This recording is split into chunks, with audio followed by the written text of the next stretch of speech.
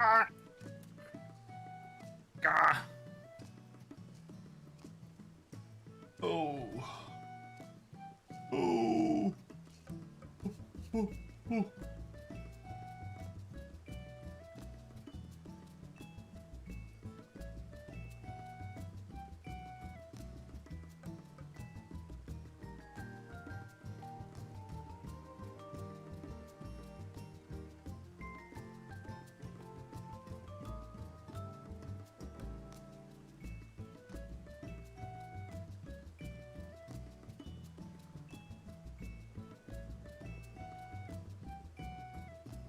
I would post a screenshot with that, but that would be spoilers. I'll have to post it later as a meme.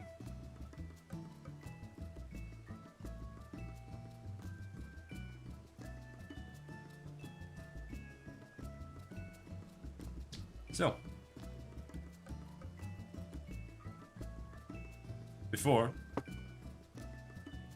do you think arrows are needed against the dragon? No. Not at all.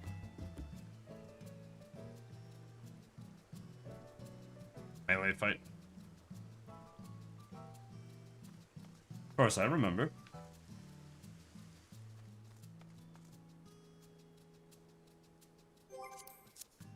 I would, as usual, start off with a roulette. But I have bread in the oven. You can do a trial. As long as it pops instantly, which it did.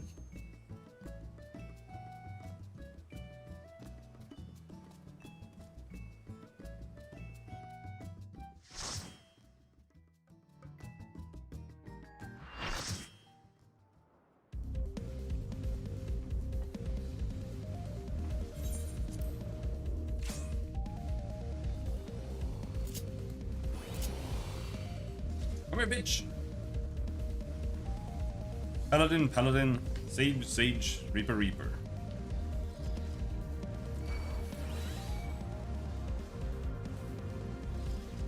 I just don't like the mech thing that they have going. That's why I like the White Mage, because it's literally just like a holy spellcaster.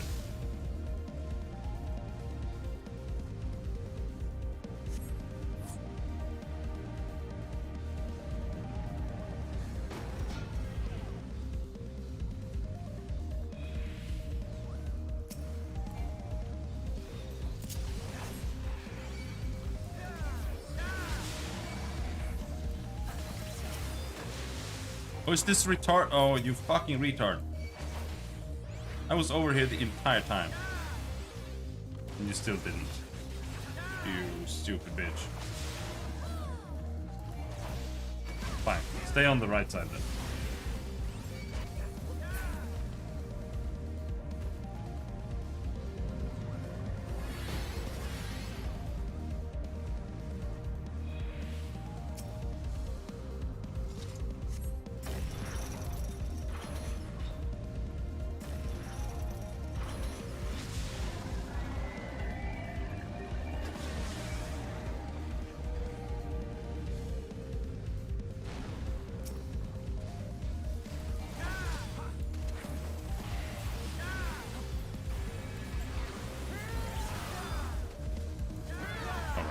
You only use the one sword skill here. Mage of alone is trash. You guys gonna heal?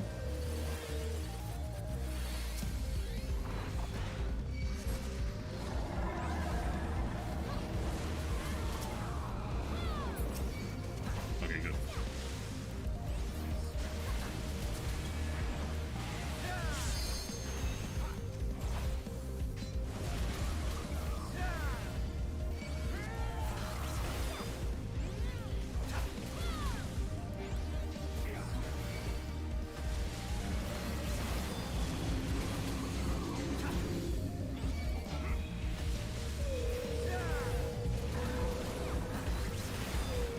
Oh gods, brace yourselves!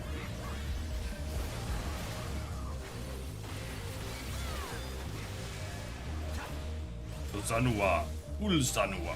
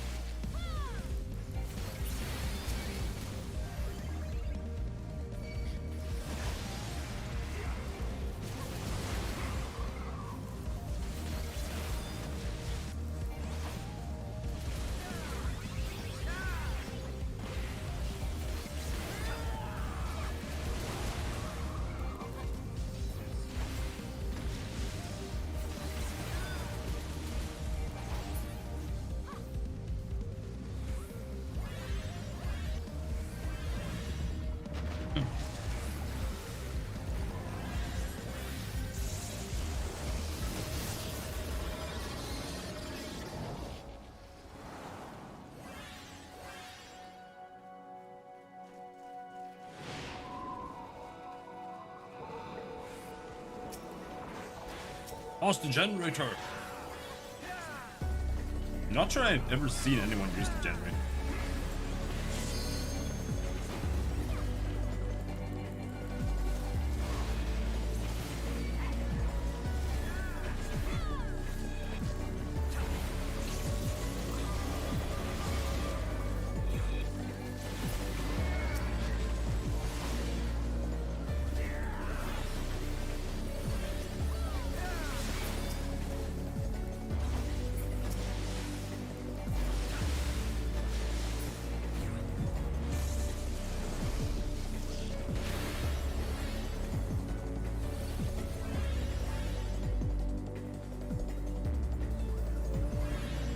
Another pack. Oh.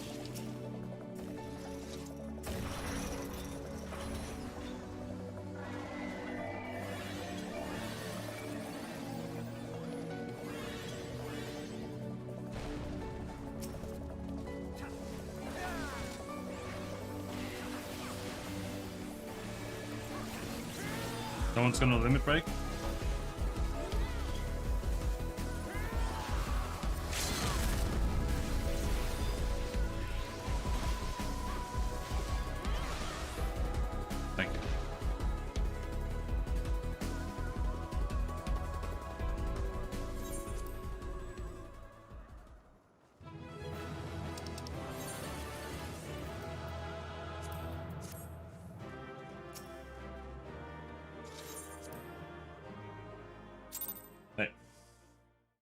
Well, we can start doing the first quest, I suppose. Got a few minutes left, I think. Specifically, 13 minutes left.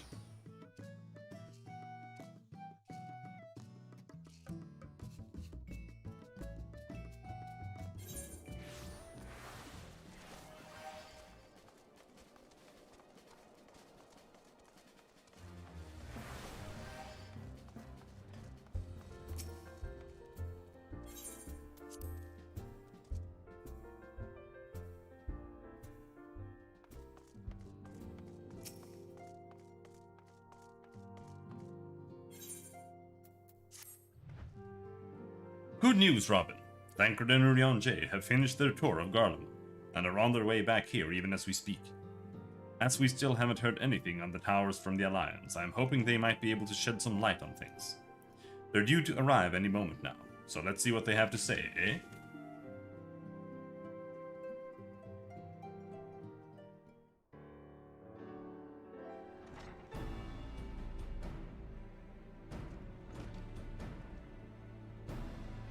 Ah, a welcoming party. You needn't have gone to the trouble. From what I hear, you've been more than busy enough as it is.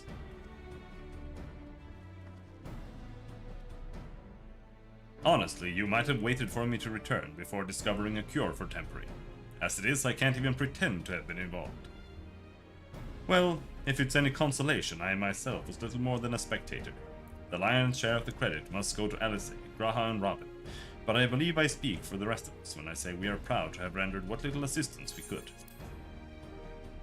As you will also have heard, though it hasn't all been tales of triumph, just as we were taking a step towards finally addressing the primal threat, a pile of fresh problems landed on our lap. Anyway, it's good to have you back. Though I can't help noticing that we're one Urianger short of a scouting party. You haven't lost him, have you? Oh, I couldn't lose him if I tried. And I did try. Repeatedly. But no, he decided to linger in Alamigo, to appraise Rauban and the others of how the land lies in Garland. Then mayhap you would do the same for us. Indeed, it was just as Lee said. Worse, in fact. Devastation as far as the eye could see. Durban III, however, were notable by their absence.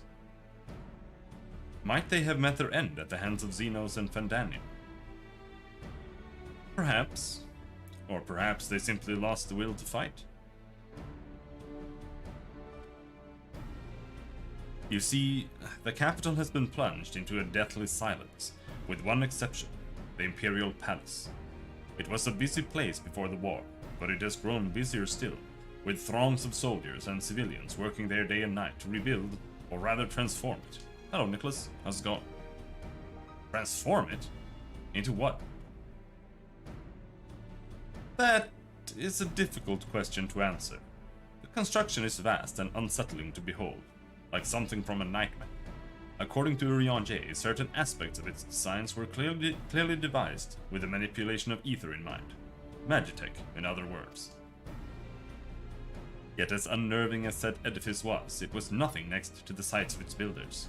They swarmed the place like so many insects, working with nary a word exchanged between them. No one overseeing construction, no one barking orders. It was as if they were possessed, or tempered. We wanted to investigate more closely, but given our suspicions, it seemed wiser not to take the risk. If Fandaniel could bind Bahamut to his will, might he have done the same for the people of Garland? Whatever the truth may be, this information is certain to prove valuable. You have our thanks. Well, be sure to save some for Urianger, which reminds me I have a message from Alamigo. Rauban is hosting a meeting to discuss the latest findings on the towers, and he requested our presence. Then why not leave that to us? You must be wary from your mission. No, I'm fine. Those towers have been on my mind since I first spied one on the way back. I am keen to get to the bottom of this. It's Monday. It is Monday. That is true. In that case, I shall stay behind. I shall stay and begin looking into another matter, as I promised Cry. We need not all attend. I felt like I barely had any weekend, because I visited my cousins and everyone was there, birthday stuff, and then I went to my parents. Very well. I suggest the rest of us make our way to Alamigo forthwith. The sooner we leave, the more time we have to speak with Urianger before the meeting.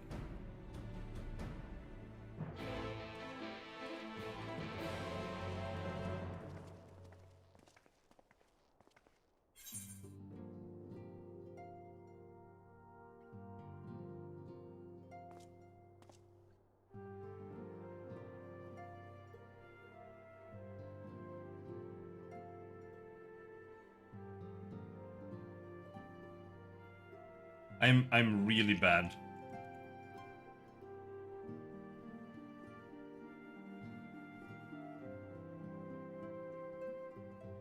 I'm really bad at losing my weekends. Even just one day is almost too much for me, to be honest.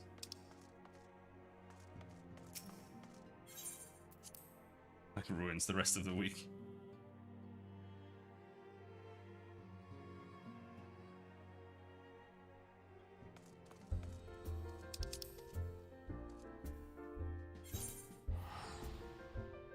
Did bare minimum housework and just sat around playing games, watching stuff on Netflix.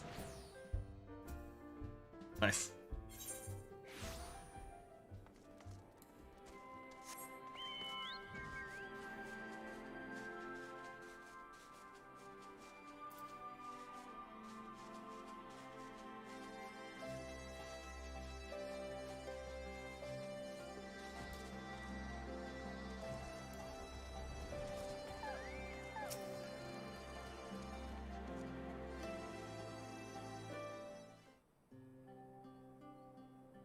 My friends, much and more have I heard of your travails in our absence. Heartened am I to see you all hale and whole. As are we to see you safely return from your mission, Urianger. I trust Thancred made you feel welcome. Well, well, if it isn't Alphino and his merry band.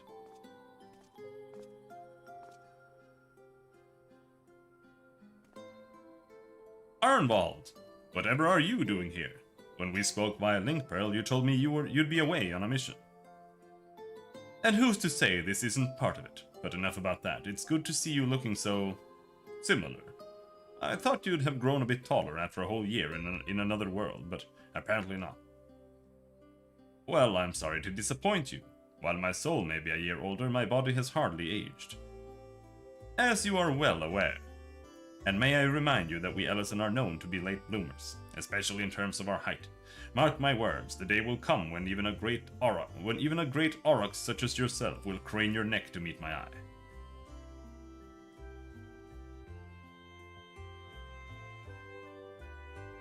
Aye, 'twas not until my 20th summer that I myself outgrew my boyish proportions, though Moonbreeder towered over me nonetheless.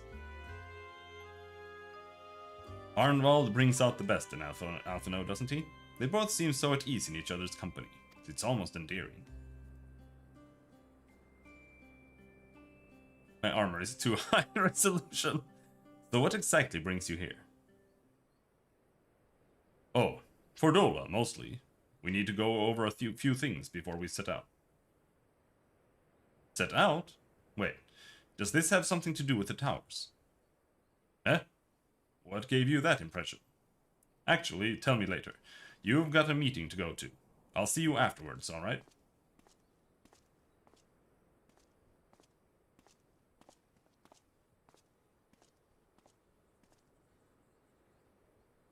If Fordola is going with him, that must mean... My apologies. As Arnvald rightly pointed out, we have a meeting to attend. Let us be about it.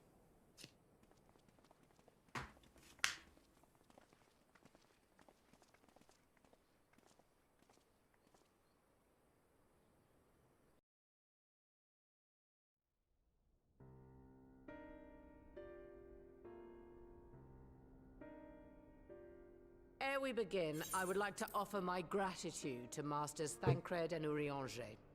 'Tis no small feat to infiltrate the Imperial capital and live to tell the tale, much less in times of civil war.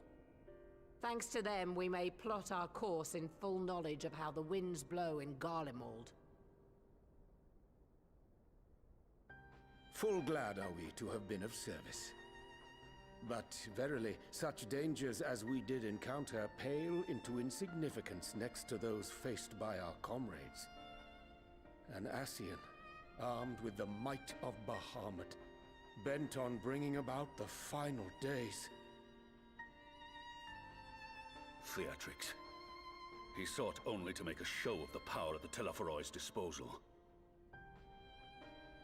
But since then we have seen no sign of this Fandaniel or his worm. And while we've done what we can to bolster our defenses, there's no telling where he might strike next. Whenever and wherever it may be, we must use the intervening time to learn more of our enemy. 'Twas with this in mind that we dispatched scouts to investigate the towers.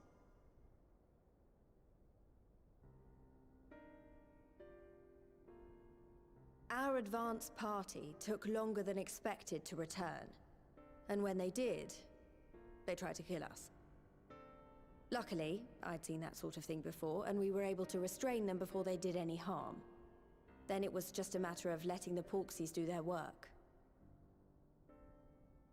Are you saying they were tempered? Once they'd come back to their senses, they told us everything they could. It seems that just as they were getting close to the tower, they heard an ear-splitting roar. And that was the last thing they remembered. But what worries me most is what they were saying right before they attacked. Glory be to Garlemald.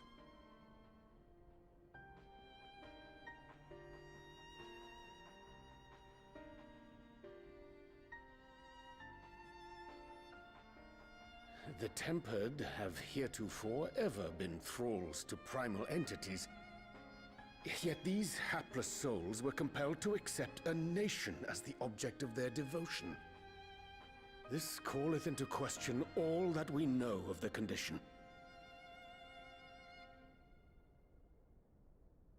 Would that the unsettling news ended there. Alas, there is more. Following the earlier reports of missing Amalja, we have learnt that other beast tribes have suffered similar losses. And we now have reason to believe that the abductions are connected to the appearance of the towers.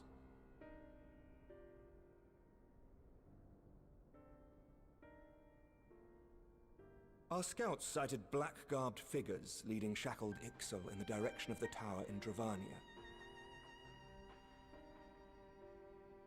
The Temple Knights were able to intercept them before they could reach their destination, liberating the Ixal and apprehending their captors, each of whom was found to be equipped with Garlean arms and armor. So the Empire is the common thread. With the support of Xenos, it seems likely that Fandaniel has rallied a faction of the splintered Garlean army to the banner of the Telophoroi. Lord Hien reached the same conclusion when I shared our findings with Doma. The plan had been to march on Garlemald from the east and west in order to force a peace treaty. But the situation has changed. Dealing with the threat of the towers must come first.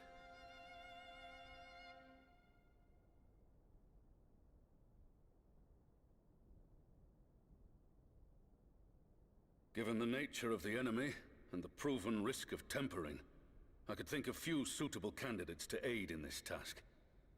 But I am confident in my choice.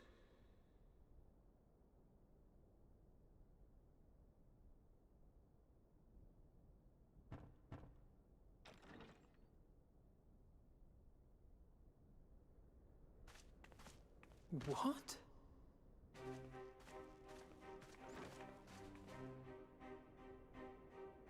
Resistant to primal influence as they are, they can investigate the towers without fear of being turned.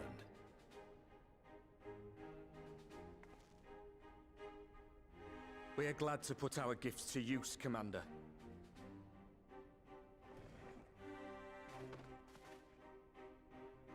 Gifted or not, going behind enemy lines remains a perilous undertaking. But we must know more if we're to strike back at our foe. I'm counting on you. If it would give us the upper hand, I'd do it 100 times over. We won't let you down.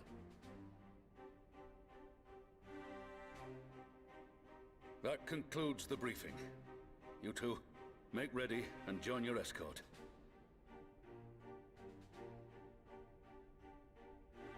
Are you certain about this, Arenvold?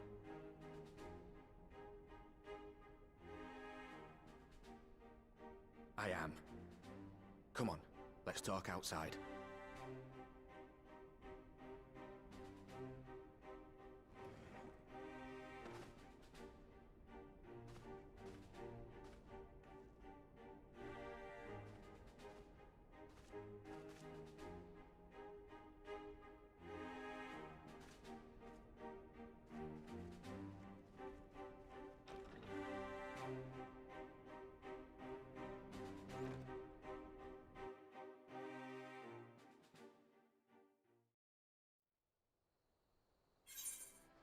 Alright, gonna go check the Brit. If they can get up.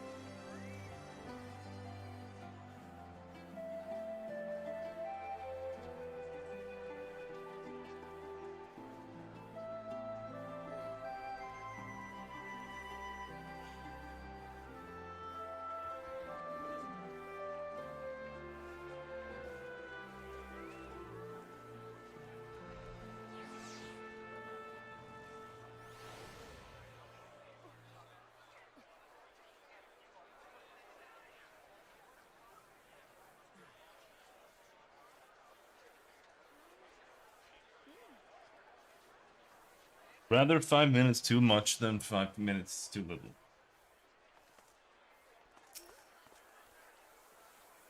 Now that it's out in the open, I don't have to keep it under my proverbial hat anymore.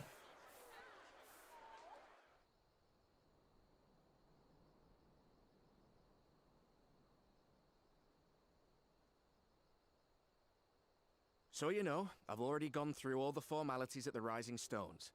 Made sure to inform Jamolder and Vmar at Ralga's Reach as well.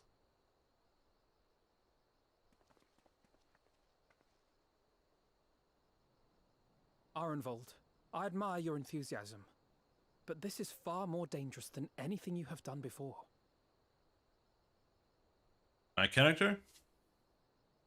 If I want to. I know the risks. And I also know what's in store if we don't stop Fandaniel from carrying out his plan. With this power of mine, I can make a difference. If I stood idly by, I would regret it for the rest of my life.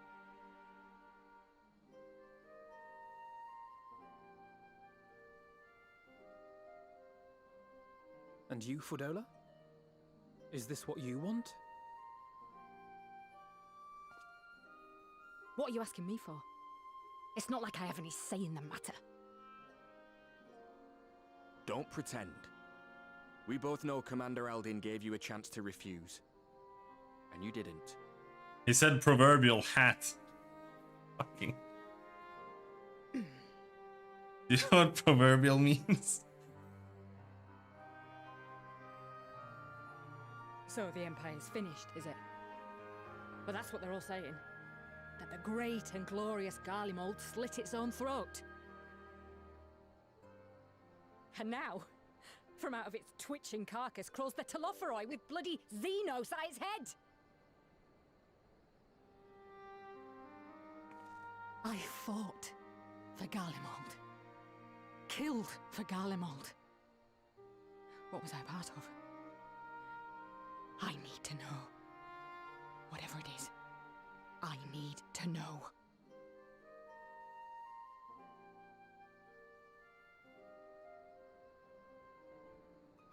Very well. If your hearts are set on this, I shall not stand in your way.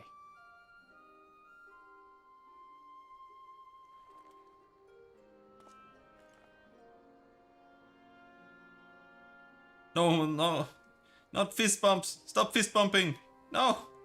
I hate fist bumps.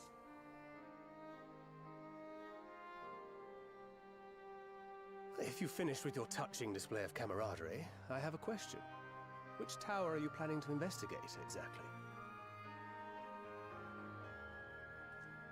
Well, the one in Girabani is said to be tightly guarded. It's patrol after patrol out there, apparently. We'd be spotted before we got anywhere near it. Which is why we've set our sights on the one in Pagalthan instead. There shouldn't be anything like as many Imperials to worry about down there. Even so, I doubt the local Amalja will look kindly on it if they catch you sneaking around in their territory.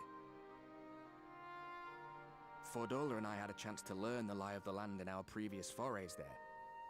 We might still find trouble, but at least we won't lose our way.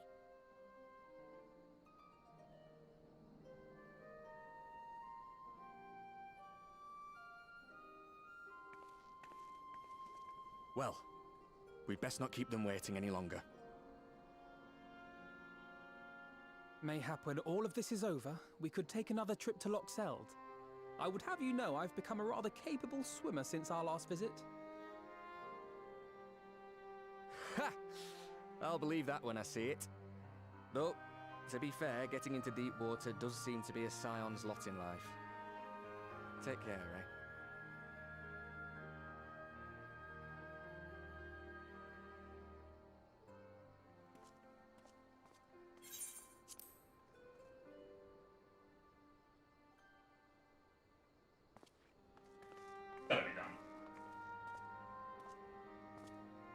It means a lot, you know. You coming with me.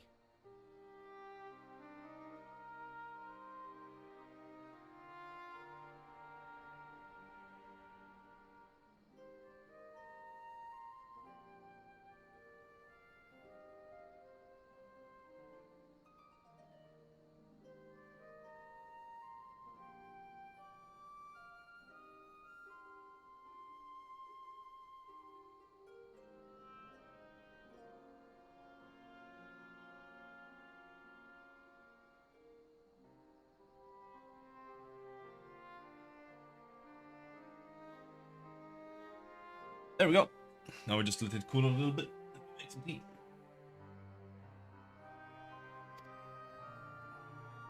I still owe you for saving my skin, don't I? Can't return the favour if I'm not there.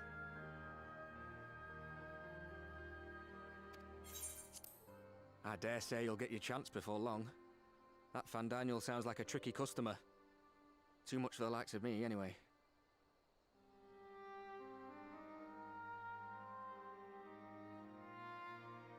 But we both know I'd just be another soldier if it weren't for my gift.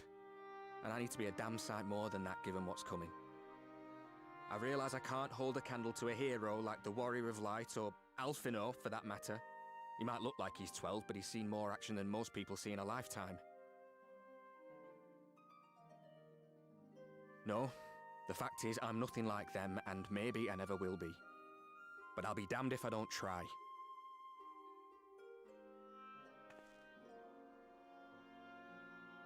They're counting on me.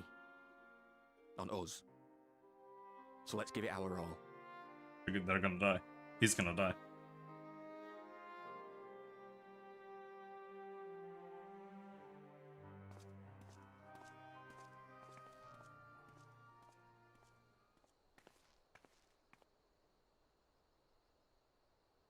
He does not want for conviction, that much is certain.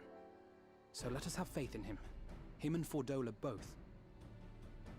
While they see to the towers, I would attend to another task. Chasing down this lunar Bahamut. Paladin, I want to hear less complaining from you. It's getting annoying. Bloody thing. Can you hear me? It's Tataru.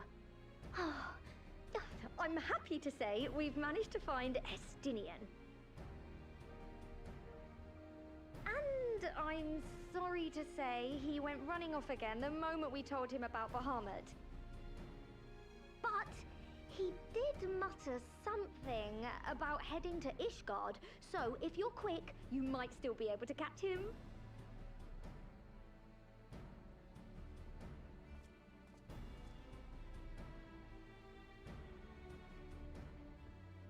Even if we set out this instant, he may already have left by the time we arrive. Have her send the Bonanza to Ishgard. It may prove useful should we need to give chase.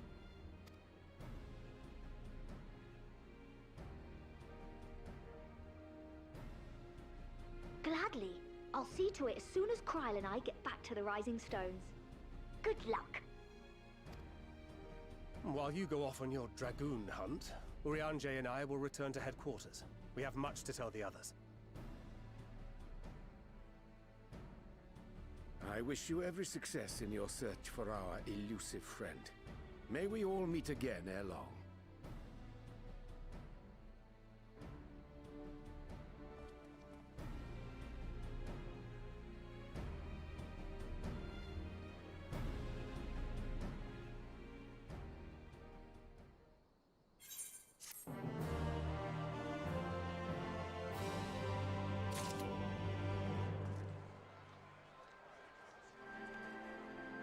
Who?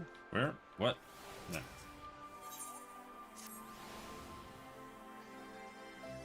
So, Estinian was bound for Ishgard. Whatever it is that brings him home, we must hope it will keep him there long enough for us to find him.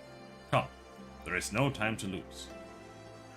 2 AM I went to bed yesterday, 5 AM the clock started to ring, and you didn't find a single game, despite all of that. We're just up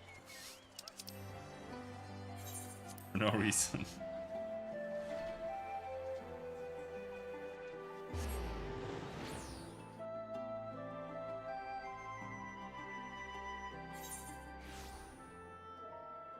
Good.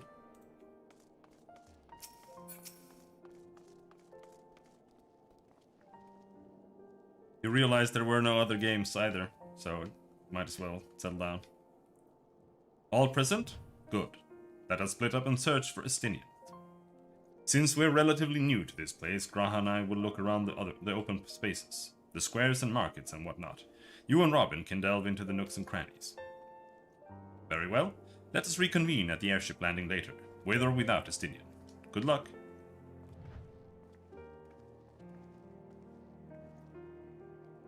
I think I shall begin at the Sky Steel Manufactory, so perhaps you could try the congregation. Lucia may well have heard news of our friend's return.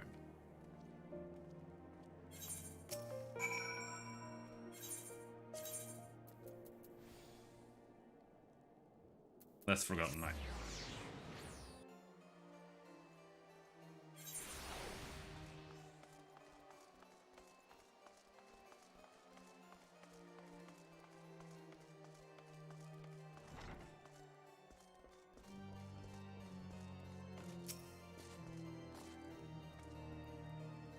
Good evening to you, Warrior of Light.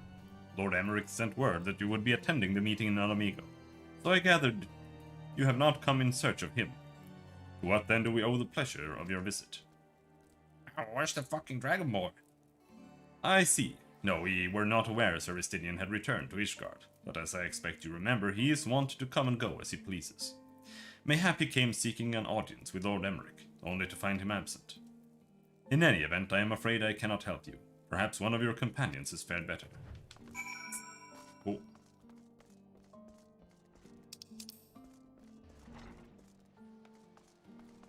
No one's gonna find him, and he's gonna end up being where we all meet up.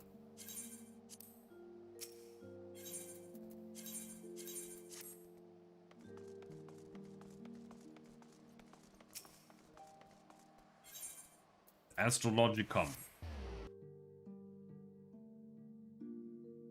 Water is good? Yeah, maybe.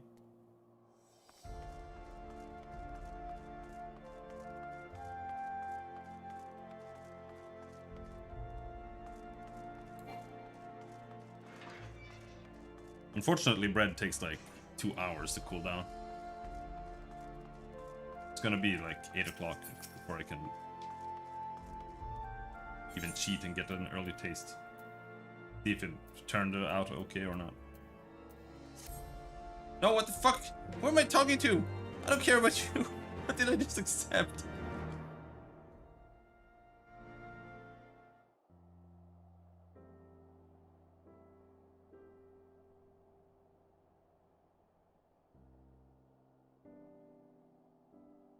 No sign of him. Not that I've ever met him before, but the way Alphino goes on about him, I'm fairly sure I could pick him out in a crowd. Speaking of which, it does seem awfully quiet. If the erstwhile Azure Dragoon had returned to Ishgard, would it not be a source of general excitement? Rondo? Rondo water? Have you heard of tap water? What did I say? First the Scion's Coinkeeper, and now you. I'm beginning to think these meetings are more than mere coincidence.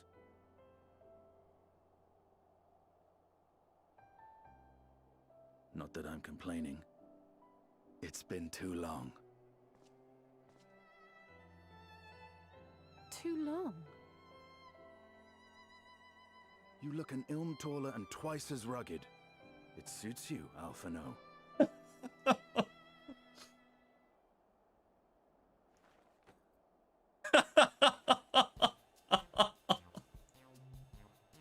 Quieter, though.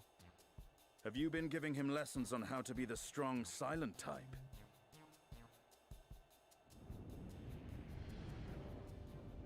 I am not Alphino!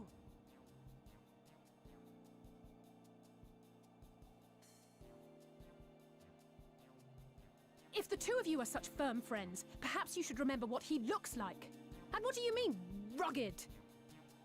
Oh! Had my brother mentioned what an oaf you are, I'd never have bothered looking for you in the first place.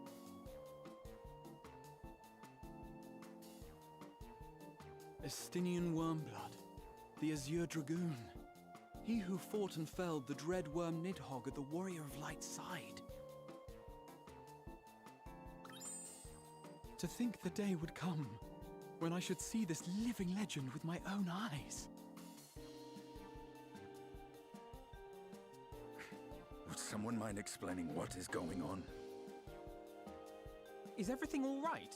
I thought I heard Alize shouting.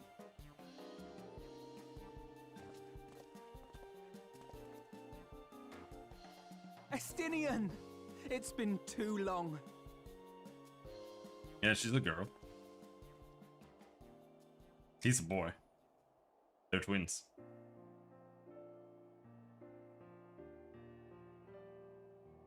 No, it's quite understandable. That was hardly the first time we've been confused for one another. Nor, I suspect, will it be the last. Well, I, for one, will not be making that mistake again. What I will say, for the second time today, is that you've grown. Inside and out. I can tell. One can't remain a spoiled little lordling forever, you know.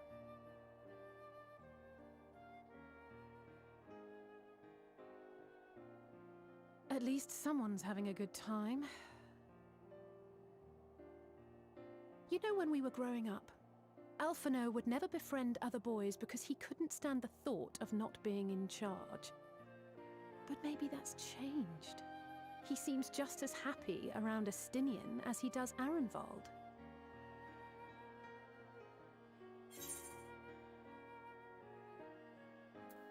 Well, you can't keep him all to yourself forever. Keep him to my... You're joking, aren't you? I'd be glad if someone would take him off my hands.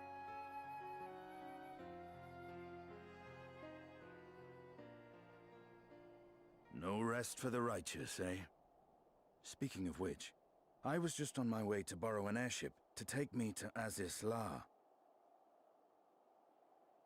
Azisla? How could I forget? The dragon with whom Bahamut shared the deepest of bonds. Aye, Tiamat, his mate.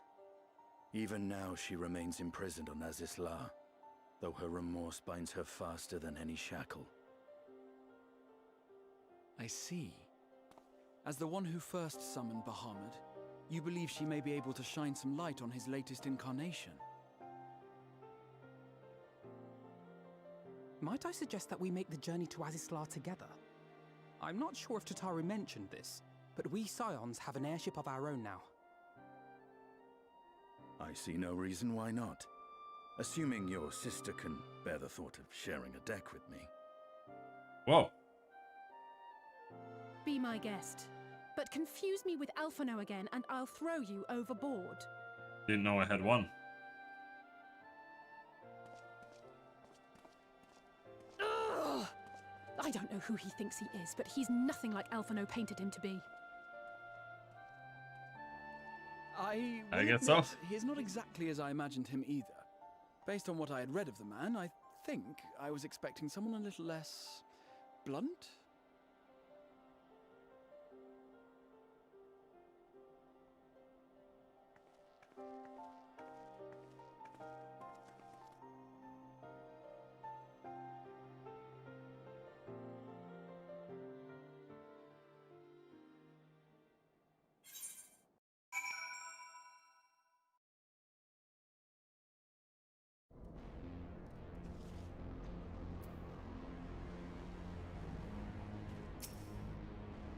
I'm gonna break up the tea soon.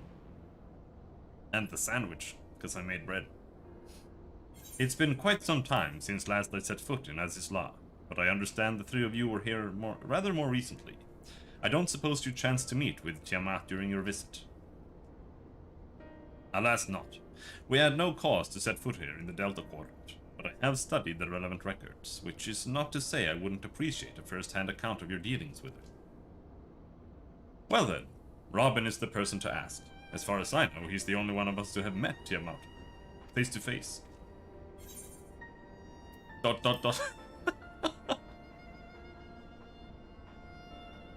Some things are hard to put into words. I can only imagine what it must have been like to be the first mortal to speak with her after all that time. I too have met with Tiamat.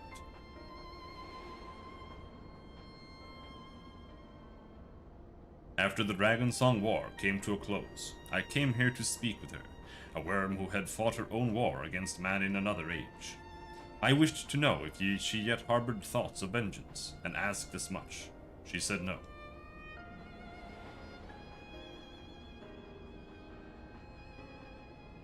My hatred for your kind was extinguished long ago. But the guilt she feels for resurrecting Bahamut burns on undimmed. It torments her, even now. I see. Then your original reason for coming here was out of concern that Tiamat had been forced to summon Bahamut. Nidhogg is a part of me. I feel his emotions as my own, and I know that he would not allow his sister to be made a tool of evil. In his absence, it falls to me to watch over her.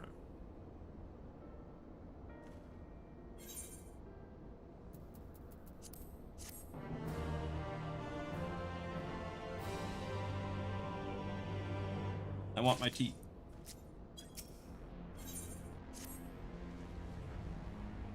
Tiamat awaits. This way.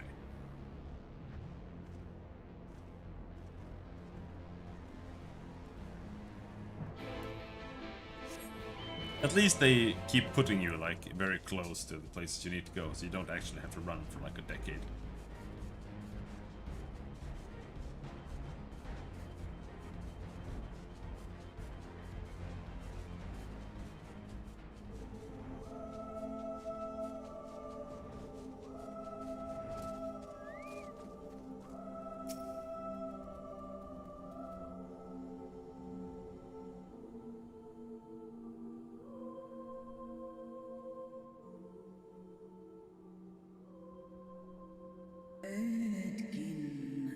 Thy sire's mortal companion, what bringeth thee back to this forsaken place, child of man?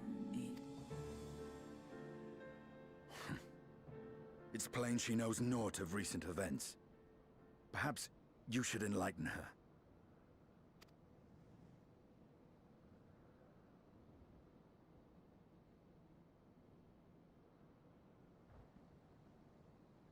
I hope it will be.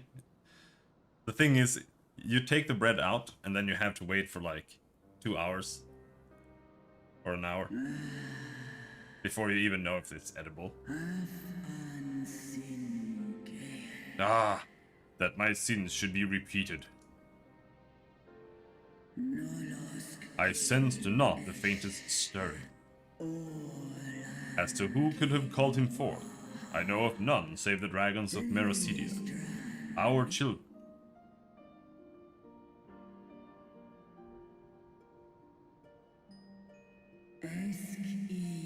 The Icon claimed their souls when first he manifested, and robbed of their will, they became tools for the Allagans' dark designs.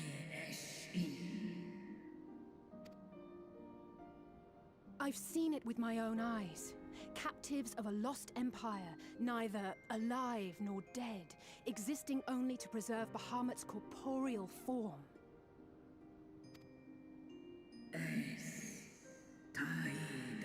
Yes, the dragons of Mericidia are at the mercy of this Ascian. There can be no other explanation. Accursed Ascians, vile minions of darkness. Again, you would profane the memory of my beloved and strip our children of their freedom, their dignity. Are there no depths to which you will not stoop?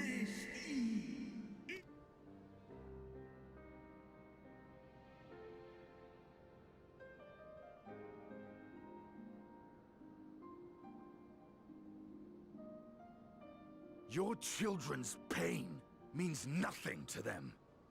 They laugh at your kind suffering. But tears will not right this wrong, nor will lamentation see the perpetrators punished.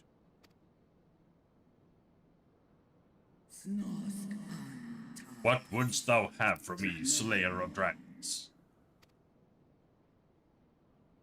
Behavior befitting a great worm. We came here to ask mighty Tiamat of the First Brood, consort of Bahamut, mother of the dragons of Mericidia, what she intends to do about the crimes committed against her children.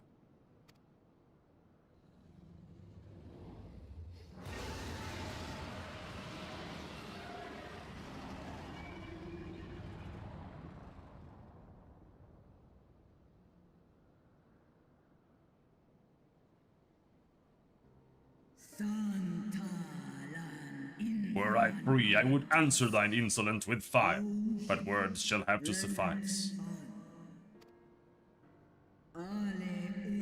Recall, mortals, that it was I who did first summon my beloved, praying with all my being to bring him forth. You who contend with icons cannot well be ignorant of the consequence. You too were exposed to his influence. That you are yet in possession of your own will is testament to the indomitable strength of your soul. But were you to meet with Bahamut again, you fear you might succumb.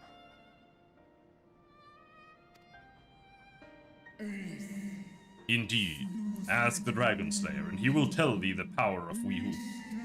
The power we of the first brood wield. Were I to lose myself to the Icon's influence, all would pay the price. But it is of little matter, for even if I had the strength to resist, I yet lack the strength to break my shackles. This prison shall be my tomb.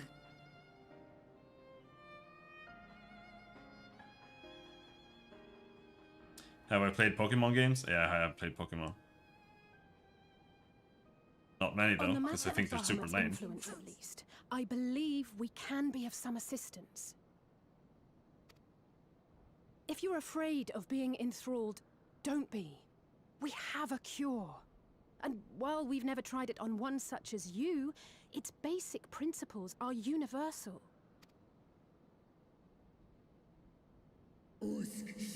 Speakest thou in earnest?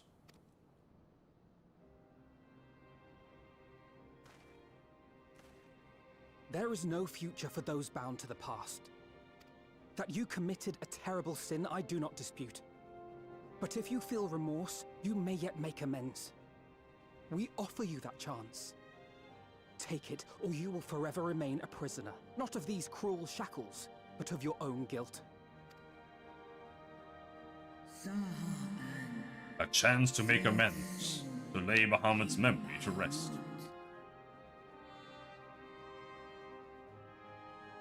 Is her tongue like always sticking out? Does she have a jaw properly? Yeah, okay, that's her beak, and that's her mouth. When our own star faced annihilation, Paladin granted us sanctuary, and now your foes would bring about her destruction. This I cannot allow, for the debt I owe to Hydaelyn, and to all who have suffered for my sins. I shall fight with you, children of man. The dragons are aliens, by the way. They're literally aliens.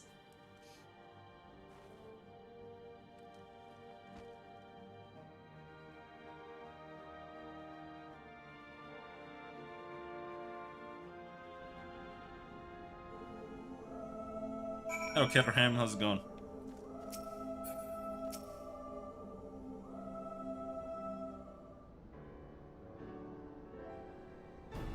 While porksies have been shown to be effective in curing the tempered, Tiamat must be considered a special case. She is far, far larger and immeasurably more powerful than any subject treated thus far. Were we to remove her restraints only to find that the process had failed, we would be hard-pressed to contain her. Gotta get back to the production line. Alright, good luck. Then, before going ahead, we should learn as much as we can about the exact nature of her condition. Do you suppose we can find that information here? Why, yes, we can. We can indeed. The Allagans kept detailed records on all their notable captains, and I know exactly where to look. We shall leave that to you then. In the meantime, the rest of us can turn our thoughts to the removal of those shackles. Just use a cannon or something. I know Alphino and Robin here well enough, but not you. Are you certain you're ready to see this through?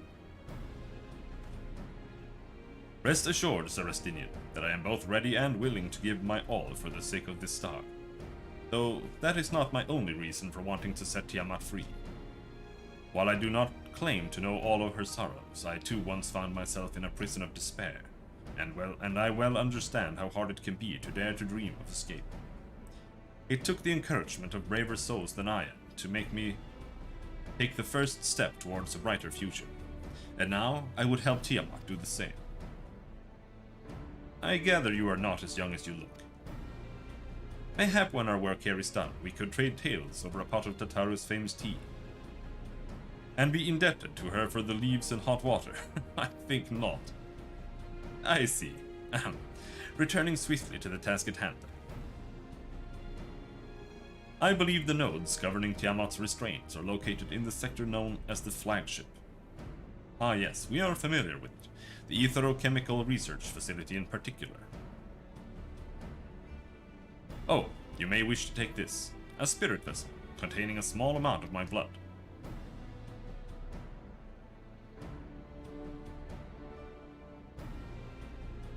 Which you just happen to be carrying around with you. I suppose that could seem rather odd. To explain, Rambros Uriange and I are researching the use of spirit vessels in the transference not only of memories, but the traits of certain bloodlines, and so I keep one at the ready should an opportunity to test our theories arise. As for its use to you, you may recall that during our previous visit, the nodes here granted access to restricted functions, having identified me as being of royal blood, and armed with that spirit vessel, I posit that they will do the same for you, even in the absence of, well, the rest of me. It seemed worth a try at least. Agreed. We will take good care of it. To the flagship then. Are you a big Pokemon fan, Despis? I honestly don't understand how people are still playing it. Like, I understand liking the basic concept of Pokemon like once or twice, but then when I look at the games and I'm like, this is just like the same game over and over and over again, but they make them worse.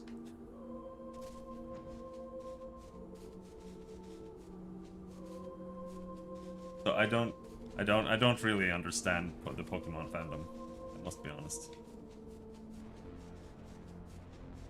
Sword and Shield, isn't that the new one? That's the one where people like gave up on the company. It was so trash. But I mean, as someone who isn't a die-hard Pokemon follower, I think Sword and Shield would probably be fine. Because you don't know exactly how trash it was.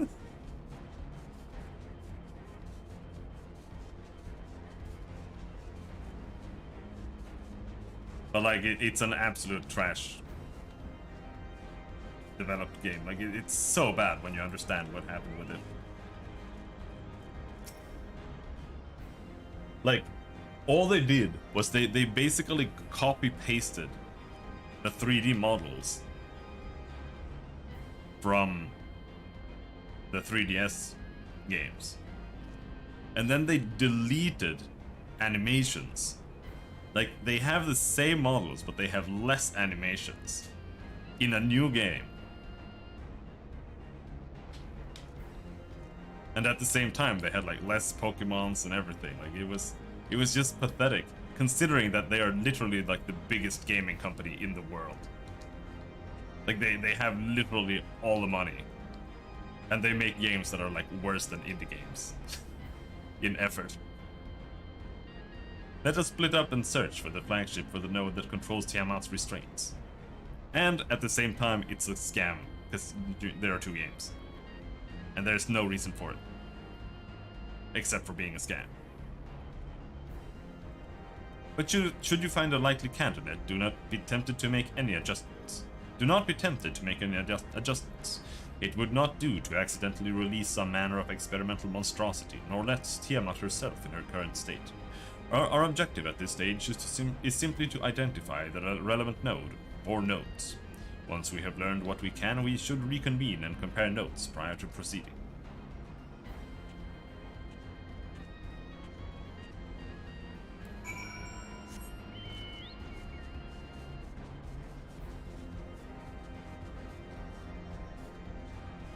What am I looking for?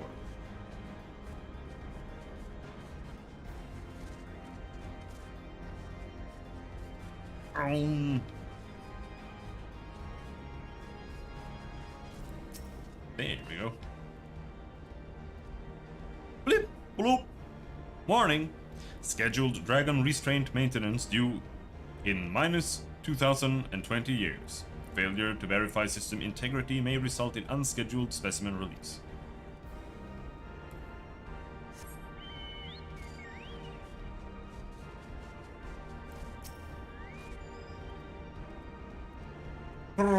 Data link with Delta Quadrant broken. Possible cause intruder interference. Advised deployment of automated combat units. Proceed. Question mark. Malodorous node. It smells bad? What? Bzz. Friction between metallic components detected. Temperature increasing to critical levels.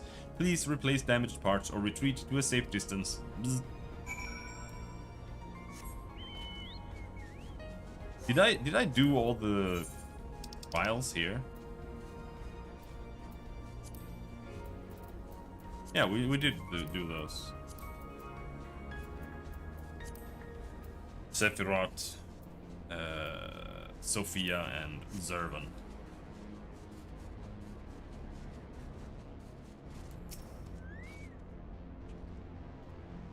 I am afraid Estinian and I have little to show for our efforts. Did you find anything? I did. A node which smelled like burned hair. Ha! I know the one. Though I thought the stench more akin to a fire in a manure shed. But it seemed likelier to explode than grant our wish. Surely there must be another.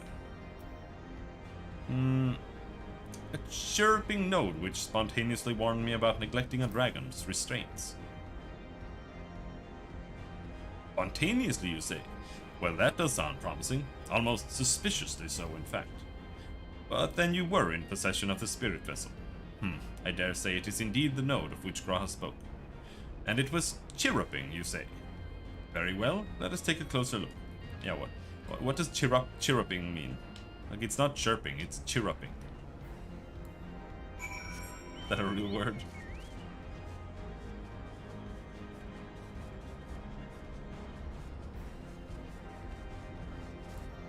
I want to kill this guy.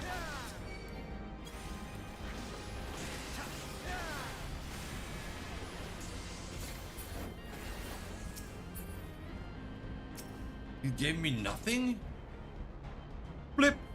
You wish to operate the dragon restraint mechanisms. Blip bloop! You do not have the requisite access privileges. Operation of the dragon restraint mechanisms may only be undertaken by the chief technologist and members of the royal family. Or those with a vessel full of royal blood, perhaps.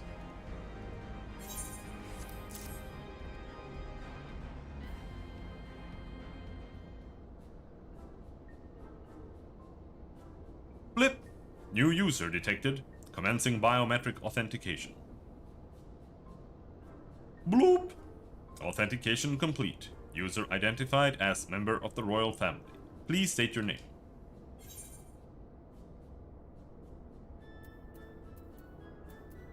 Robin Tia. How would I say their names? Bloop! Welcome, Robin Tia. You may operate the dragon restraint mechanisms when ready.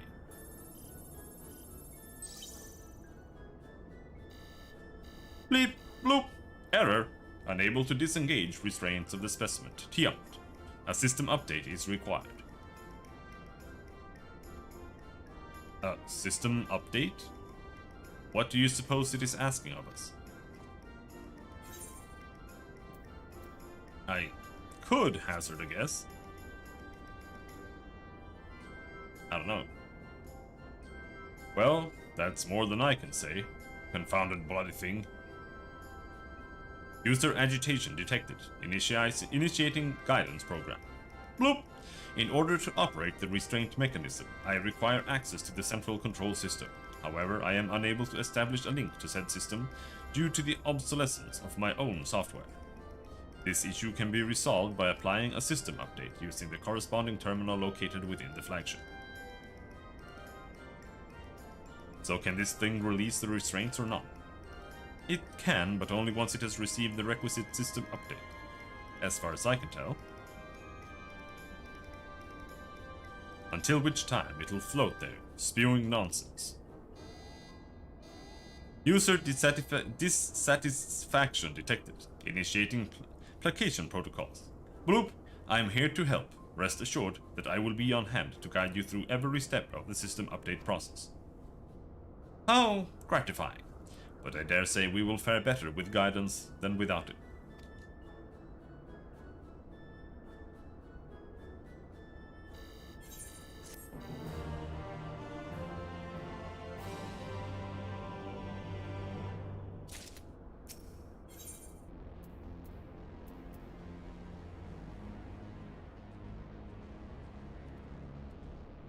Let's see here, where is it?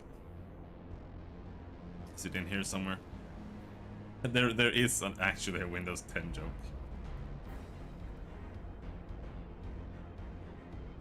Vista was better than Windows 7 though.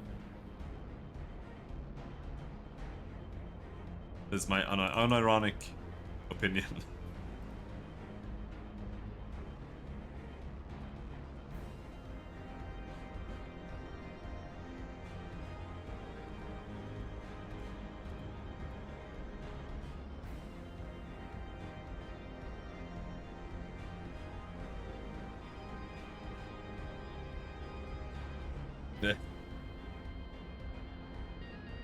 Beep. Unable to initiate protocol. Version 10 of the operating system is required to proceed. Do you wish to upgrade? Upgrade? I'm not sure I want to. That was a good joke.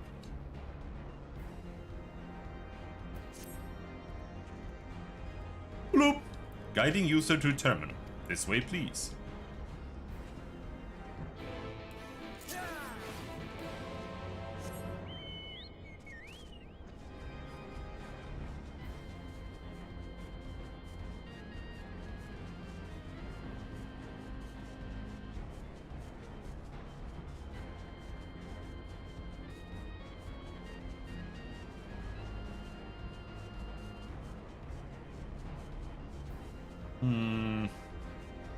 We have to go in here, maybe.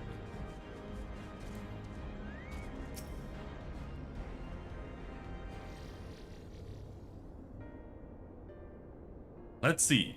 According to the terminal, the central control system is presently employing software version 56.135. Dare I ask which version you are employing? Why, software version 42.002, of course. Bleep, bloop. Warning. Errors detected in the data management system. Estimated time required for update. 5 years, 1 day.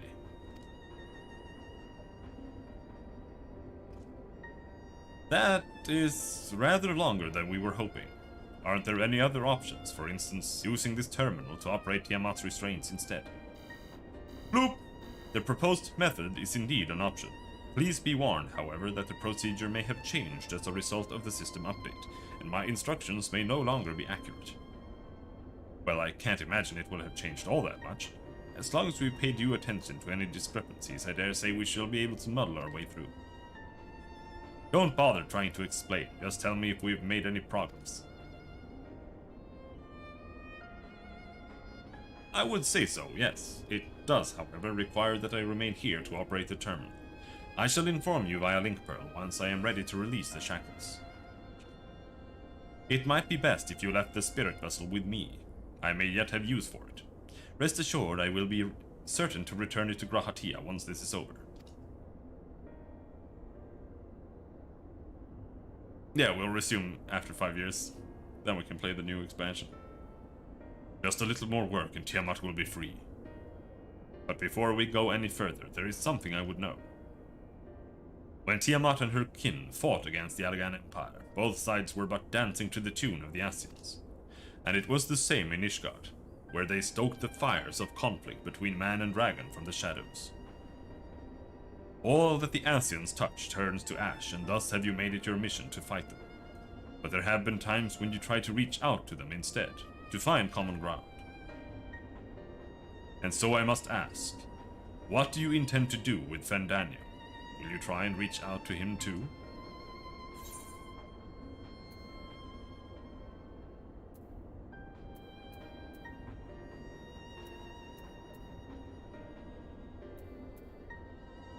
Enemy or no, I want to understand him.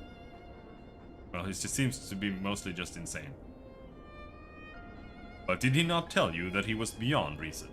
If he wishes to die, I'd say we oblige him. But perhaps that's the difference between you and me. You see the good in people, even if it be but the faintest glimmer. I only hope you do not come to rue your benevolence. You think us unwise for viewing the world thus. Far from it. That has ever been your way, as I learned when we journeyed together with Iceheart. Yet the fact remains that there are some who view compassion as a weakness to be exploited, and there may come a time when you extend the hand of friendship, only to wish that you had dealt the killing blow. So, save your mercy for those who deserve it. Well, we should be getting back to our task. If Alphino has things in hand here, I suggest we rejoin the others.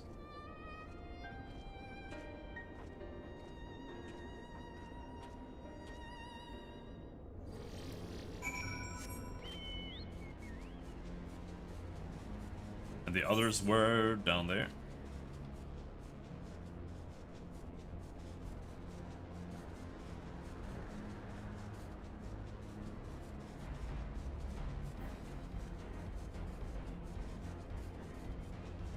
I'm gonna go and see if I can fry the bread from the bread pan.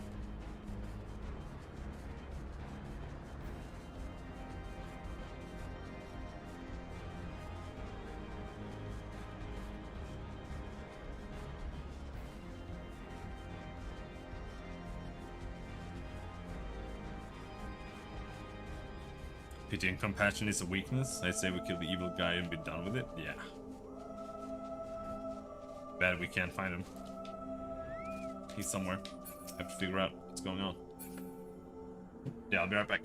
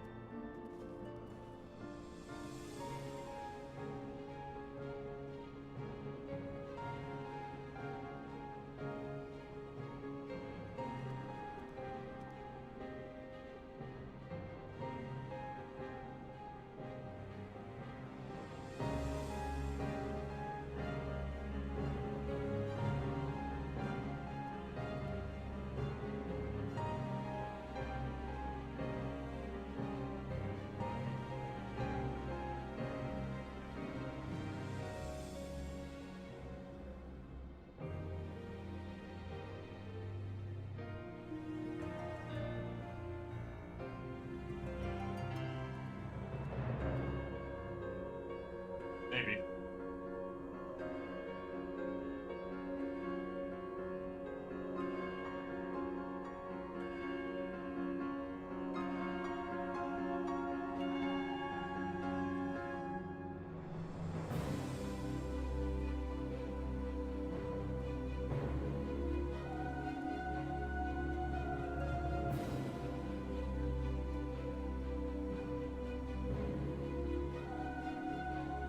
I did. But yeah, it's always like borderline.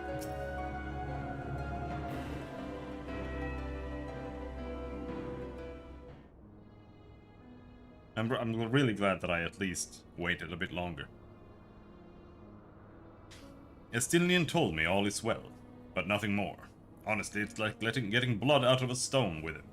I take it from Alphino's absence that he's needed elsewhere. Yeah. Well, that all sounds rather frustrating, but you got there in the end. While you were off talking to nodes, Graha and I were learning as much as we could about Tiamat's condition. Our readings confirm that her ethereal balance leans strongly towards the umbral, as was the case with the kobolds. Therefore, all other things being equal, the treatment should work. The difficulty lies in the sheer quantity of ether with which we must contend. Multiple applications of the treatment will inevitably be required if we are to reverse the effects of the tempering completely. Meaning I'll need all the ether I can get. Thank you in advance. Although this endeavor will ask much of us, we do have one reason to be optimistic. Namely that Tiamat shows no signs of fanatical devotion, suggesting a milder case of tempering than that suffered by the kobolds. Tiamat saw Bahamut as an equal, rather than a god. Might that have made a difference? Now that you mention it, it very well might. She would not have believed it necessary to defer to his will. But enough talk. It is time to put our theories to the proof. Tell Alphino to disengage the restraints. The restraints' ethereal dampers. I'm counting on you, Angelo.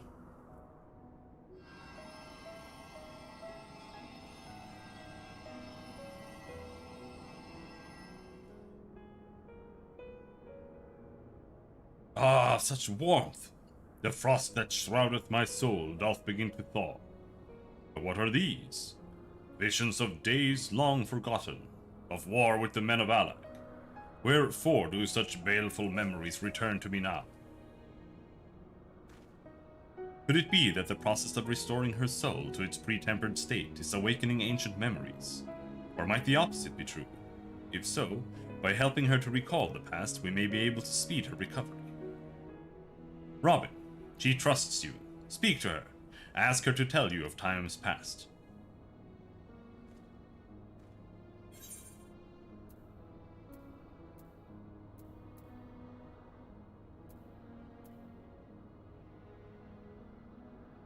Tell me of Bahamut and the Ascians. Ah, Bahamut, my beloved. Would that the peace we found in Mericidia would have lasted for eternity, but alas, it was not to be. The Ascians sought that. In all creation, I know of none more wicked. It was at their behest that the men of Alag first came unto Mericidia, unto our home.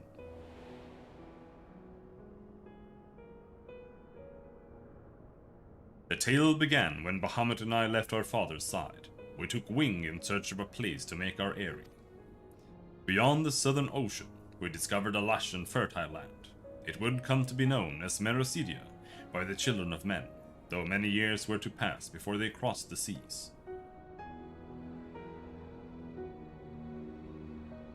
Upon our arrival, we were welcomed by the peaceful people of the forest, kin to the trees, surrounded by nature's bounty. Bahamut and I had found a place to raise our young.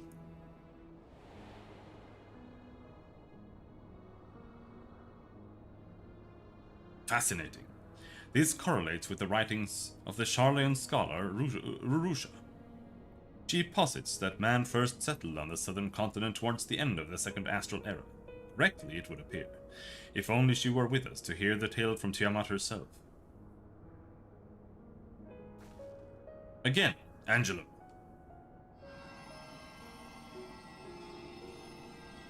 Fat-ass pig.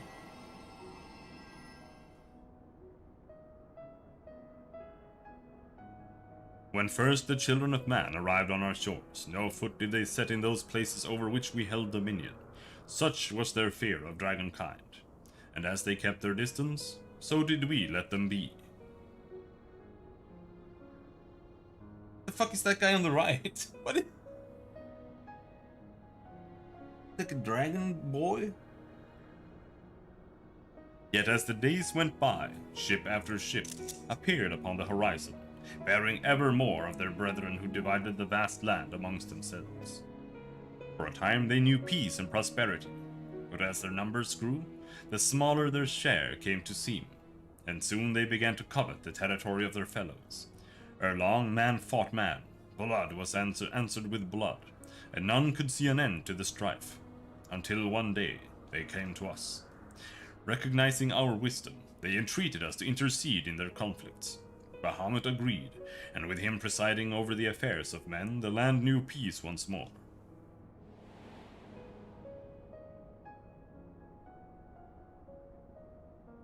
Alas, those golden days of harmony too were fated to end, for the men of Alex slew my beloved, and I, in my rage and sorrow, heeded the envenomed words of the Asians. The rest thou knowest only too well.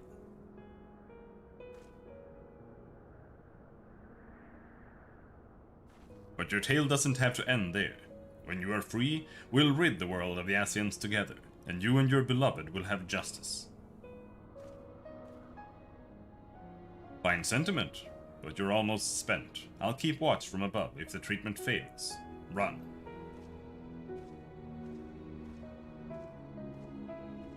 Oh, thanks for the vote of confidence. I swear, when this is over... Keep going, Alice, the magic is working.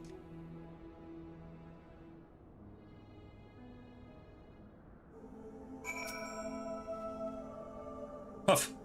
While I knew this wasn't going to be easy, no patient could have prepared me for treating a great worm. But we're close, I can feel it, and while I've only got a few more drops of ether left to give, with yours and Graha's, this will work. And I believe I speak for the both of us when I say that you may take as much as you require. Careful, I might hold you to that. Alright, here I go. Yeah, just take all my ethers so I can't run away when the dragon tries to kill us.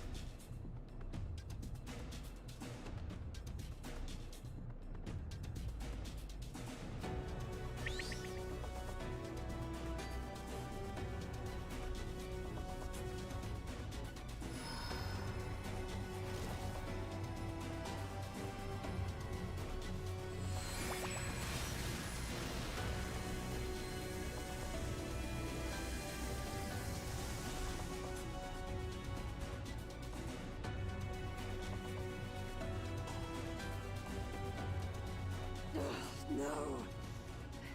I'm almost there!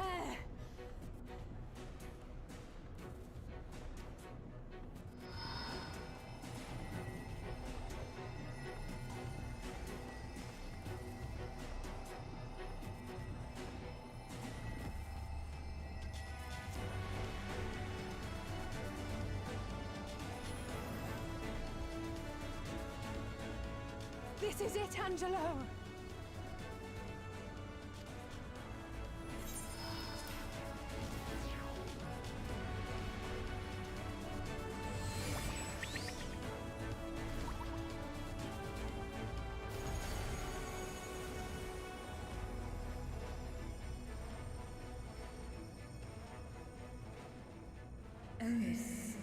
Yes, I feel it. The icon's grip groweth weak.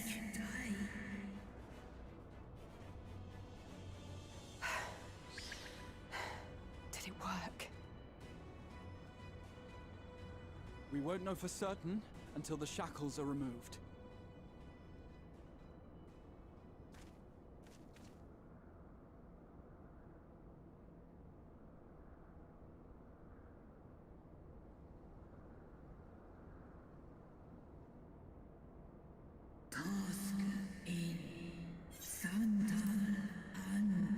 Answer me this, children of man, and my kindred be saved in like manner. Many have been subjected to the Allagan's dark arts, their flesh irrevocably altered. For such tortured souls, I fear there can be no salvation.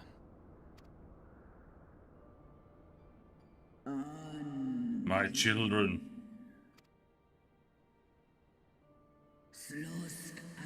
Should you hearken unto my call, we shall fly together once more. But should you not, I grant you peace. Better to die than live as a tool of evil. You too would wish this, I know, and I shall do as I must.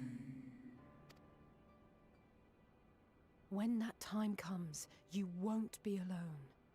We'll stand by you.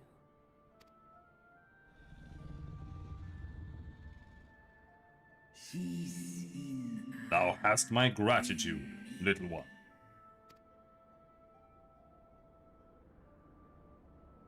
Alphino's ready. It's time.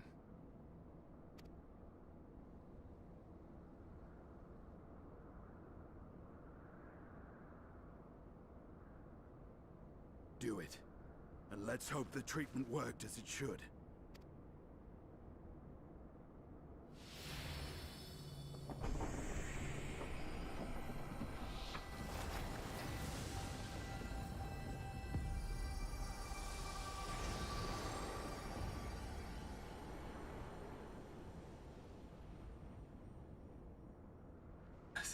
Still fail to see where we're heading with this expansion, to be perfectly honest.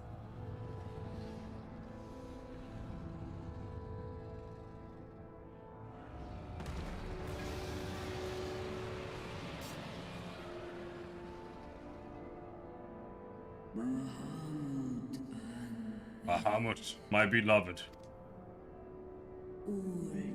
For vengeance and atonement, I rise.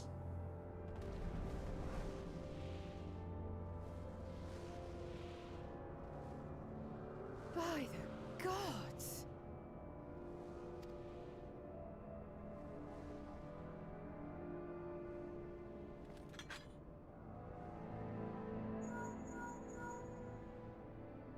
Urianger, your timing could not be better. Understood, we're on our way. It's Bahamut. He's been sighted over Pagalthan. He flies for the largest Amalta settlement in the region, at the head of a vast host, including dragons.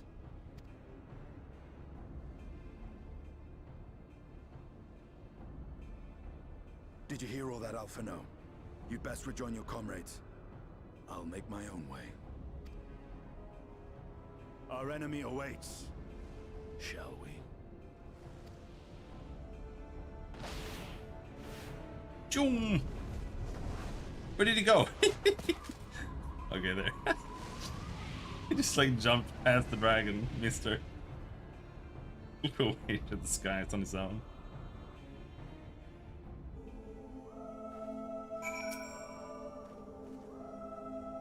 While I'm sure you're desperate to join Estinian and Tiamat in battle, it would be wiser to gather the full strength of the Silence first. The foe we face demands no less.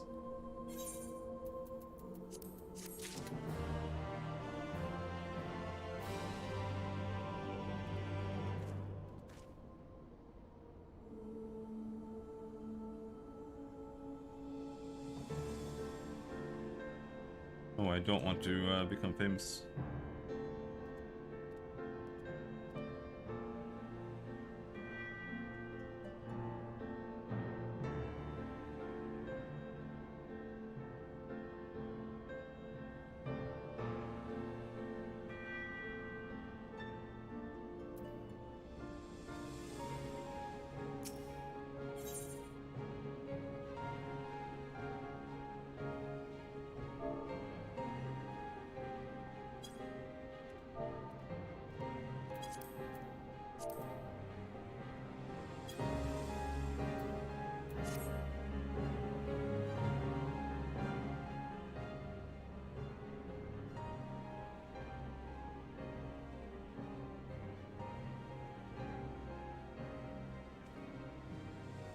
I have already sent word to the others. We are to rendezvous in Ul'dah at the Hall of Flames.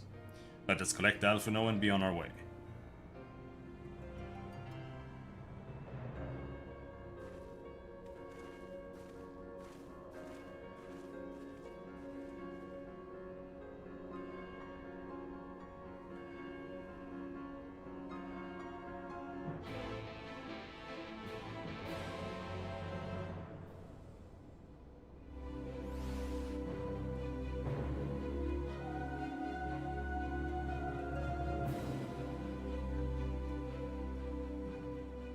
Oh!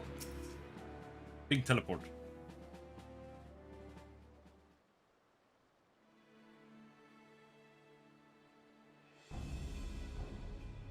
Now, I know some of you could do with the rest, but I'm sorry to say the Telophoroi have other plans. Paladin's already under siege. I still don't understand what the Telophoroi is. Is that literally just what Xenos is calling his new faction? It has to be.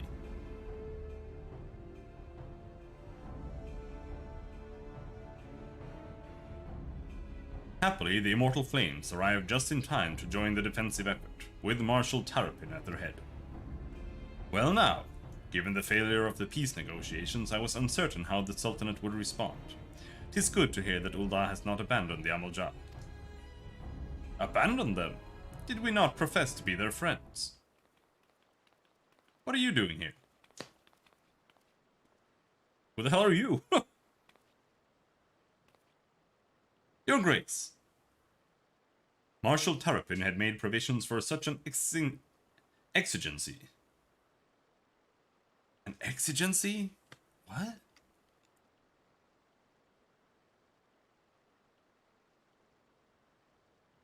An urgent need or demand.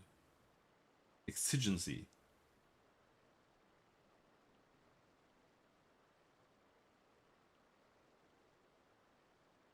Okay. Marshal Terrapin had made provisions for such an exigency, and was ready to depart at a moment's notice. All that was required was the agreement of the Syndicate, each of whom voted in favor of intervention.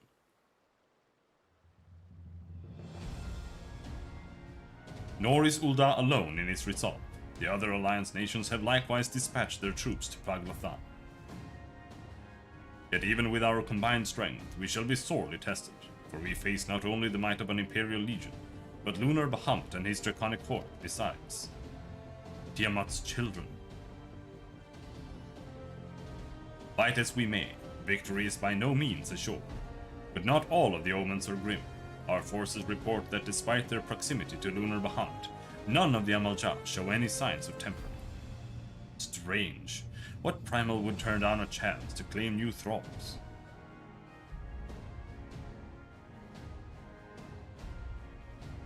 Unless it is incapable of doing so. Primals are not wont to serve a master, Asian or otherwise. It may well be that Lunar Bahamut differs in some fundamental manner from those we have previously encountered. If that were true, anyone could fight him, and Robin and others like him wouldn't have to shoulder the burden alone. Be that as it may, Lunar Bahamut remains an incalculably powerful foe, whom our soldiers will struggle to best through mere force of arms. With the aid of the Scions, however, I believe they will fare rather better, assuming, that is, you are ready to take the field. An airship awaits to bear you to the front. Pray set forth as soon as you are able.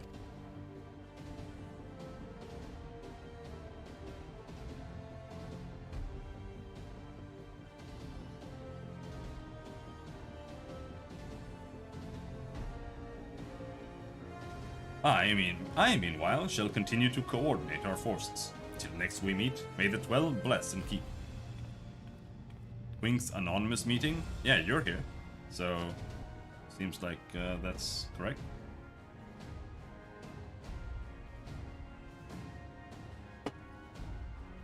It was kind of her to speak with us personally.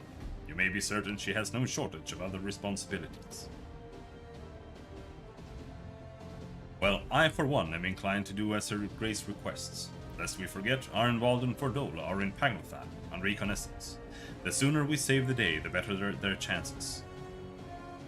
Indeed. To the airship then.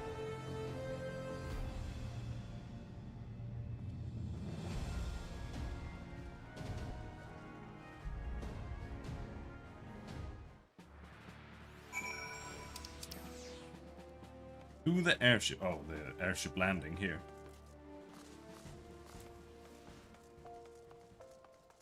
And for once, it didn't teleport me for free.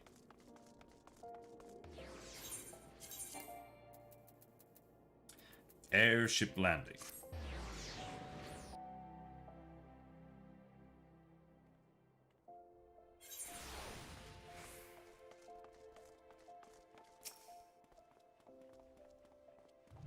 Greetings. We've been expecting you. But say the word and we shall depart for Paglothan at once.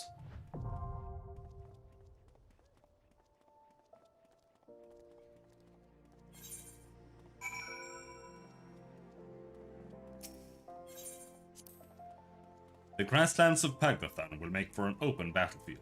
Many though our enemies are, we will not have to fight against the terrain at least. By dealing with Lunar Bahamut and his hordes, so too will we render aid to Arenvald and Ferdora. Come, let us go. Whether he's here or not, we can be sure Fandaniel is behind this attack, and that makes me doubly determined to see that it fails. I know not what designs the Telophoroi have for Paglathan, but I do know they must be stopped for the good of the Amalja and for us. Like most who have spent time in Ul'dah, I haven't always been seen eye to eye with the Amalja. But today, I will fight side by side with them in common cause, and hope that none of them remember me. At the cost of his own life did Master Louisoix strike down the primal Bahamut.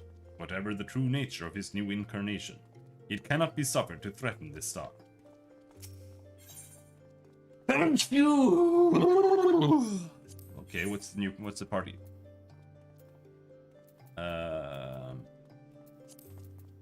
I stand ever ready. There we go.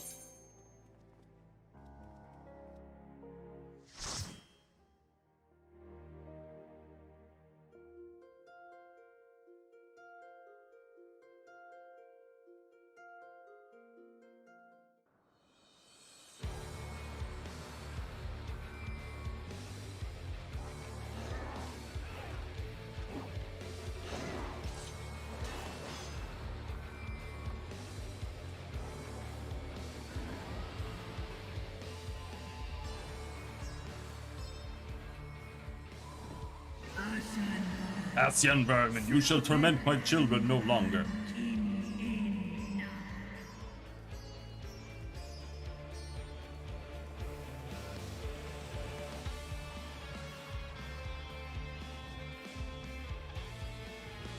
This is an interesting remix of Desert Moon Rising. We must be ready for every eventuality.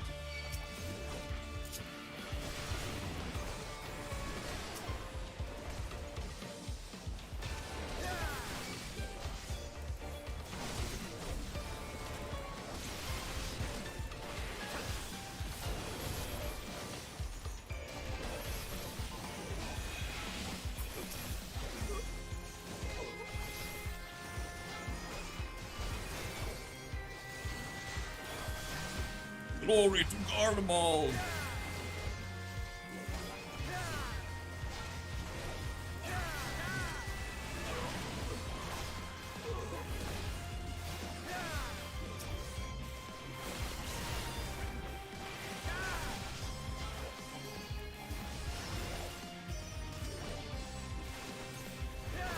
Oh, and it disappeared.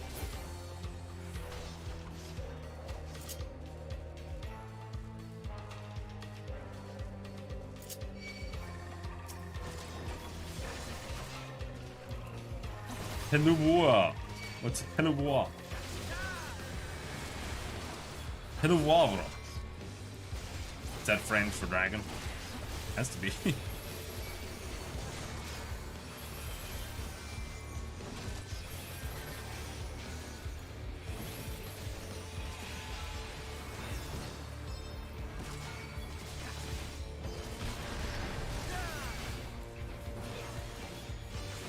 Another one. Big one.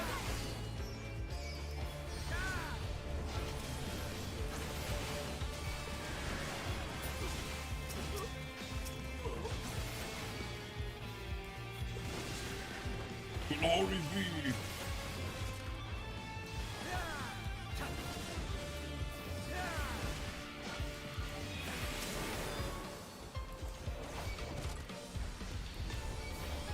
Are the dragons also saying glory be to Garlemald or the Empire? Yes, they are.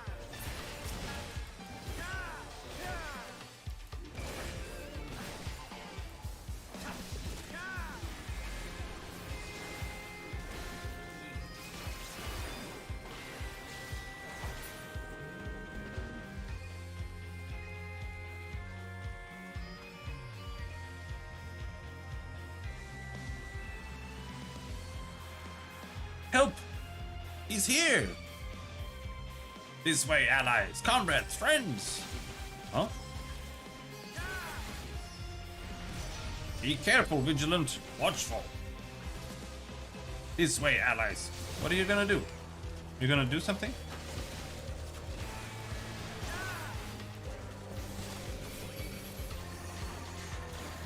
Throw some crates on them or something. Anything. Do something.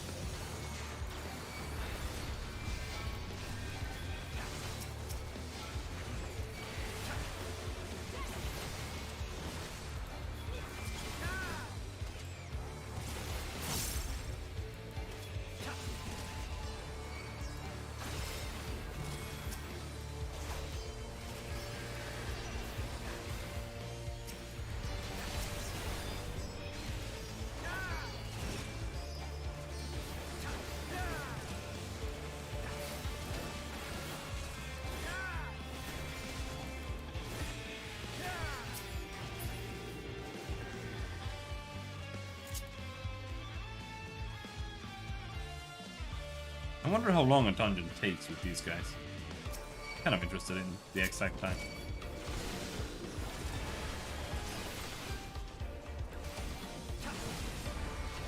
Almost in 5 minutes.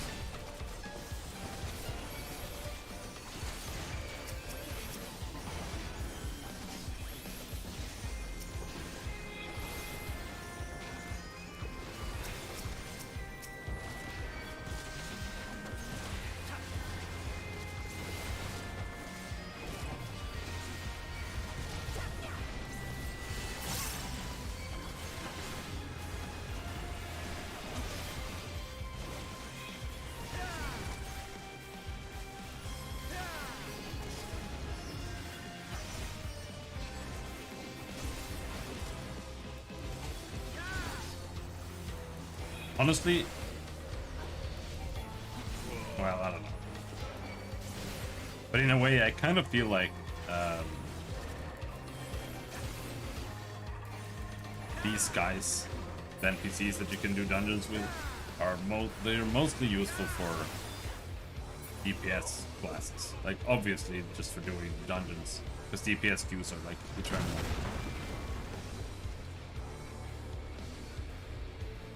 But also because you can only tank one pack at a time anyway. So if you're playing AoE, then you can at least AoE nuke each encounter down much faster. I think this answers the question of how they summon Bahamut. Amhuluk? Does it? A Metasidian Dragon. Alright. Critical Rip. Alright. Ouch.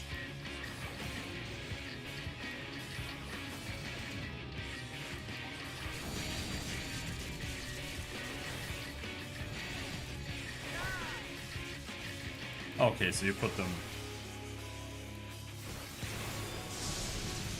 I will not hold back.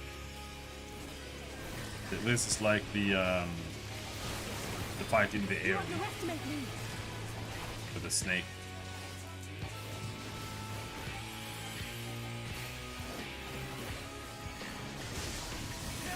Links. Allow me. Allow me what?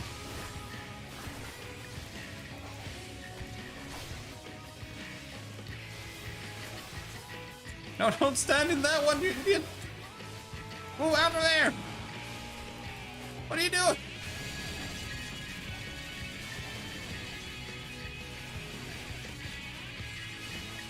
This is going to leave a mark.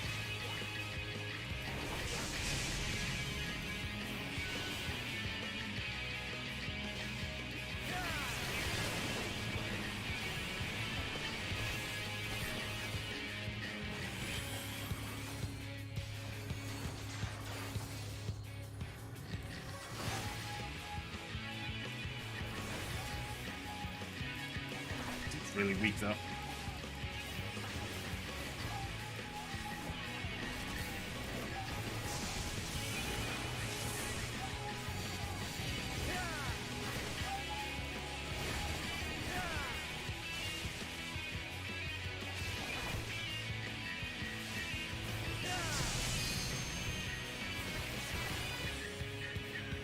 Let's give them a show.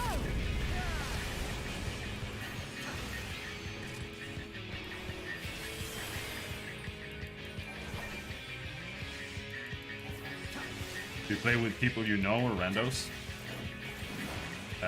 Right now we're using neither. Once you get to Shadowbringers, there's a little system in place for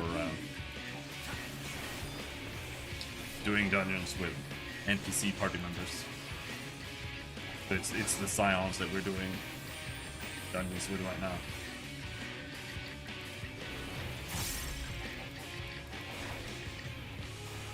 Yeah, it's very cool. It means that they've made the game even more single player than before.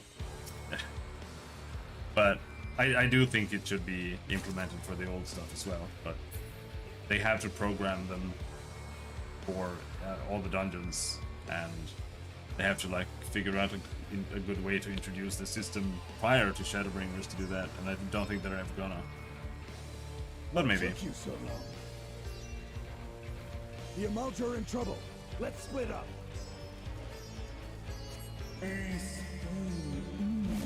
However, otherwise I just play with randoms, because I'm still just doing the story and just asking everybody every single time. Anyone wanna do this dungeon? Just do it. It's not that big of a deal. Maybe later, if I keep playing more, I'll do some stuff. But I don't really want to do like any raid content or whatever. I'll probably just be leveling, playing solo a lot, and stop playing. That is the typical way of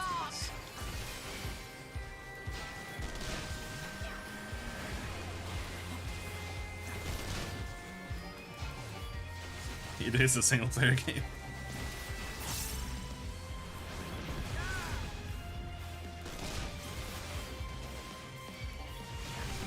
And that's fine. I don't think necessarily the appeal of MMOs is playing with other people. It's that they are there. And it makes the world feel like more alive. It feels like there's a point to doing this stuff. I will not hold back. That doesn't mean that you shouldn't be able to play multiplayer though.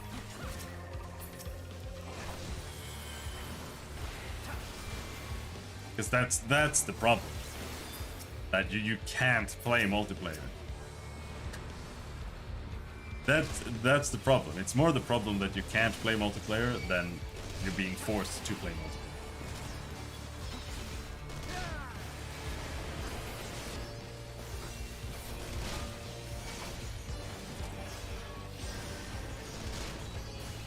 That is the typical MMO problem.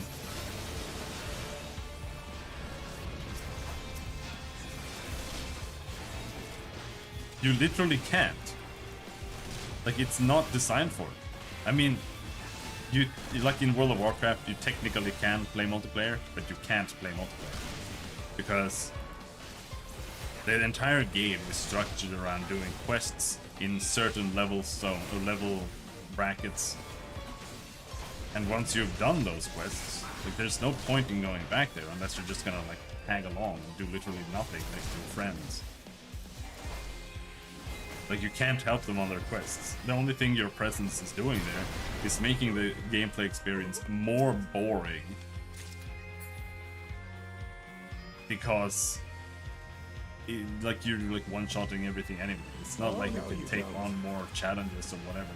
It just becomes worse. So the only thing you can do in those games is do dungeon content. And then you like say thanks for the dungeon, and then you go and do your own thing while your friend goes and do something else.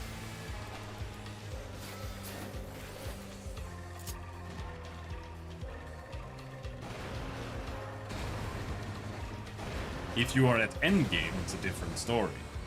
But like, the whole leveling experience is pretty much always single player focused. That's why I keep mentioning Guild Wars 2 as like the only decent MMO.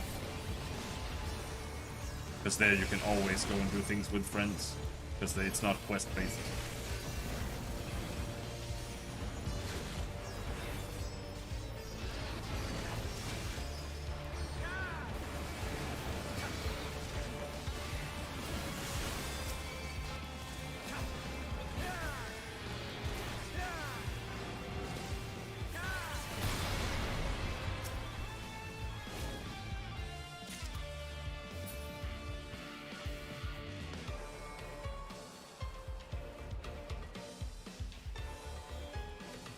Yeah.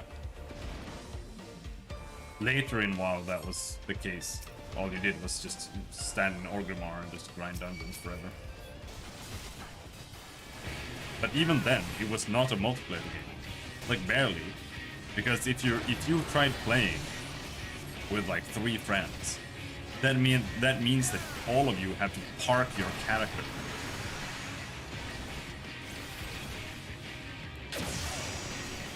When one of you aren't there. Otherwise, they'll fall behind. So it's such a bad multiplayer experience. It's absolutely insane.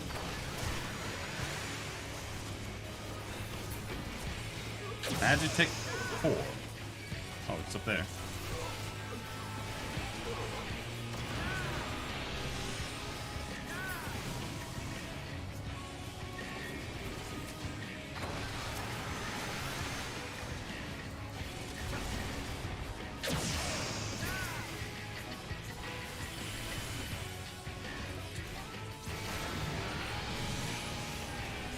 In that sense, for grinding dungeons only, this game is way better. Because you get scaled down. What happened to the missiles? I don't know if you do that now in WoW, but I don't think so. Or maybe you do.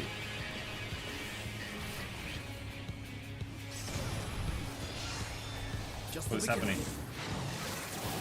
Well,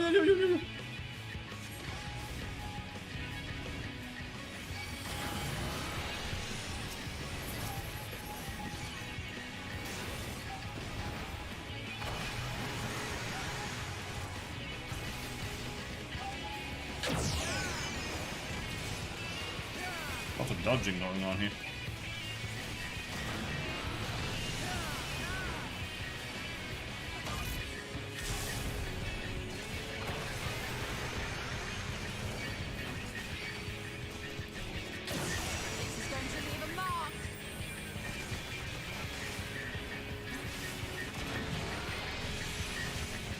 Allow me.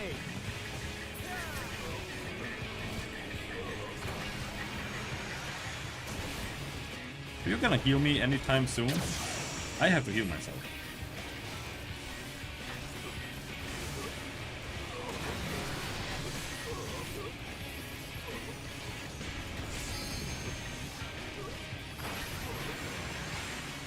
The hell is going on? This is going to leave a mark.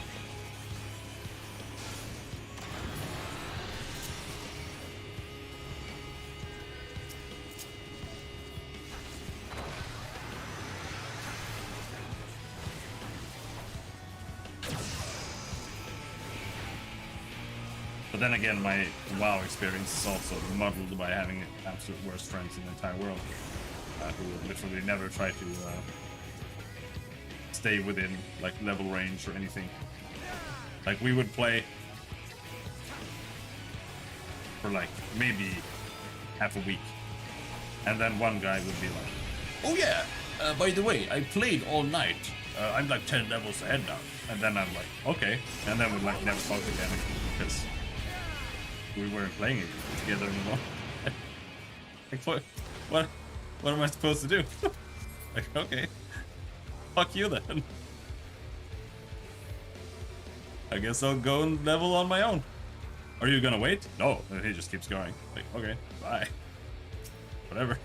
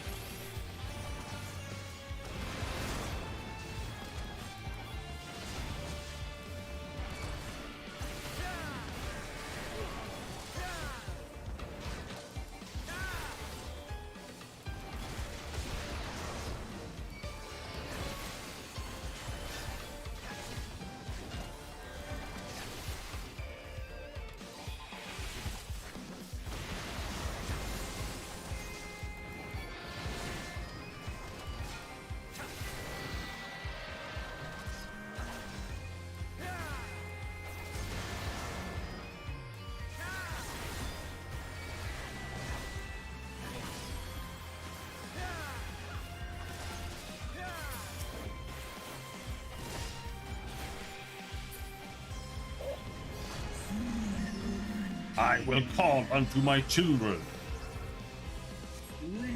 The icon waiteth in the heavens. My child shall bear thee to me.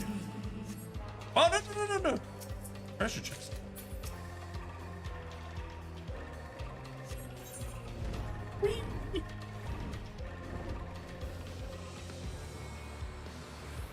The Amoja steps. They're all dead.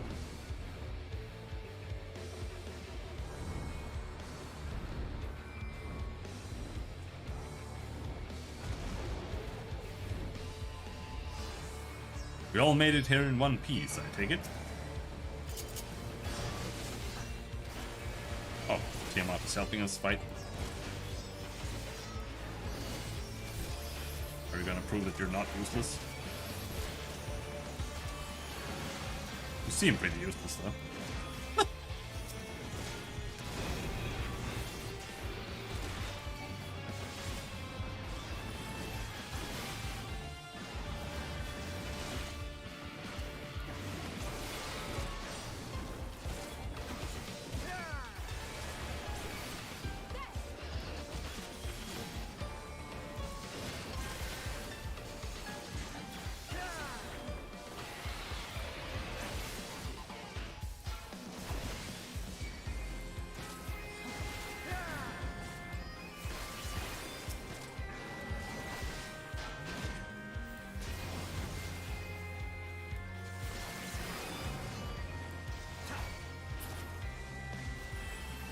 We bow down to none. Glory be to Garlemald. Bahamut is so ugly. He has like little tiny arms. He's got like tiny baby arms.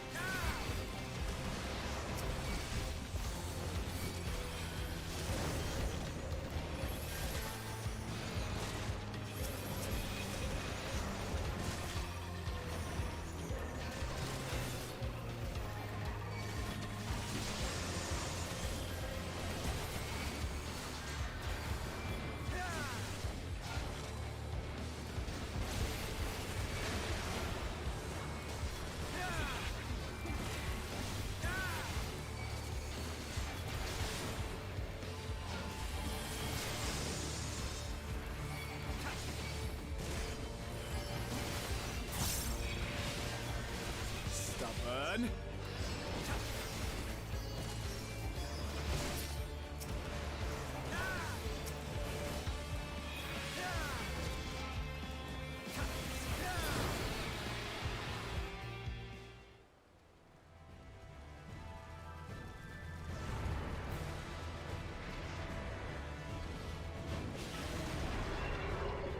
Helotherium. Lunar Bahamut.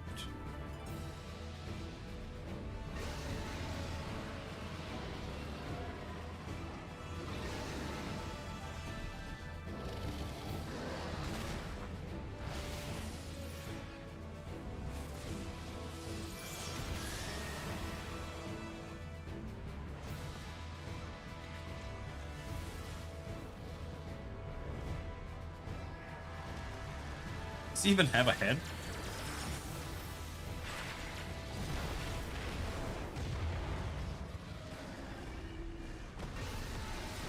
Bam!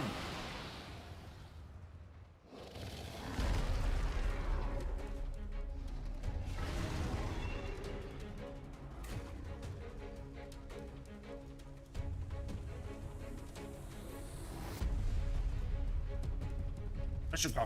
How many times have we fought Bahamut now?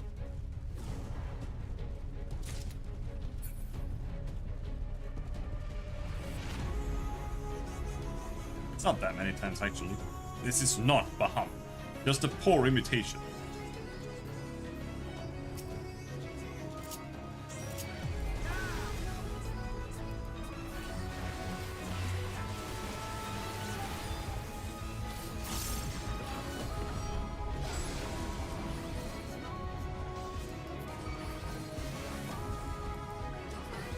Oh.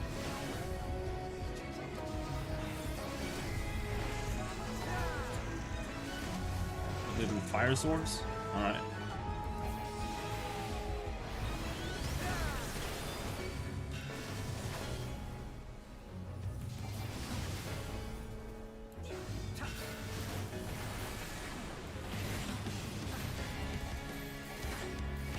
far away. I'll handle the healing.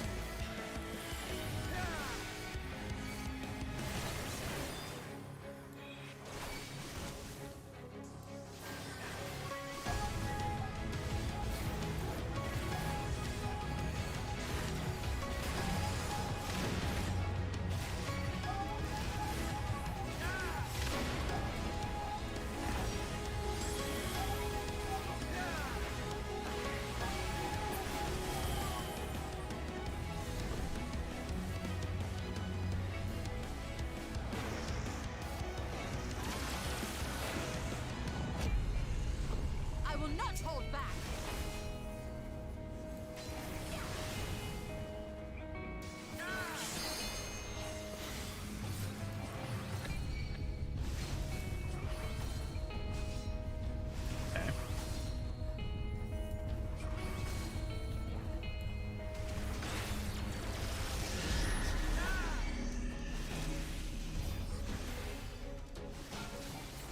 Oh, okay. I was waiting for the NPCs to show me where to go. They were slow as hell.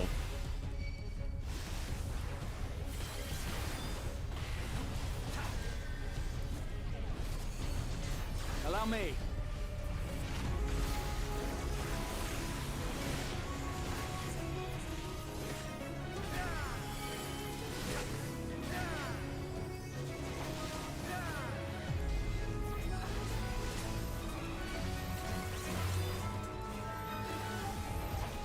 Finally, this time somewhere I could reach.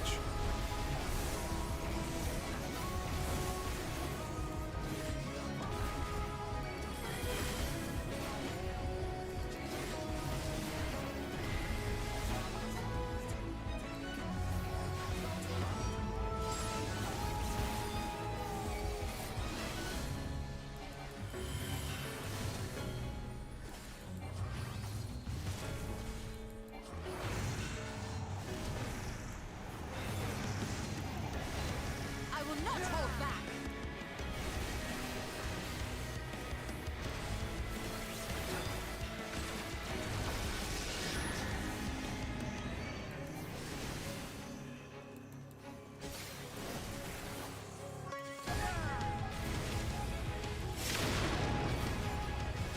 Heal me!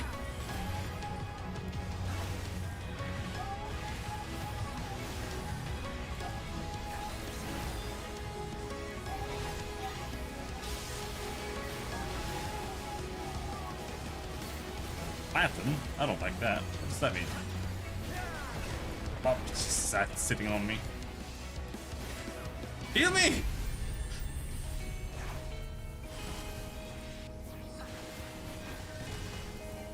Limit break, noobs! Limit break!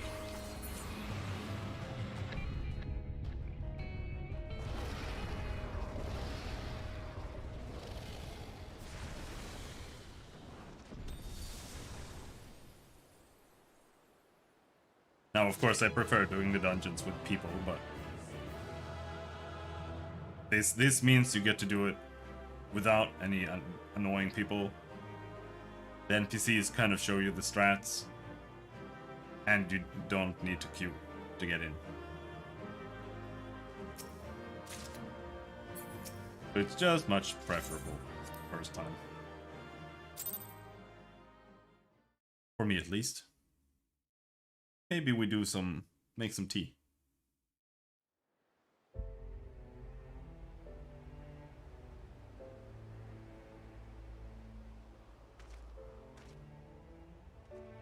Endwalker launches today?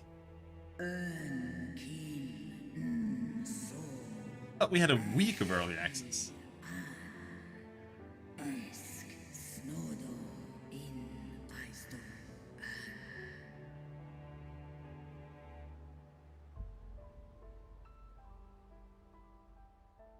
Okay, no, I guess not. Children of man, the shade of my beloved is no more, and I shall be forever in your debt. By your deeds are we set free, and free shall we remain as long as I draw breath. Never again shall the dragons of Mericidia hearken to the lies of the Asians. This I vow.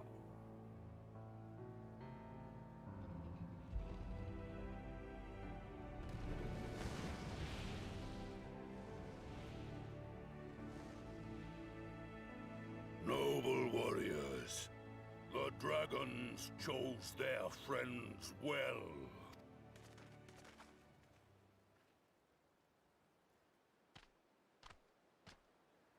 Long have our peoples waged war, but no more.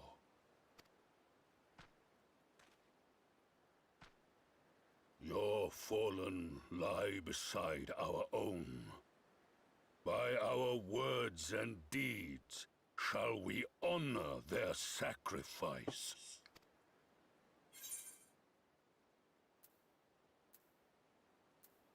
We would be proud to call you our allies.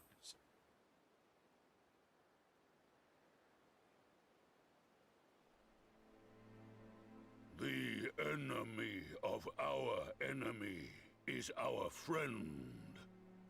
And you have proven yourselves worthy of our trust. It is the Garleans who are deserving of our fury.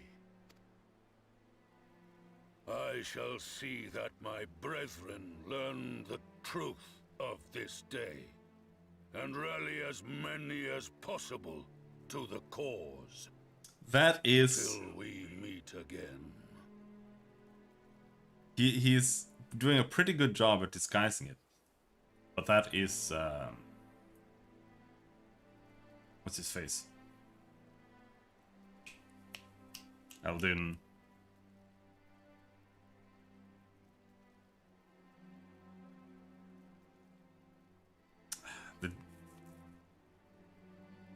The commander of the...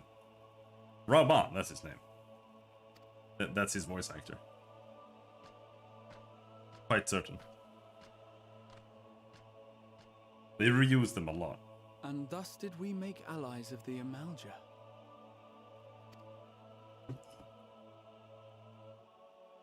It would certainly seem that way. The Sultana will be pleased. Let's go and give her the good news, shall we?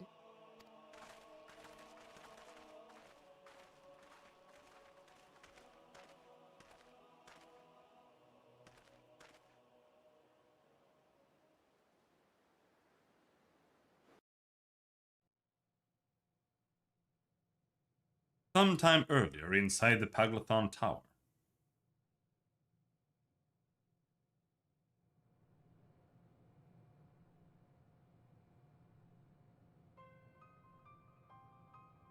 Pillarman.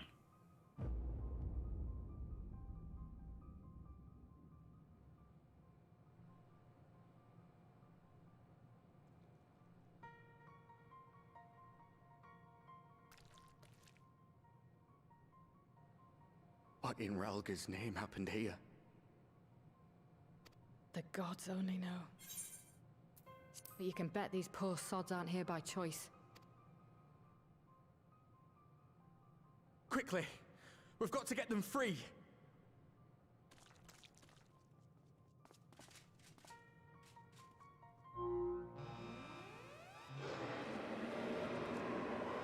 Get back!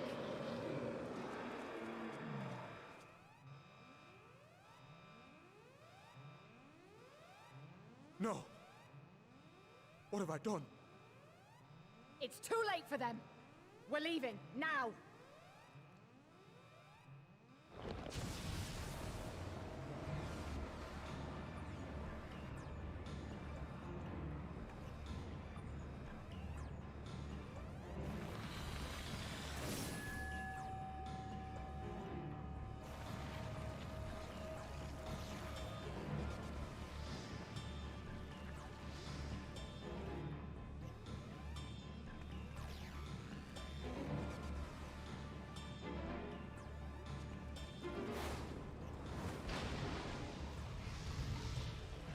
That's it for... No! No! Don't you dare! We came together and we're leaving together!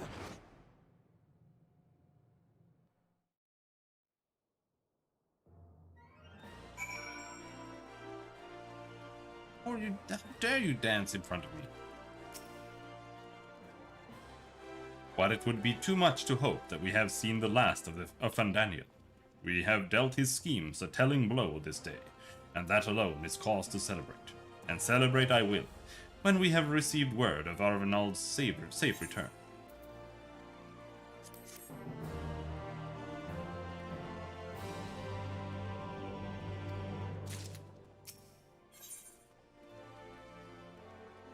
How about I make some tea instead?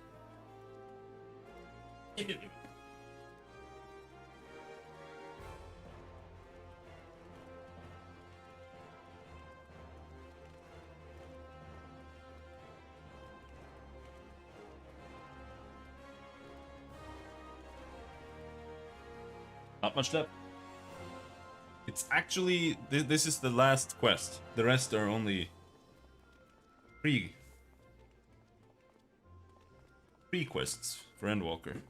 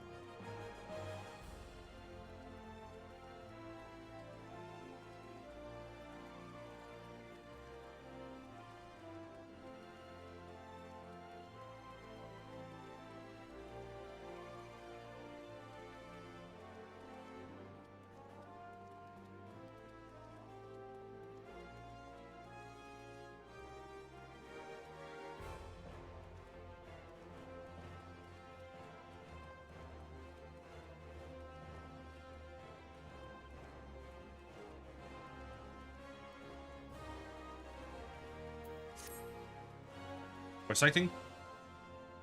Come on.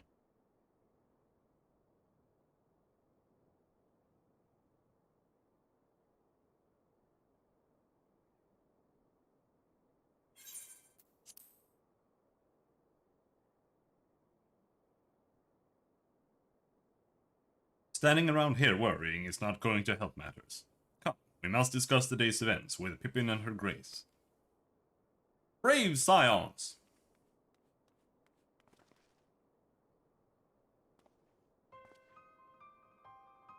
Would that I could treat you to a hero's welcome. But I bear urgent news. From the frontistery. The what? Your grace, whatever is the matter.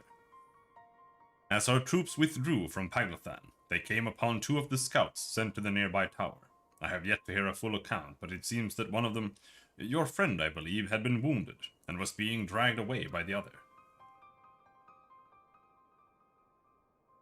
Oh no. I must go. Forgive me, your grace.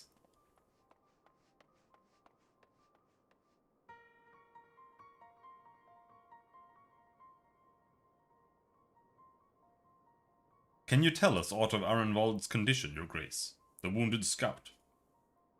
Naught save that it's grave. The chirurgeons tend to him even as we speak.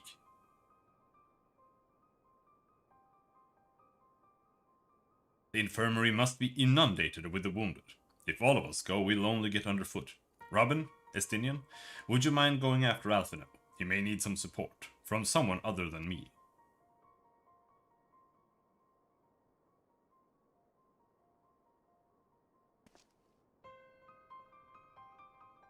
Very well. Thank you. The rest of us will see that the relevant people know what took place in Paglathon. Paglathon.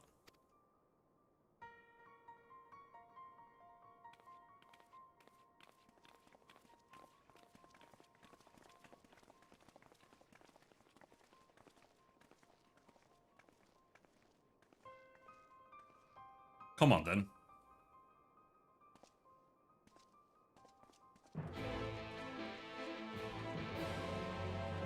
I think it turned out all right.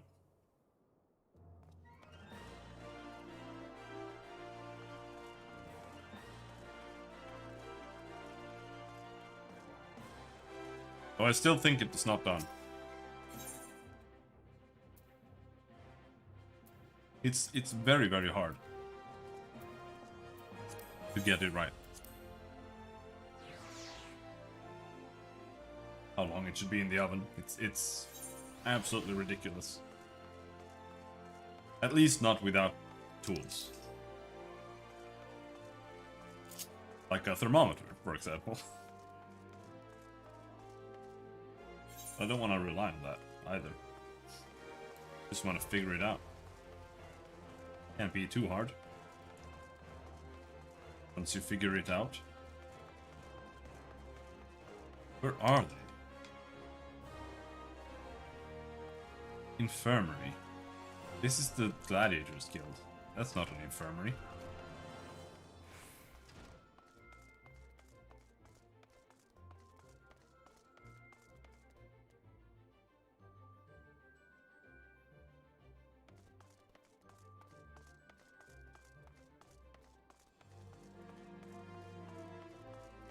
Here?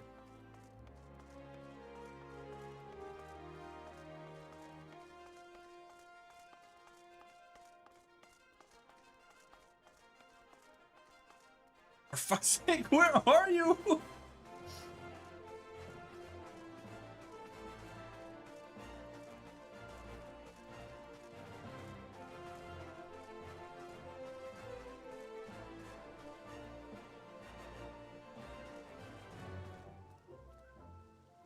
But seriously, what? Here?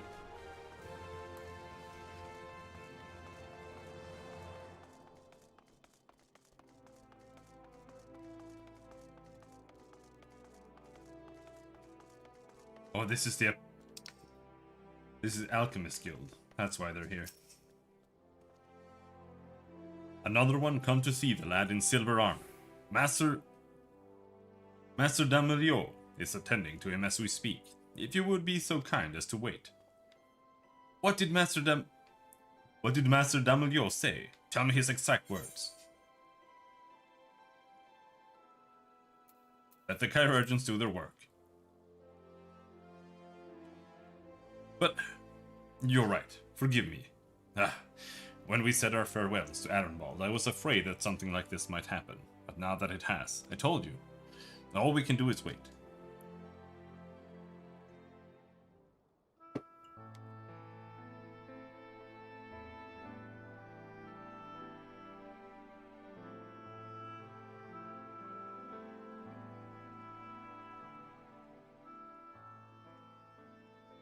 Fordola, have you been waiting here all this time?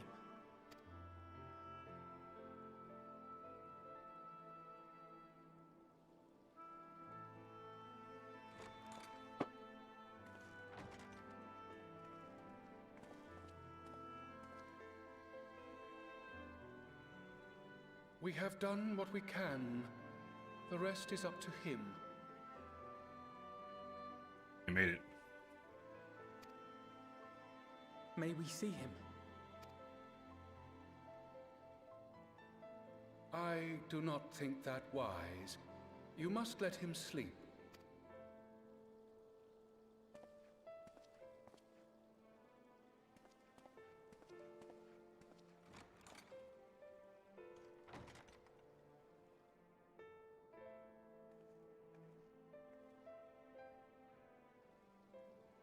Thank you for bringing him back.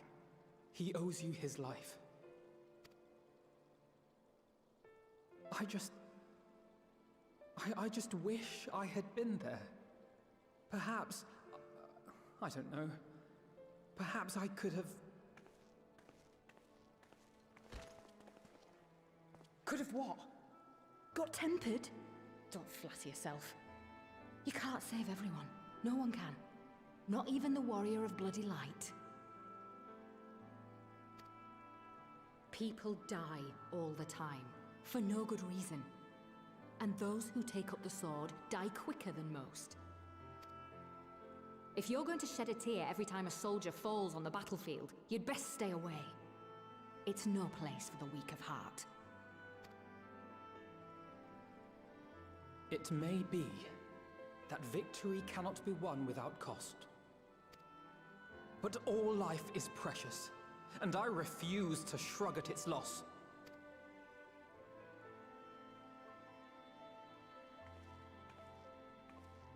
All life is precious! Oh, you need to grow up, little man. Before your sparkling ideals get everyone killed.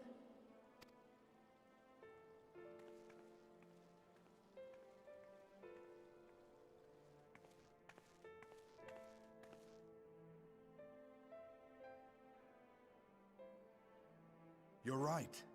He is idealistic. But the world has more than its fair share of realists, like you and me.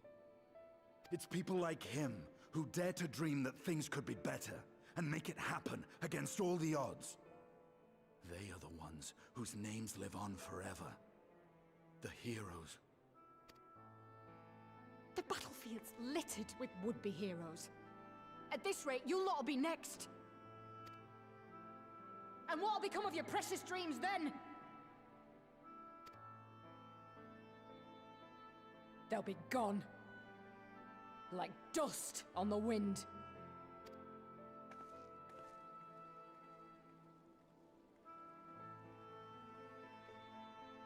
Dreams worth fighting for don't die so easily.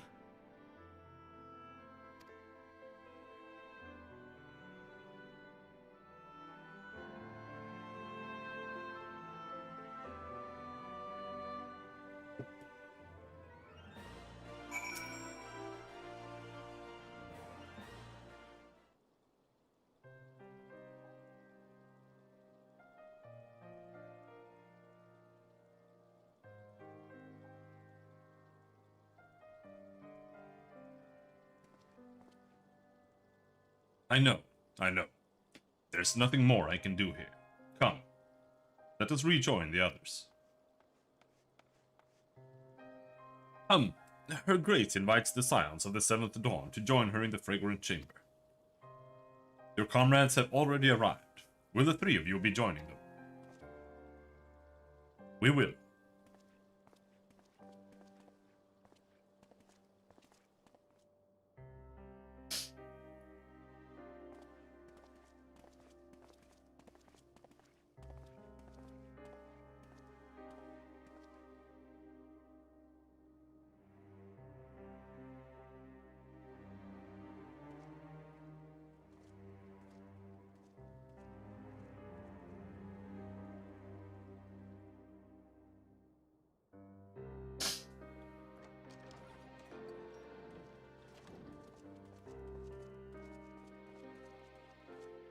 Your Grace, pray forgive us our lateness.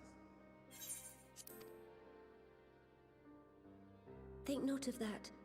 I understand a close comrade of yours was wounded in the line of duty. Arenvold. It was at the Alliance's behest that he risked all, and we are grieved to hear of his condition. Rest assured, he will receive the finest care our chirurgeons can provide. On that you have my word. Now, we would share with you the findings of the mission. Pippin, pray relate to our guests the details of Fordola's account.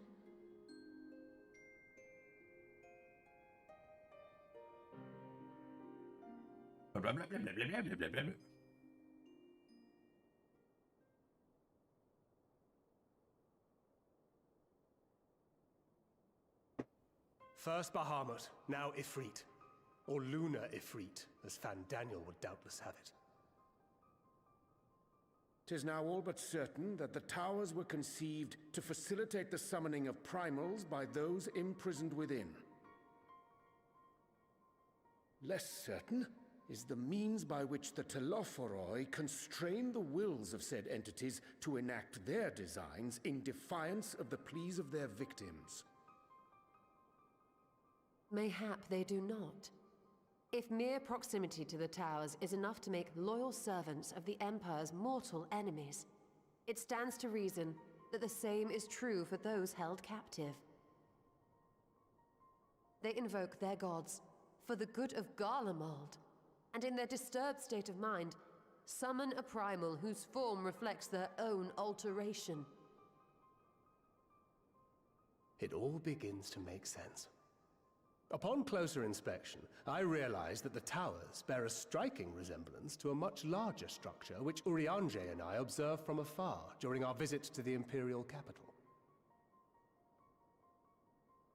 Assuming it too is capable of tempering those in its immediate vicinity, it would go some way to explain the swiftness with which the Telophoroi managed to rally so many Imperials to their cause.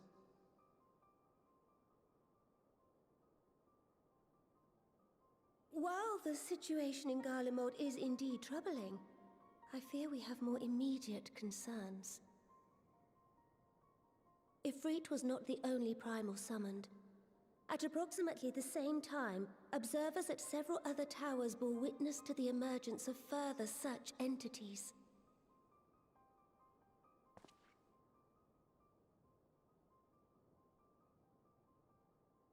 For a blessing, none appear to wield aught approaching the destructive power of Bahamut, and the Grand Companies are moving to deal with the threat even as we speak.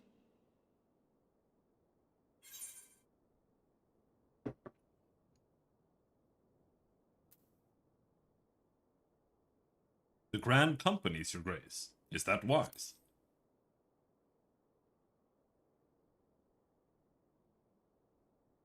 Though we are aware that the task will not be easy, we would call upon the Scions only as a last resort. Pray, conserve your strength for now. After all, it was not so very long ago that you rid us of Bahamut. On which note, I am pleased to report that our talks with the Amalja have reached an agreeable conclusion. They have pledged their full support to our cause.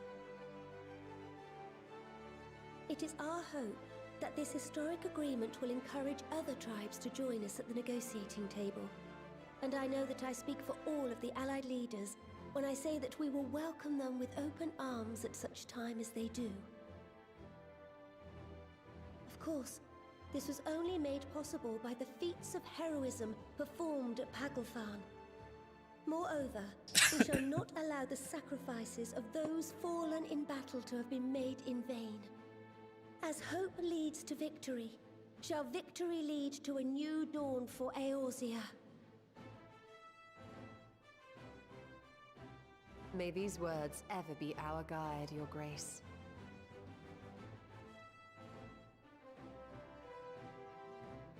Now, if you will forgive me, I must consult with the Syndicate on the matter of our new allies' integration.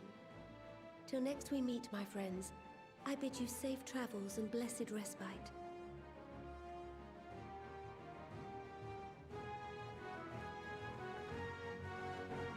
Oh, hot! All of a sudden, there was no milk there.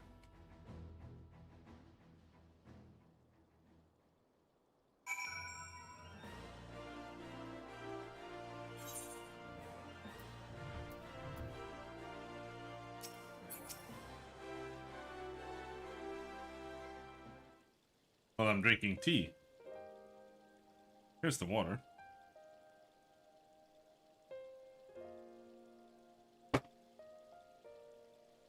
Right then. Unless anyone has any objections, I think it's about time we return to the Rising Stones.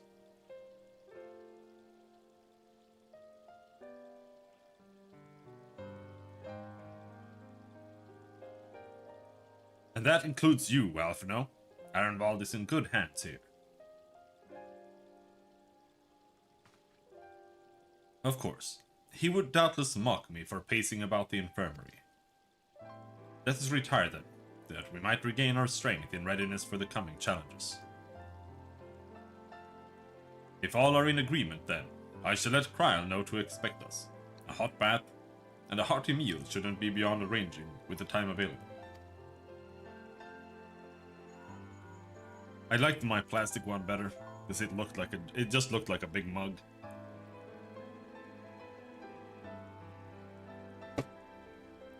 I will be good to be home. It will be good to be home. I have some thinking to do. I have some nose blowing to do in a second. Yes, I'll try asking him. And thank you. I shall look forward to it. Our comrades eagerly await our return. And Kryl in particular has a few matters she is keen to discuss. One which concerns you, Estinian. Believe it or not, you will join us, won't you? Fine. Really? I thought you said you were avoiding that Baldessian woman.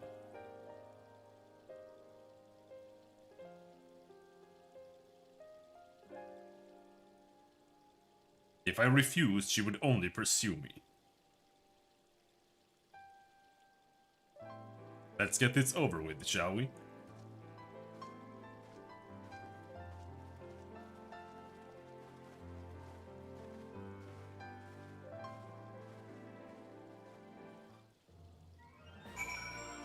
Apparently the whole Baldessian thing is a reference to Final Fantasy V. Where both Galuf and Kryl are Baldessians, that's their last name. And Kryl is one of the characters in Final Fantasy V in the party. You have arrived at a vista? Oh, there's a vista here? What do we do here? Look out. No?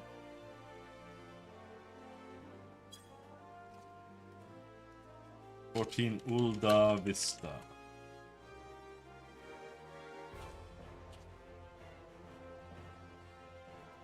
Ulda.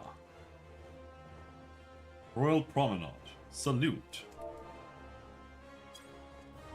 You salute. There are 3 silver squares in front of the Royal Promenade. Players can get there from the Chamber of Rule. The vista is on the tip of the triangle. Face the stairs and guards, then use salute.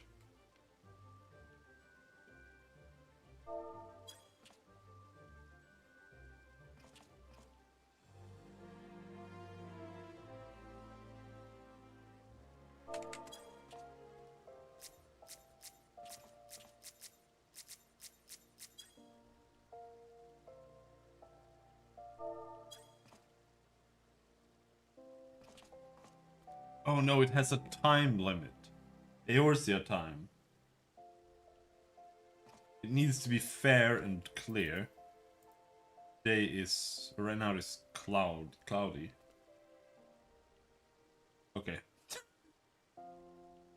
The sightseeing log in A Realm Reborn is so stupid.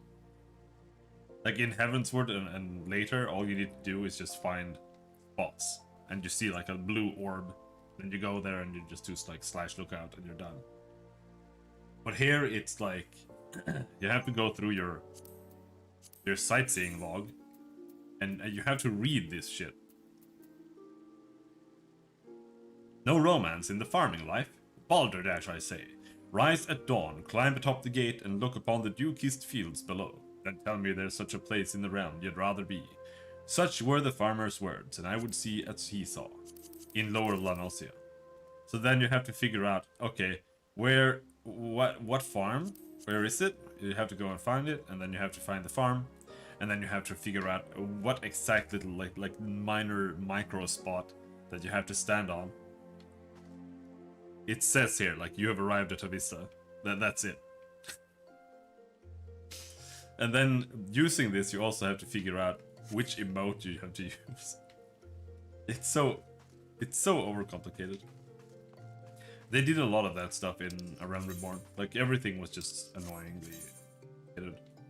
In a bad way. Like, not in a, oh, I'm gonna figure this out, that's so cool. What were they thinking?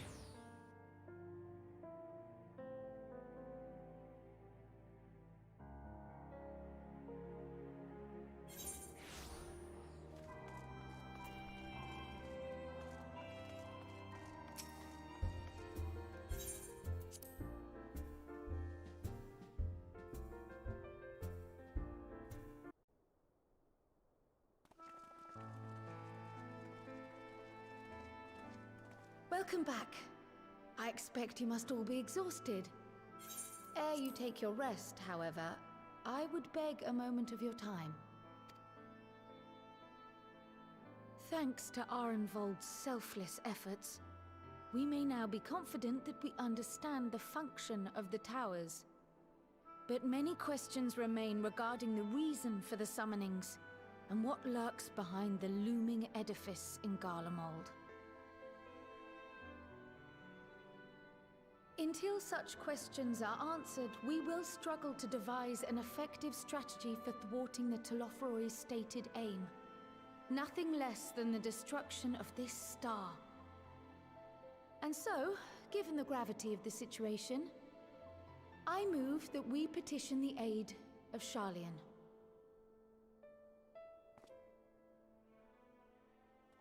It is possible the ancient knowledge preserved within our archives may hide a clue to our enemy's methods. But given Sharlayan's established policy of non-intervention, our former colleagues are not like to aid us in its discovery. Oh, I well remember what they're like. The Forum's barefaced refusal to assist you in the days prior to the calamity must rank as Sharlayan's most shameful act since the Exodus. But were the final days to be reenacted, it would spell doom for us all. Surely even they cannot turn a blind eye to that. I trust we are all of the same mind on this matter. Urgent as it seemed, I took the liberty of petitioning the Alliance for leave to act as Eorzea's emissary, and have since received their blessing. I presume your role as a student of Baldessian will carry some weight with the Forum? One can but hope. If truth be told, our organization has been a shadow of its former self ever since the disappearance of the Isle of Val. But the name does still retain some degree of prestige. I only pray it will be enough. If there are no objections, I shall depart for Sharlayan at once. But before I do, I should also mention the other matter to which I would devote some time during my stay. After hearing what transpired in the first, I began to question the true nature of Hydaelyn's blessing. A topic I have discussed at some length with Y'shtola. We were wondering, when was the last time Hydaelyn spoke to you directly?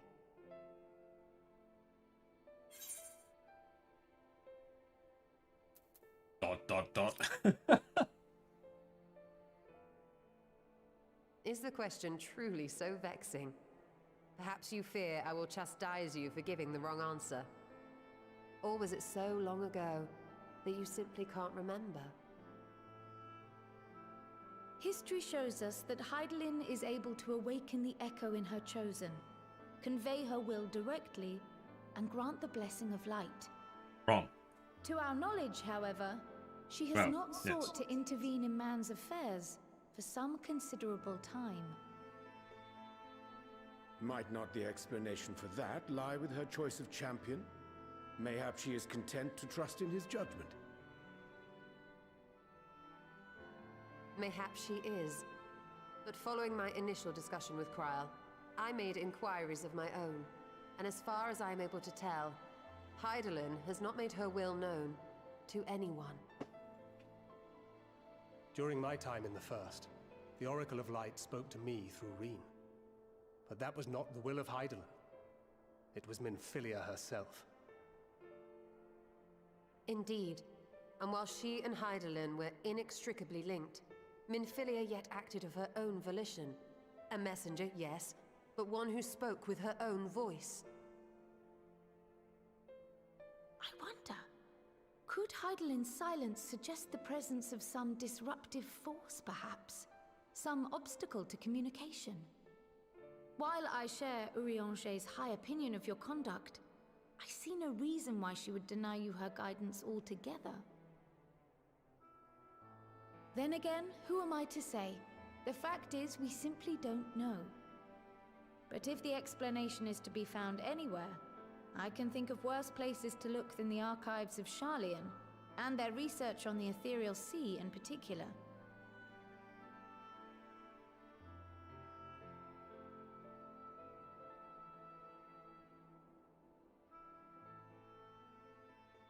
Resolved though I am to go, believe me when I say that I take no pleasure in the thought of leaving you a member short.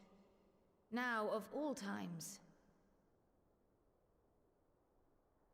Estinian, we stand on the eve of a struggle that will decide the fate of this star. One in which we Scions may play a telling part, yet we are but few in number. And so I must ask you again, will you join us?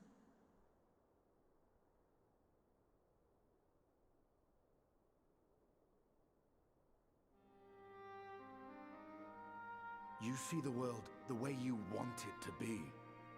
I see the world the way it is. You are idealistic to a fault. But I know you would never turn your back on those in need. Never close your eyes to their suffering.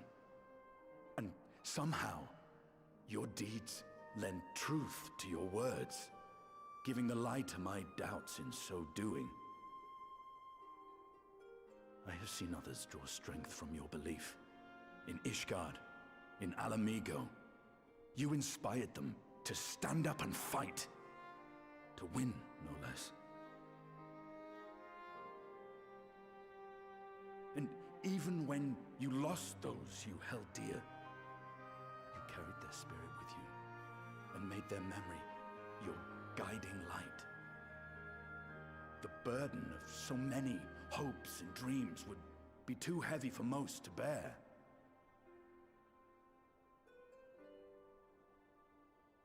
But you bear it willingly, as you have shown me. Some dreams are too important to let go. If you have need of my strength, it's yours. After all you've done, how could I refuse? Welcome back. You can hear again. Thank you, Estinian. You can hear me sniffle. Whatever challenges await us, I shall not falter. You have my word.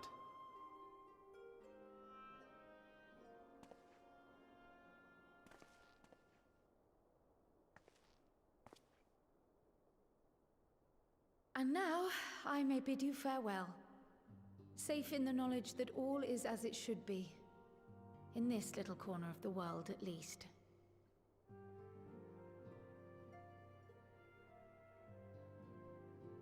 You will be sorely missed. Tread warily in Sharlayan, and do try not to let the Forum embroil you in their politics. A forlorn hope, I know, given the individuals involved. I shall do my very best. Farewell.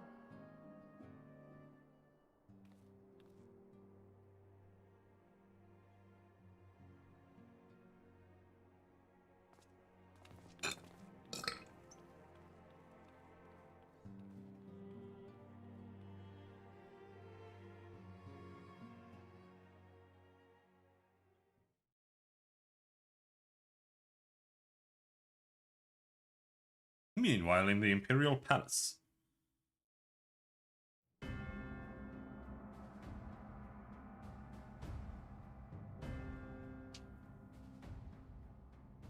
That's a lot of weapons, dude.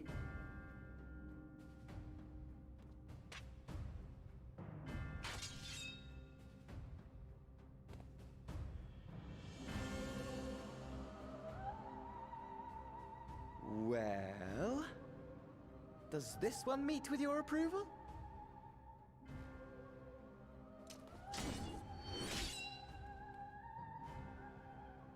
Apparently not. Or could it be that you're still upset about the dragons? You are unwise to remind me of so costly a failure. He does look kind of American, doesn't he? Except that he's It will blonde. not affect our plans, I trust. That's just meme Americans. Oh, hardly at all. Though, admittedly, the chances of us being able to procure any more Mericidian dragons are rather slimmer following Tiamat's reappearance.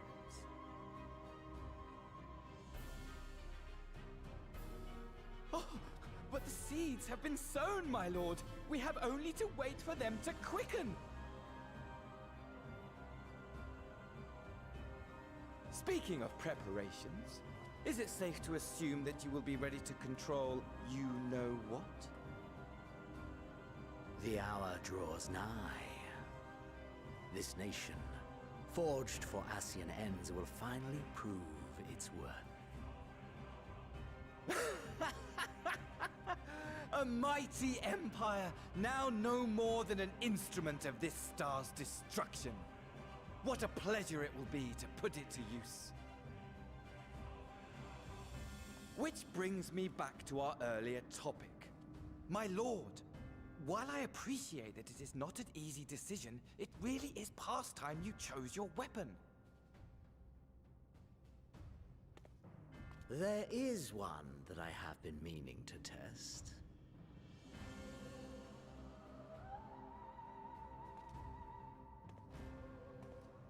Well, well, not quite what I was expecting, though I will say, it does seem rather apt.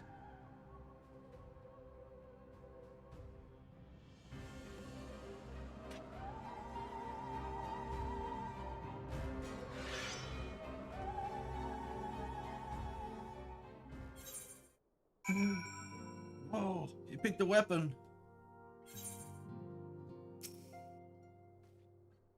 Well, it looks like I'm going to have a busy few moons. Not that they ever seem to be anything but. Thancred's got me dispatching troops to every corner of the realm, which is not to say I don't trust the Alliance, because I do. But when it comes to putting down primals, nobody does it better than us. Well, than you a lot, more accurately. You won't catch me trading blows with a primal in the near future. But every fell fiend you vanquished, there's countless meals to arrange, baths to fill, sheets to wash, stores to replenish, and the list goes on. Which is where I come in. And gladly, mind you. It's the least I can do to support the scions who risk life and limb. Like poor Arenvald. Nah, I wish there was something we could do for him.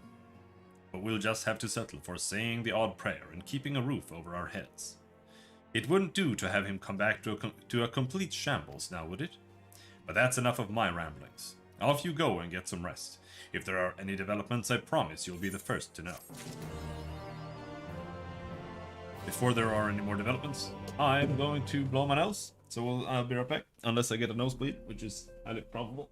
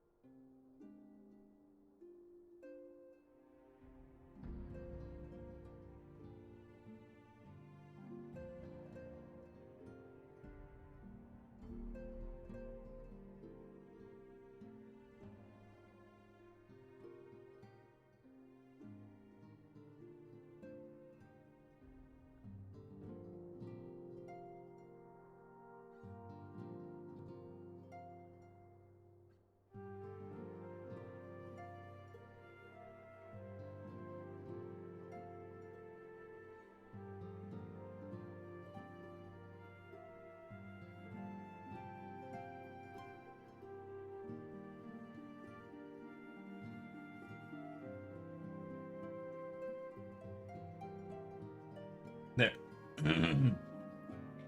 Maybe I can breathe now. That'd be good.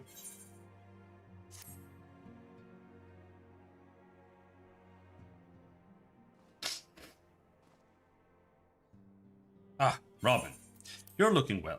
I take it you managed to squeeze in some rest. If you came hoping for tidings from Kral, I'm afraid we're still waiting. But we do have some odd scraps of news to share. Scraps, she says. The lunar primals have been popping up all over the place, but the Alliance has the situation well in hand, thanks in no small part to Hoary Boulder and the others. Meanwhile, talks with the Beast Tribes are going even better than expected. Encouraged by Ulda's progress with the Amalja, Gridania has opened negotiations with the Ixal, believe it or not. Which is obviously very encouraging, but with the Telophroi still out there, it's not as if we can afford to lower our guard.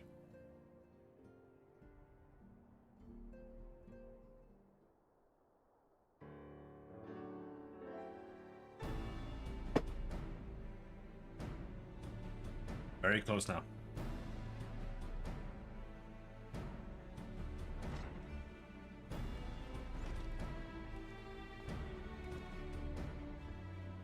Begging your pardon, but I come bearing an invitation from the Alliance. A council meeting is due to be held in Alamigo. Your attendance is humbly requested. Ah. We were just talking about the Alliance. May I ask what's on the agenda?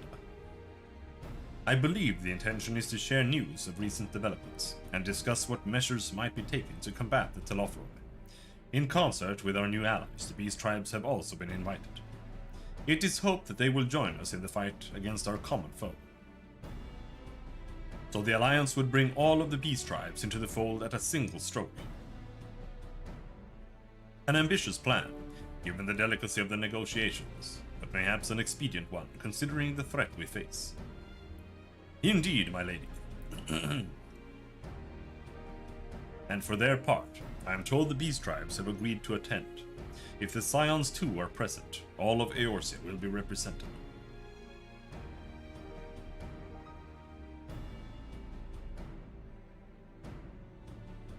To arrange such a meeting must have been quite an undertaking, not only diplomatically but practically. I informed the Alliance that we would be honored to participate. We shall make for Alamigo without delay. Then I will bear your answer thither with all haste. We look forward to receiving you at the Royal Palace.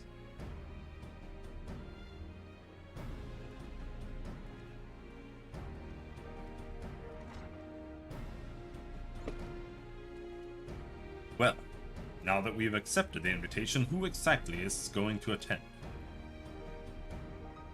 I move that you and Y'shtola lead our contingent. Given how long you have worked to end summoning, it's only right that you be present for what promises to be a historic moment. I think we've all played our part in that little endeavor, don't you, Robin? Yeah, I did all of the work. All present may rightly claim a seat. I do quite agree, but by your leave I believe I shall remain here and lend what assistance I can to the coordination of our defensive efforts. I'm not coming either. Emmerich will be there, and I'd rather not be interrogated. Very well then. While those with a mind to hold the fort get on with holding it. While those with a mind to hold the fort get on with holding it, I suggest the rest of us make for Alamigo. Shall we?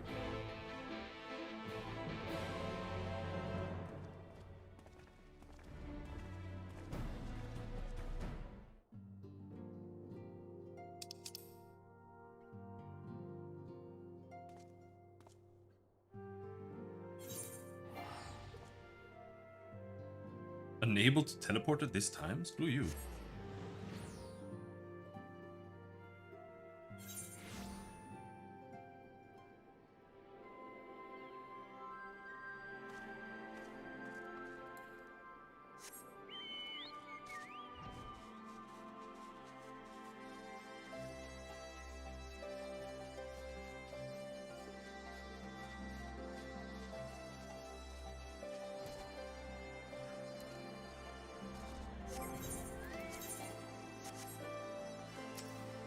Having a bit of lag. I think a couple of people are here doing the same quest right now. Like 40 people. We have been expecting you. While some few guests have yet to arrive, the Alliance leaders are all present. Shall I show you in? Would you say you and Martin are equal as gamers? I would barely call Martin a gamer. But no. I am an absolutely epic god gamer, and I played like 4,000,000 games. Martin's played like 5.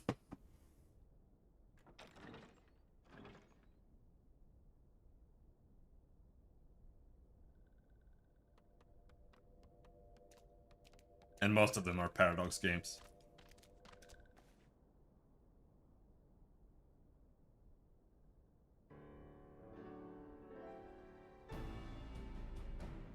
Esteemed guests, you honor us with your presence.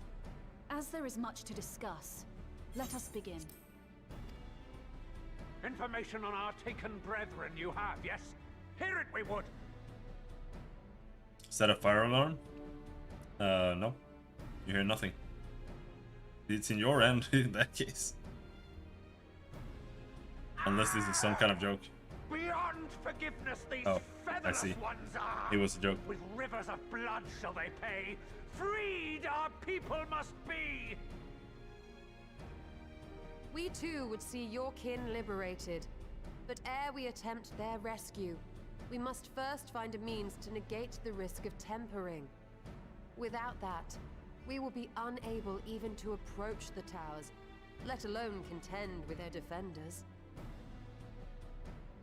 If all else fails, I've always found cannonballs quite effective. And what of the prisoners? Would you see them slaughtered? Think for a moment. Ponder, consider, think. If Merlwyb truly intended to bombard the towers, she would have done so by now. Remember, we came here to find a solution together, did we not?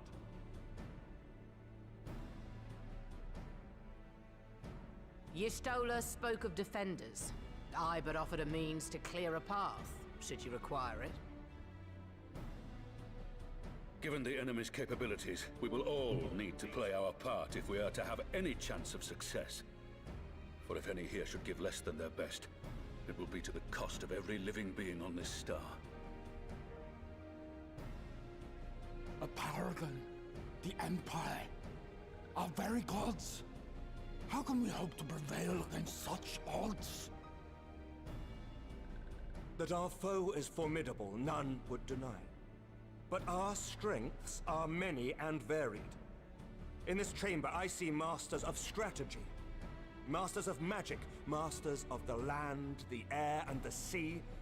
And together, there is nothing in creation we cannot overcome.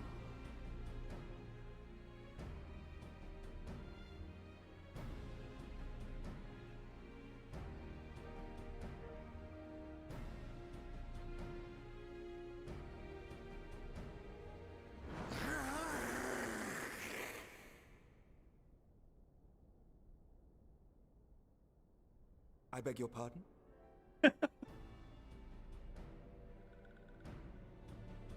What is it, Soulwalker? Do you not express your passion thus? A little tricky without gills, perhaps? Suffice it to say, I am proud to be counted amongst Eorzea's finest. We Sahagin will play our part. We kobolds have not forgotten the crimes the Overdwellers committed against us in the past. But today we look to the future, as allies united in purpose.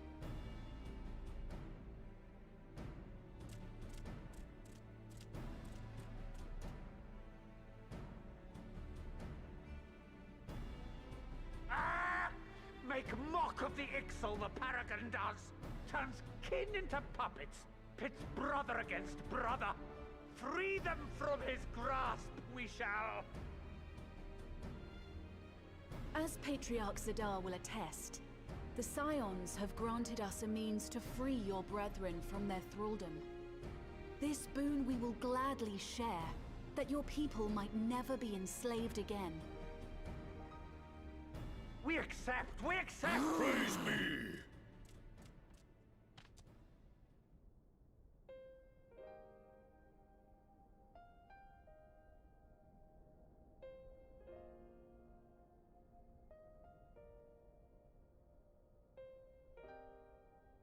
It's taken a while, but I do believe we might be one step closer to a world without primals. Would that Minfilia were here to see it. We still have a long way to go, and we're going to need a lot more Porksies. But we're moving in the right direction.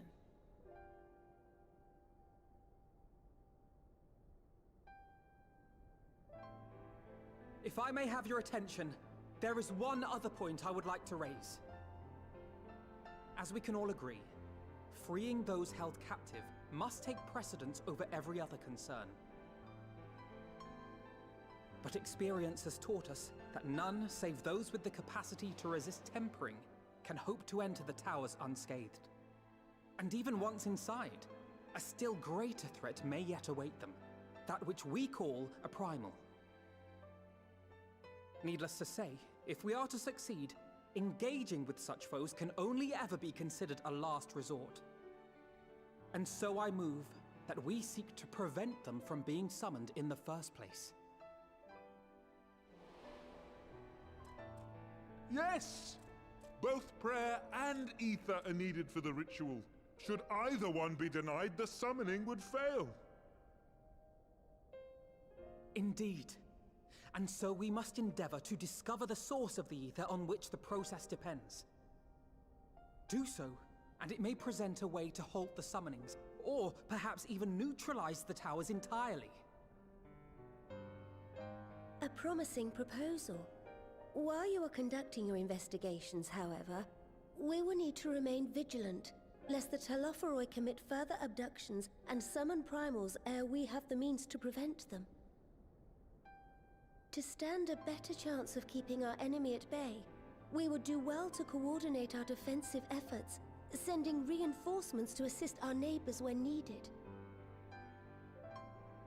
We Amalja would have been overwhelmed were it not for our newfound allies.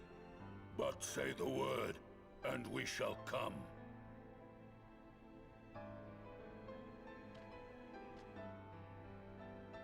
I see we are all in accord.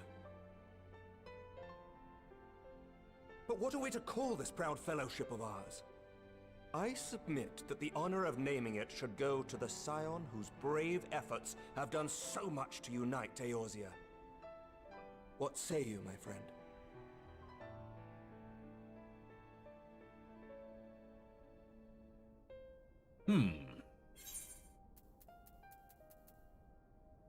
I would call it... It's ... Grand Company of Eorzea.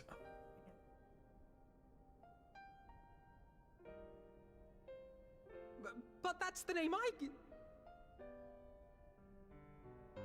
A fine choice, for there is none here who does not love Eorzea. Aye, in that we shall ever be united. United in our gratitude for the realm that gave us life.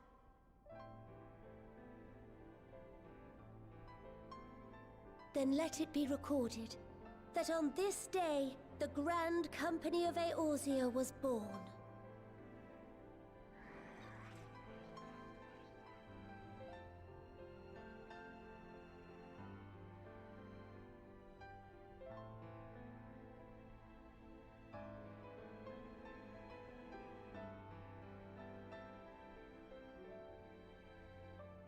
How long have we dreamed of this moment?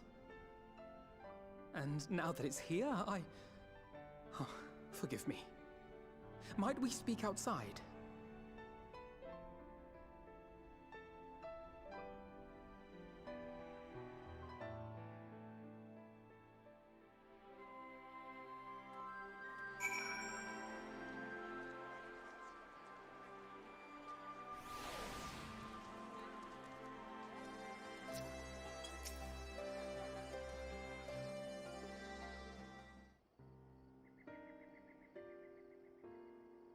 Well, now that we are out of earshot of the other delegates, I hope you will forgive me if I speak my mind.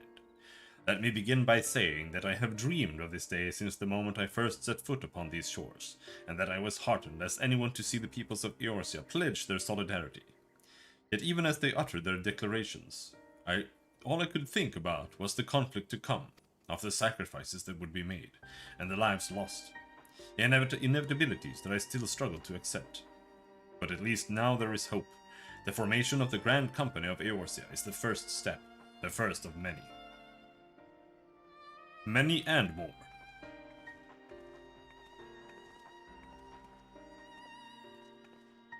Elder Seedseer, how might we be of service? I seek Master Alphino's assistance in a matter involving Gridania's neighbors, the Sylphs. I know that you and yours have long kept a weather eye upon the crystal trade, the better to predict the coming of primals, and so you will be familiar with the Sylphs of the Ash-Crowned Consortium. Through their dealings, they have cultivated relations not only with the city-states, but many other communities besides. Communities such as the Beast Tribes. Just so, it is our hope that we may make use of the Sylphs' established lines of communication to coordinate the efforts of our new fellowship. Yet there remain certain practical differences between a trade consortium and a grand company. If the Sylphs are to perform their tasks effectively, they will require a council of one versed in the operational aspects of an armed force. An armed force founded with the self-same goal in mind, no less.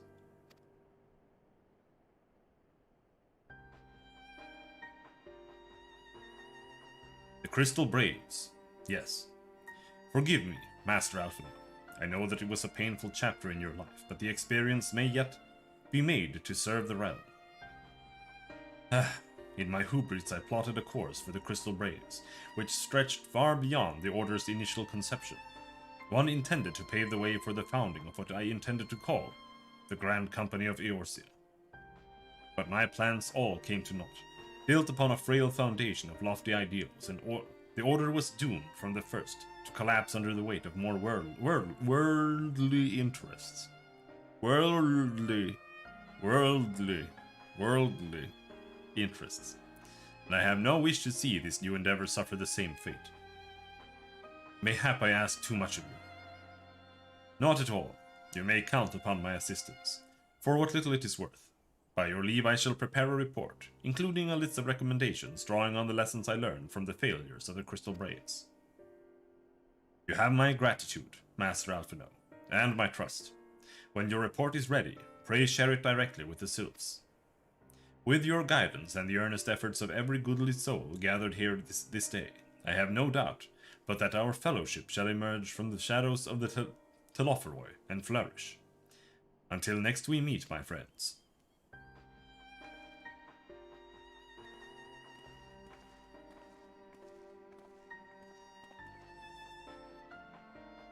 Before committing anything to writing, there are a number of people whose thoughts I should like to hear. Former Braves, you understand. Might you join me in seeking them out? I can't think of an excuse not to, so yes? As if you have to ask. Thank you. As someone who witnessed the Order's rise and fall, yours would be a reassuring presence. I'll join you. If you're planning to canvass the opinions of your former comrades, it will be a lot quicker if we share the task of questioning them. Then mayhap Graha can lend a hand as well. I shall accompany Thancred back to the Rising Stones. Between us, I dare say we should be able to provide an accurate enough account of the day's events. We should be glad of your company, Graha. I shall explain the details on the way.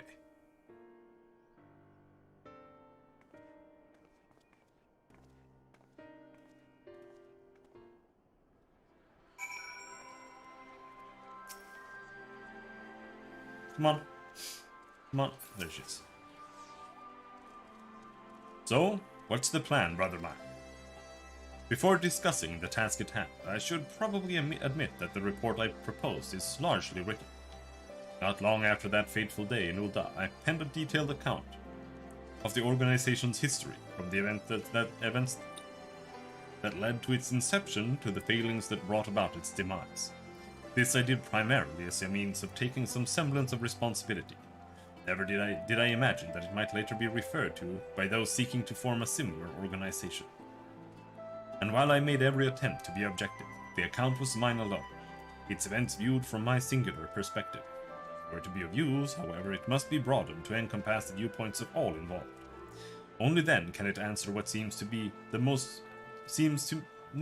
to be the crucial question, namely why, after the Crystal Braves disbanded, did some members choose to remain with us while others did not? I see.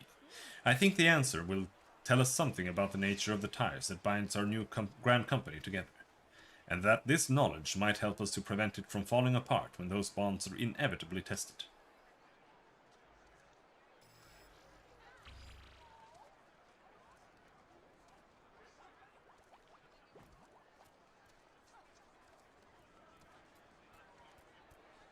That is my hope, yes, but the questions I would ask are uncomfortable to some.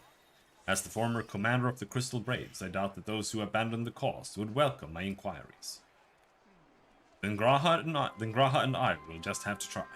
Meanwhile, the two of you can talk to the ones who kept the faith. Fine suggestion. Have care, however. Certain of my former comrades are of questionable character, so keep your wits about you, and let us reconvene in Gridania later on. All the big betrayers are all dead, right? If you have no objections, I have a mind to begin speaking with Ryle and Alianne. If memory serves, the two of them will be attending an intelligence briefing at Castrum Oriens. Let us seek them out there.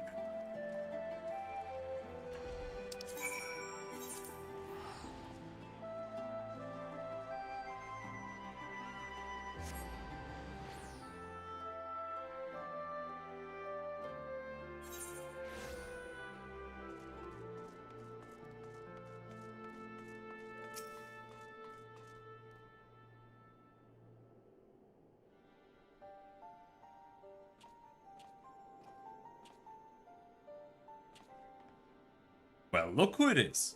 And what brings you two here? Wouldn't have anything to do with the big meeting, would it?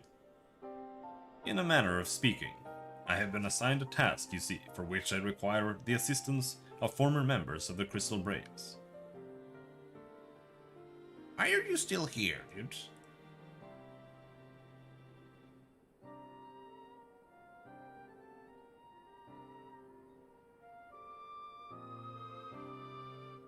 So we want to know why we decided to stick with it. So you want to know why we decided to stick with the Scions, eh? Ain't an easy thing to put into words, that.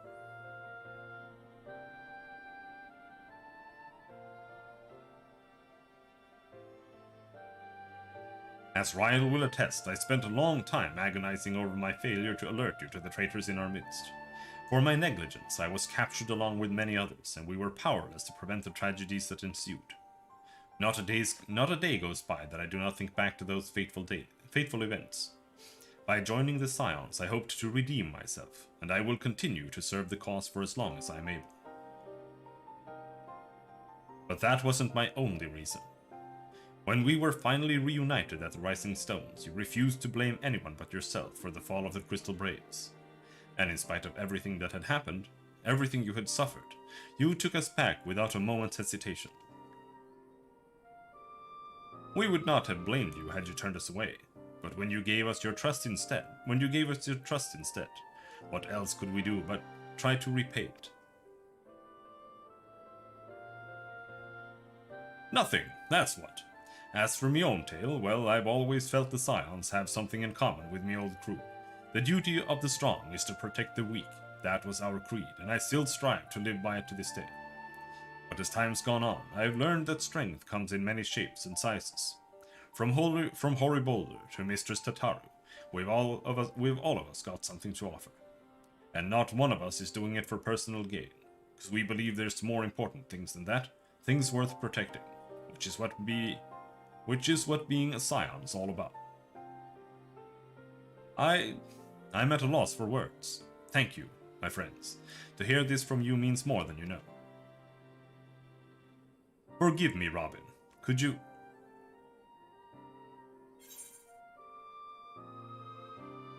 Why do you think the Crystal Braves ended in failure?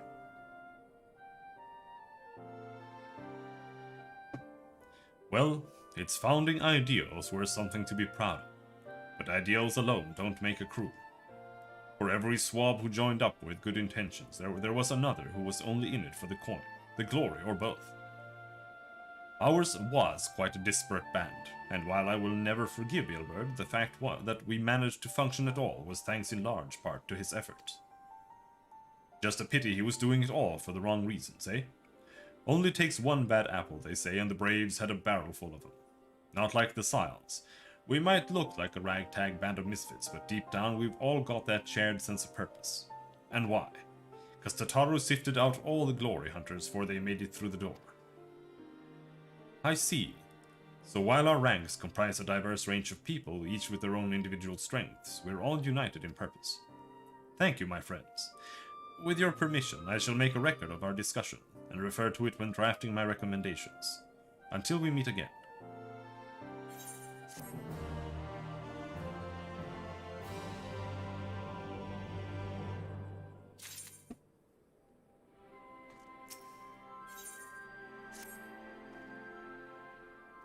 Well, I think we have taken up enough of our colleagues' time, and I am conscious that less life-affirming testimonies await. Let us make our way to Gridania and hear what the others have learned.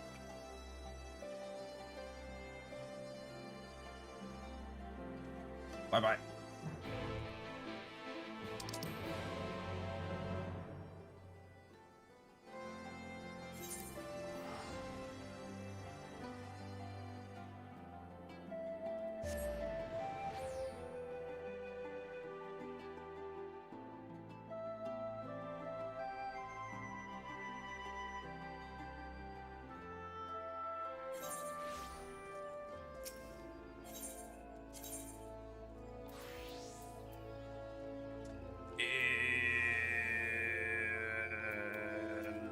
answer skill, apparently.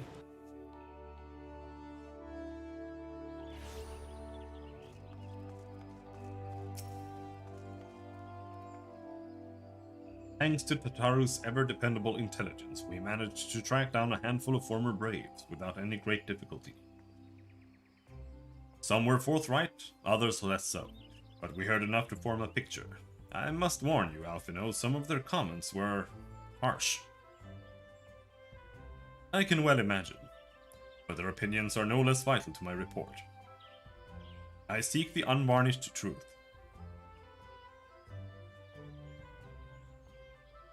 Thank you. I will set about adding your findings to my own at once. In the meantime, pray go on ahead to Little Solace and seek out Elder Frixio. I will join you anon. He needs to read it on his own so he can cry. Without anyone seeing.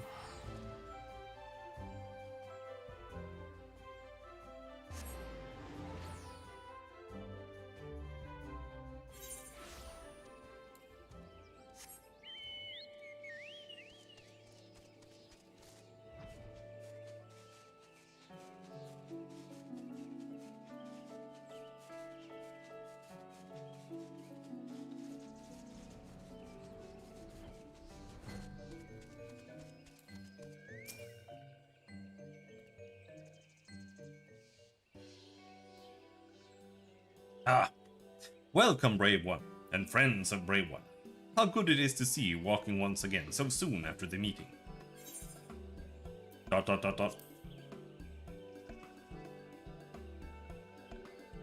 Oh dear, did Brave One take a knock to the head? This one is Frixio, or perhaps Brave One is joking one, yes? Horned One Kane Senna said that walking ones would be coming to Little Solace. Imperial ones also invaded Sylphlands and abducted many of these ones. So these ones will be glad to bear messages between fighting friendly ones. That is heartening to hear, Elder. It will require all ones who work in unison to stop the Telophoroi. These ones will try very hard, of course, but in matters of war these ones have little experience. Any advice walking ones can provide would be most welcome. Oh? Another pretty silver-haired one, and in quite a hurry it seems. Unvarnished truths is cheaper. It takes a lot of time to get that varnish on the truth and to coat it with sealants. I suppose so. Gotta say, you must come quickly. Whatever is the matter, Alphino? Don't tell me you couldn't read my handwriting.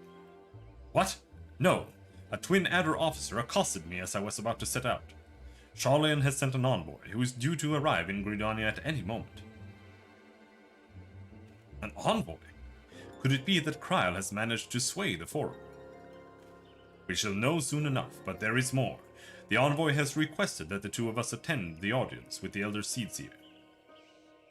Really? I can see why they might want Scions to be present, but us specifically? Wait. It isn't who I think it is. It is. I could scarce believe it myself, but when I inquired as to the envoy's identity, I was told that it was one Forgenal Leveilleur. Your father? Well now. The fact that a serving member of the Forum had journeyed here would be surprise enough. But him? Quite. I glean from this that they are taking the matter seriously. That may be, but why him and not one of the other 98 Forum members?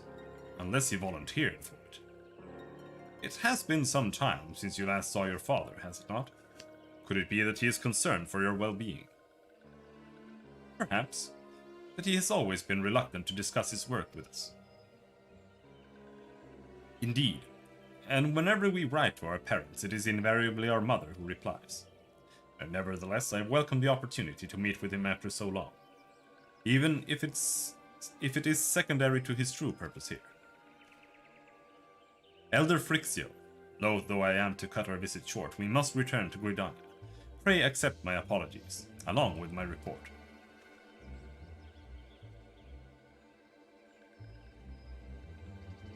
Never mind, there will be time to talk later.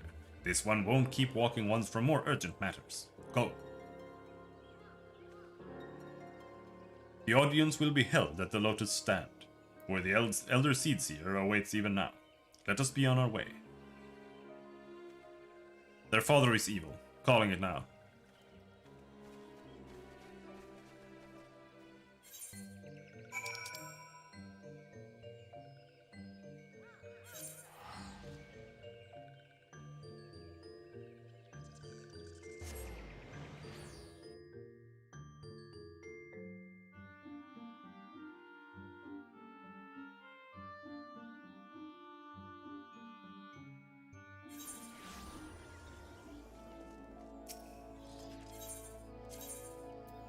Conjurer's Guild.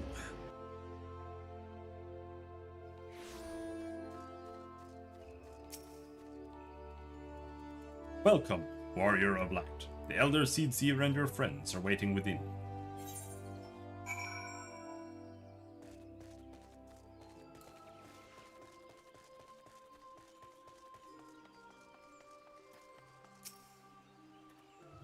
My friends, I thank you all for coming so swiftly. Word of Master Fulchinol... Is his name 4chan? Word of Master Fulchinol. Fulchinol's visit took us quite by surprise. When the Alliance granted Mistress Kryl permission to request Sharlayan's aid, we did not anticipate so promptly a reply, much less that it would be delivered by a member of the Forum. What the nature of the reply may be, we shall soon discover.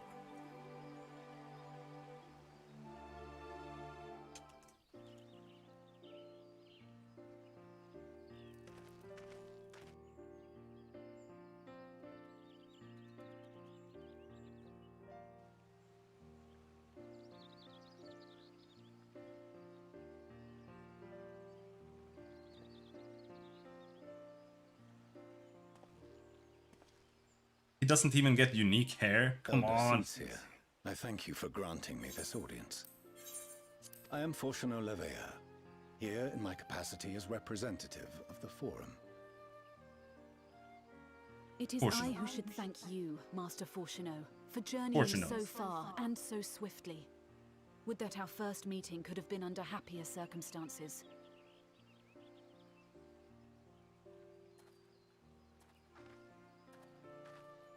It has been too long, Father.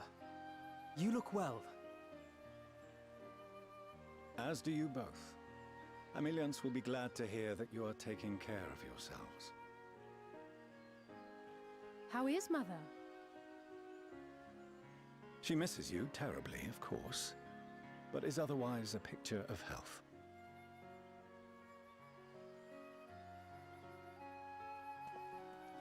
Circumstances apart, I'm grateful that our meeting has afforded me the chance to be reunited with my children at long last. And I believe I also owe you thanks for the hospitality you showed my father, Louiswa, during his sojourn in Eorzea.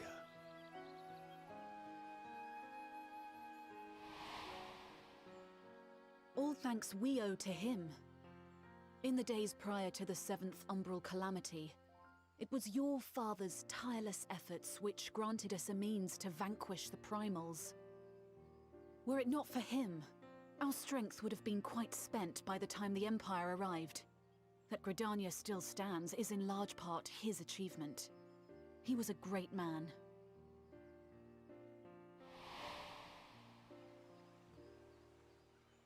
He would doubtless have been moved to hear you say so. I must confess, however, that I opposed his decision to intervene. And my position remains unchanged.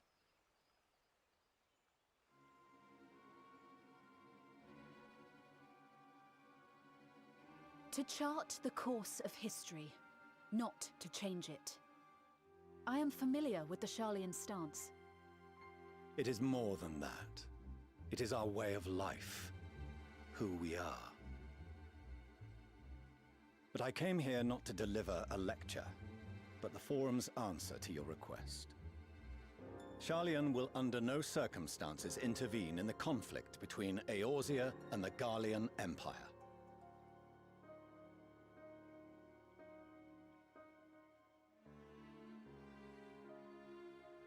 May I ask for what reason the Forum has come to this decision? The final days spell the end not only for Eorzea, but the entire world. The final days? Pray spare me your hyperbole. This conflict is no more than the latest in a series of petty squabbles between yourselves and Garlemald, one in which Sharlayan will take no part. If the final days were truly upon us, we would know. Father, you must ask the Forum to reconsider. You may feel safe on your little island across the waves, but if you imagine the Telophoroi will leave you be, you are mistaken. They mean to kill us all, themselves included. Alphino is right. We have seen what the enemy is capable of, the lengths to which they'll go. This is no time to turn a blind eye. If Eorzea falls, so too will Sharlayan. So if you truly love our homeland, you will join us. Now, before it's too late.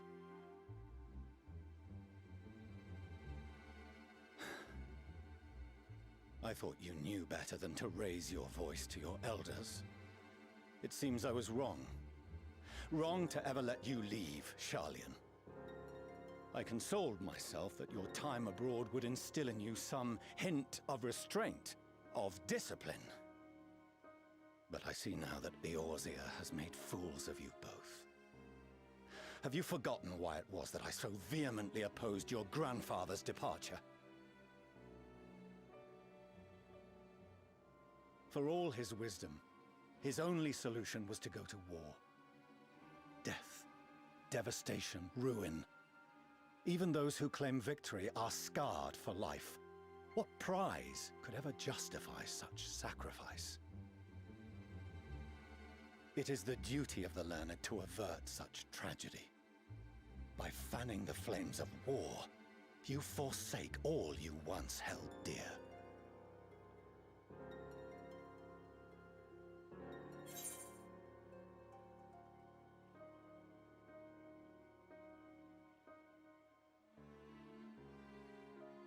Gonna own him. To ignore the plight of those one might conceivably save is not wisdom. It is indolence. That's what his father said.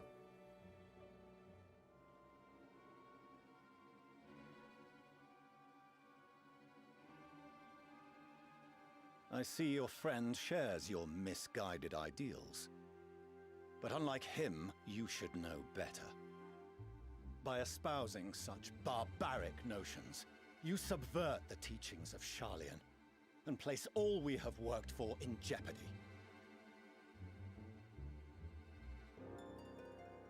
Alphino, Alisaie, as of this moment, you shall no longer bear the name of Leveilleur. What? Father. How you choose to live your lives is no longer my concern. If you wish to walk the path of ruin, I will not stand in your way. Got its own, dude. Master Fourcheneau, while Sharlayan may have no intention of intervening in this conflict, we can still part as friends. Will you not stay and speak with us, that we might learn of Sharlayan's hopes for the morrow? I have said what I came here to say. Any further discussion would be meaningless.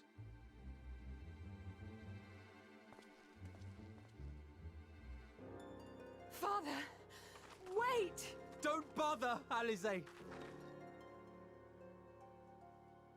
How can you stand there and watch him walk away? How can you let this happen?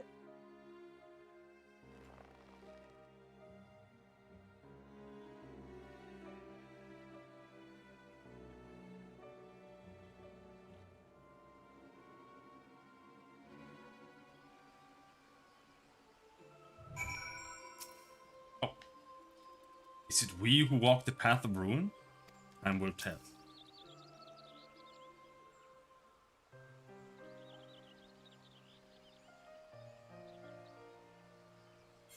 So that's what he came here to say? That we're all fools for having the temerity to defend ourselves against the Telophoroi. And as for the rest, Like it or not, it was the Forum's decision to watch from afar while Eorzea burns. Father was but the messenger, and as he handed down their judgment, I could think of nothing that could possibly sway him. I still can't. To have prolonged the discussion would have changed little, for it is not only Master Fortunal who must be persuaded, but the Forum as a whole. Their decision was made ere your father crossed the sea. Nor is it like to be changed, and so we shall face the Telofroi without their aid. Forgive me, but if they had no intention of helping us, then why would they go to the trouble of sending an envoy in the first place? Why did they not simply keep their counsel, and as they are wont to do?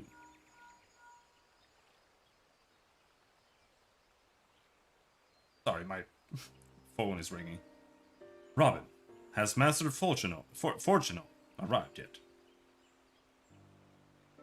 Then it is as I feared. My efforts were in vain. I pleaded our cause to as many Forum members as I could, but they flatly refused to discuss the matter. No, that's not exactly true. I should rather say that they ignored every word I said on the subject, without exception. It was almost unnerving. Could it be that they are hiding something from us? That might go some way to explain Master Fortunal's performance. When he said that they would know if the final days were truly upon us, I dismissed it as pride. But what if they genuinely believe that they know how the world will end and simply disagreed with us about the circumstances? That I don't know, but something tells me they are not as concerned about the they are not as unconcerned about the Telofroi as they claim.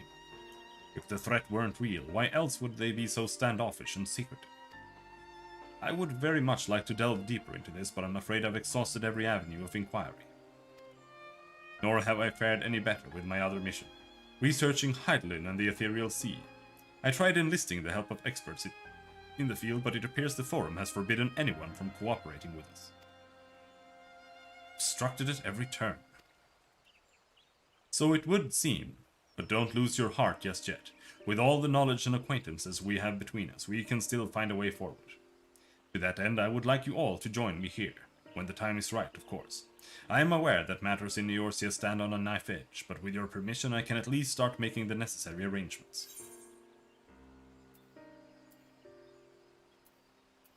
Please do. Excellent. Obviously, keeping the Telofroi at bay must take precedence, but with luck you'll be able to make the journey to Charlie and Erlon.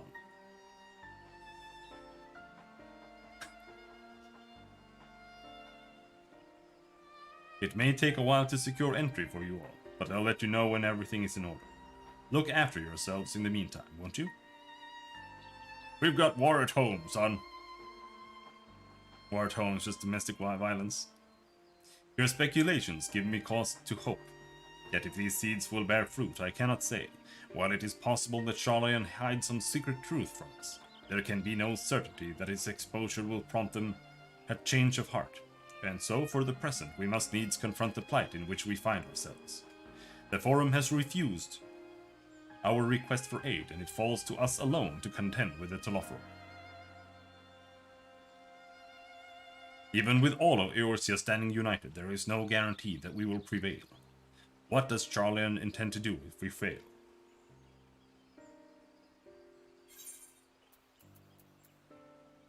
Lemon muffin? I don't want any of this. Stop forcing me to eat lemon muffins. I mean, I wouldn't mind some lemon muffins, but not in game.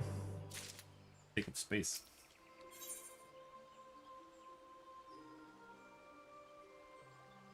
Final quest!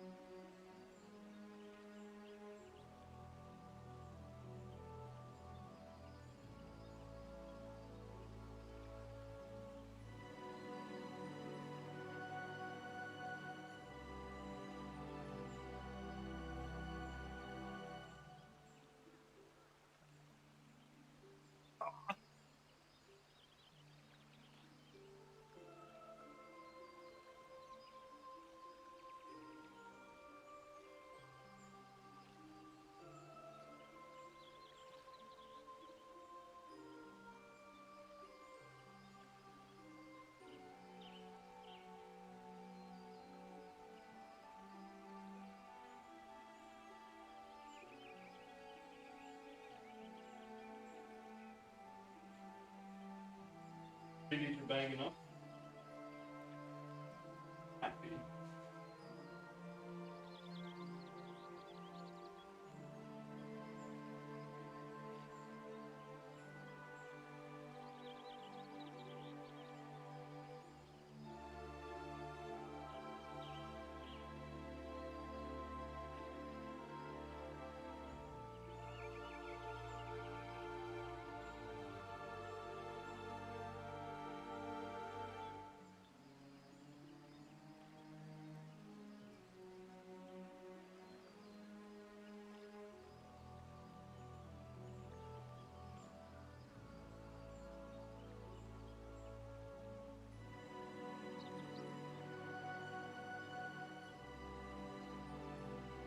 Oh!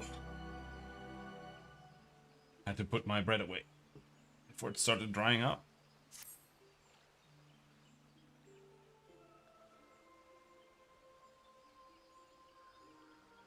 While Charlian's stance is indeed disappointing, we cannot allow ourselves to be distracted from the challenge before us. There is much and more to be done. I shall begin by sharing the forum's response with my counterparts in the Alliance. Meanwhile, I would ask that the Scions. Grave tidings, Walking Ones! Grave tidings! Calm yourselves, my gentle friend. What has occurred? These ones who went to see Feathered Ones sent terrible news. Destroying ones have appeared in Zelfato. Destroying ones and captured ones, and even frightful godly ones. Feathered Ones didn't stand a chance, and we were sent flapping and squawking. When did this happen? Is it too late to help them? Too late, yes, much too late. But luckily, destroying ones were only passing through, and continued on west. Feathered ones Feathered ones who did not fight were left unharmed. West? That would be Kurthus.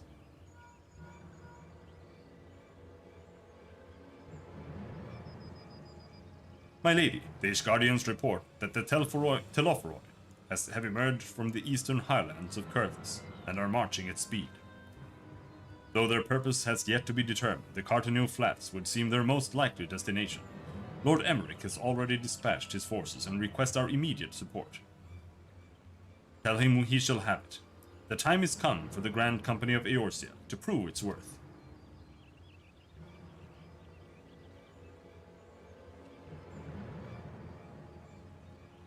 Well, mayhap it is a mercy that we do not have the time to stew upon our misfortunes.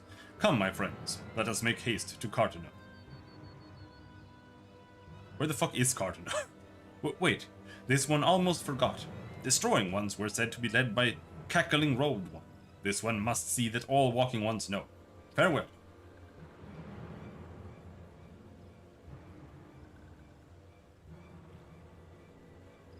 Fandaniel?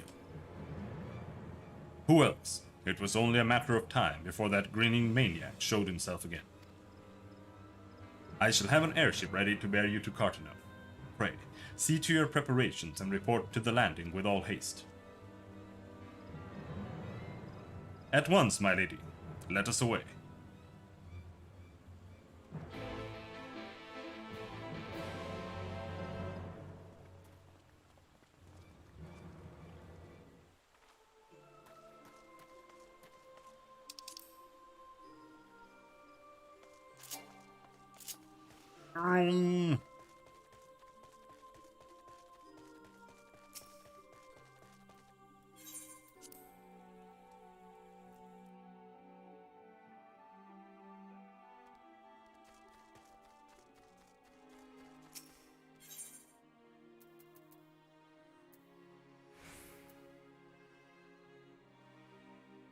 The Carline Canopy.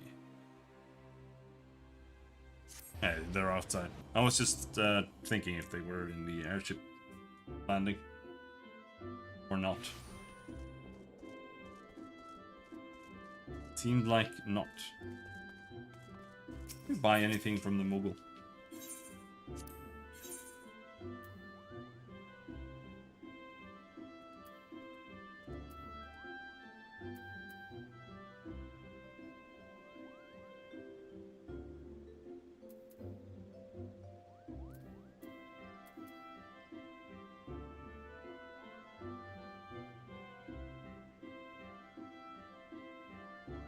The dark bird.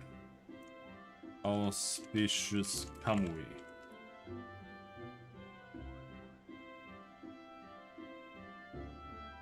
It's a dog.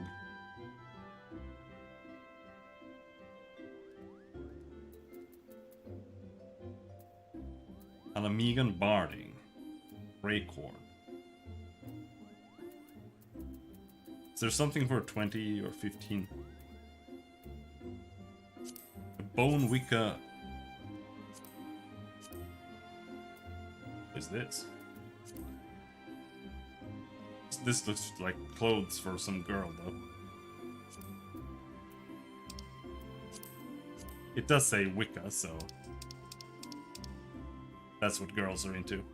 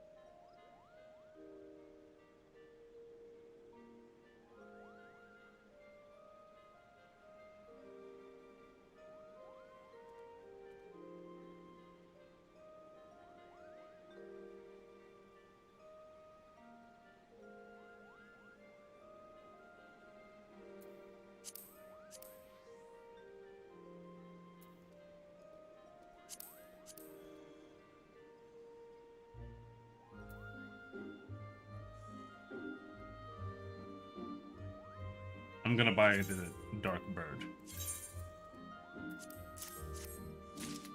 These are those were the old ones. Anyway. Can't buy anything? That's bullshit.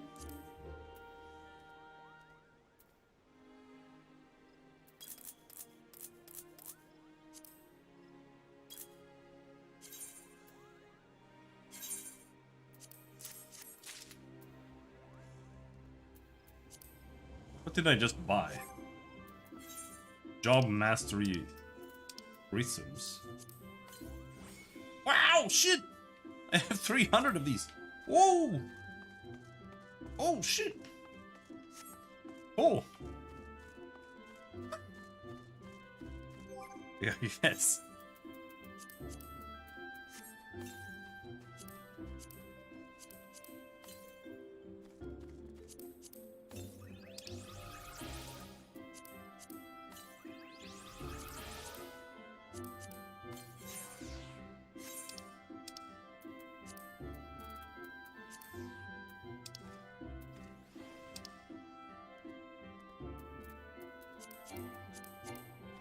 All we had to use?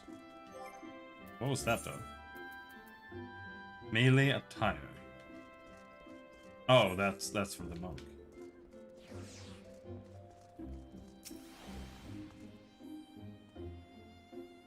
Robin, it would seem Pordola here has come all the way to Gridania to find us. I have explained the situation, but she insists her business is urgent. Aye, it'll be over sooner if you shut up and come with me. Oh, forceful mommy.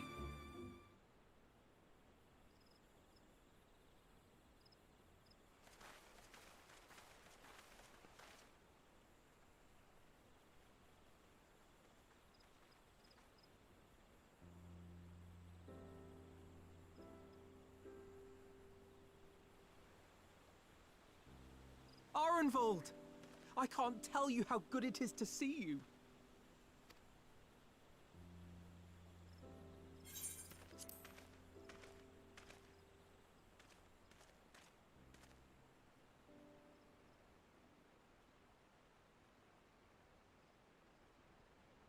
It arrived a lot sooner than expected, eh? The day I craned my neck up at you.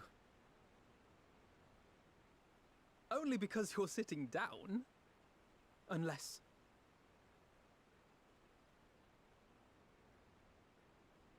Afraid so. The Chirurgeons say I may never walk again.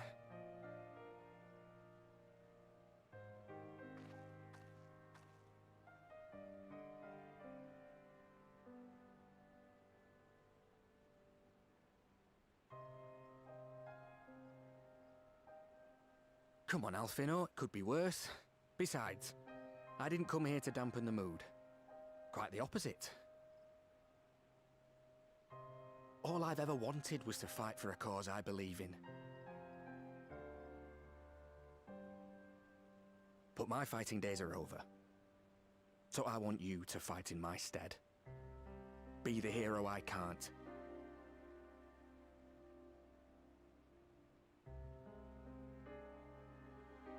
I am no hero. That's what they all say, though. No one ever calls themselves a hero.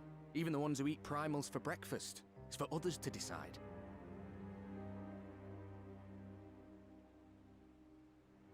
Look, Alfino. You already are a hero. To me and countless others. We see you doing your damnedest to protect us all. And you're not alone, are you? There are people who believe in you, just as you believe in them.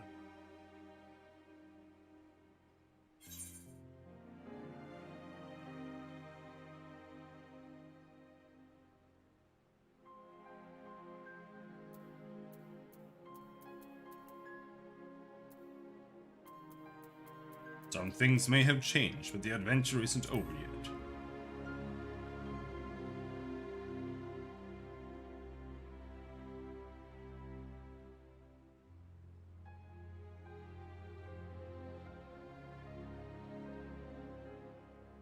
I know what's at stake, and how many people are depending on you.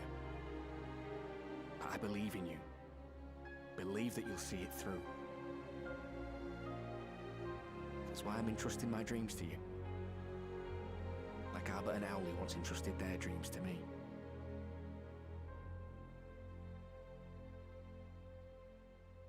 There was a time when I would have borne the weight of such expectations without a second thought.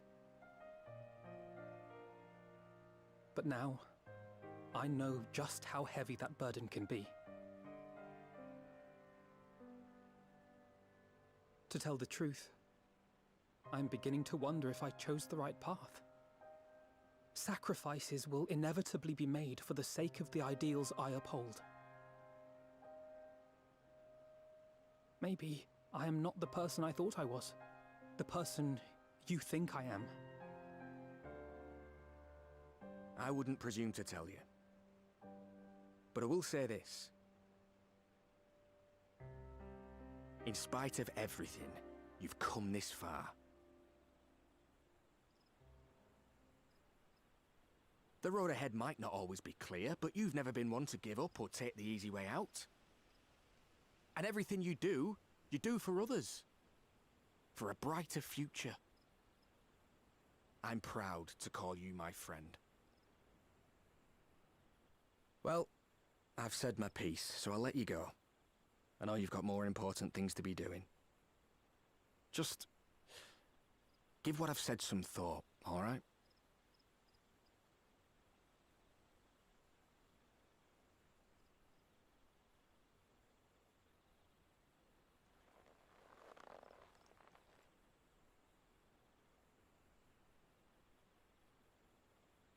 I shall, my friend. And we will meet again soon, I promise.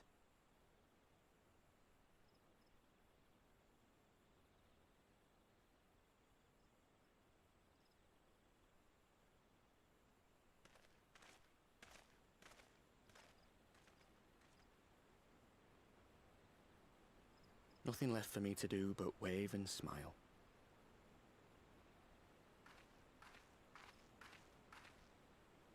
You've got a pretty narrow view of what it means to be a hero, do you know that?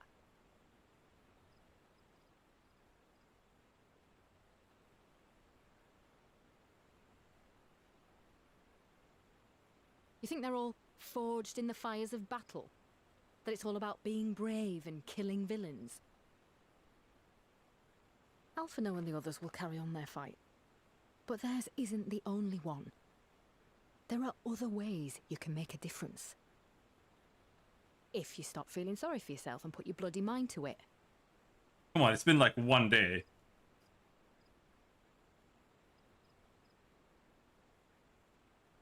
There's not much chance of me living the quiet life with you around, is there?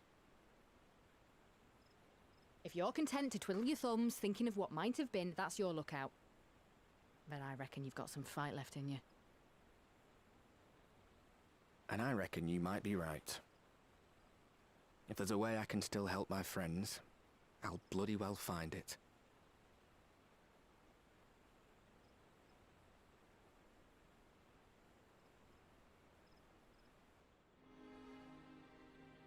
Congratulations on the D's.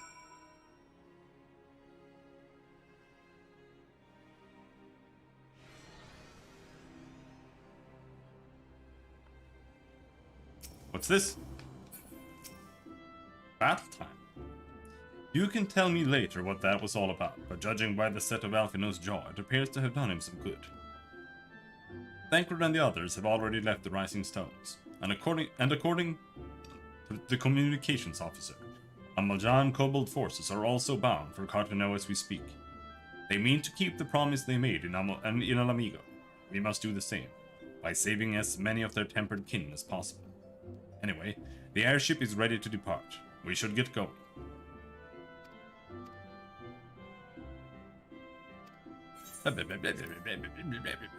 If you log out, your progress will be lost. The game is going to help me with that. It's going to help me. It's going to help me log out.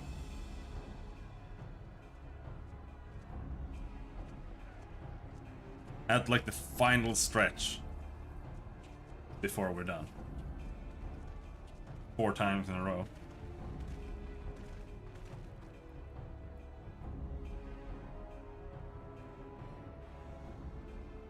My fellow Scions, as I am sure you will have heard, we can expect no help from Sharlayan, nor are we any closer to discerning the Telophoroi's grand design.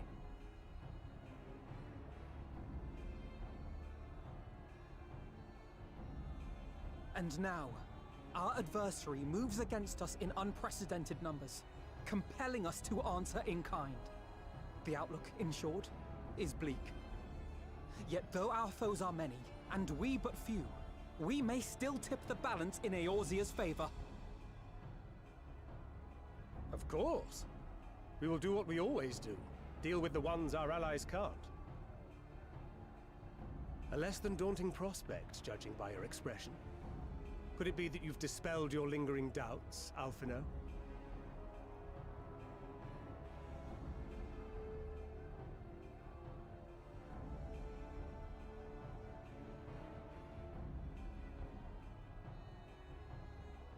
Oh, I doubt I ever will. But as my friends have kindly reminded me, I have come this far, and that must count for something.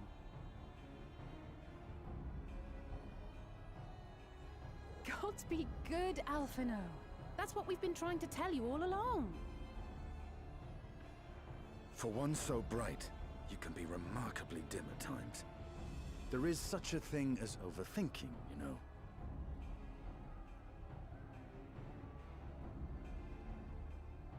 Might I suggest that we continue this conversation after the battle? It would appear that Telophoroi have already arrived.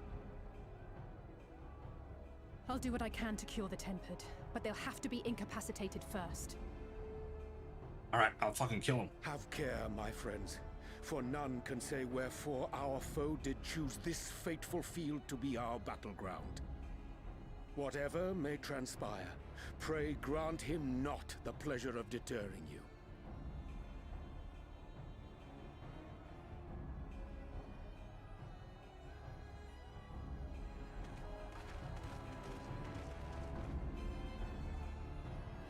I think if I could find some other chest piece for this set, the gloves and the greaves could work pretty decently. But I honestly don't really like this one otherwise. It clashes pretty heavily also. Listen well, friends, the Telophoroi are sweeping across Carton. As for the Ascian, he was briefly sighted above the battlefield, but has since vanished. He likely intends to watch events unfold from the air. Thus far, the movements of the lunar primates have proven difficult to predict. Even when poised to ambush our troops, they instead withdraw for some unknown reason. Whatever the Telophoroi's plan may be, the primals are our primary targets. Understood, they will not elude the Scions for long. yourself. Let's give it our all. Let's see if we can die here. The classic, I'm gonna pull everything. Huh. How do these guys pull heavier aggro than I do? Come on now.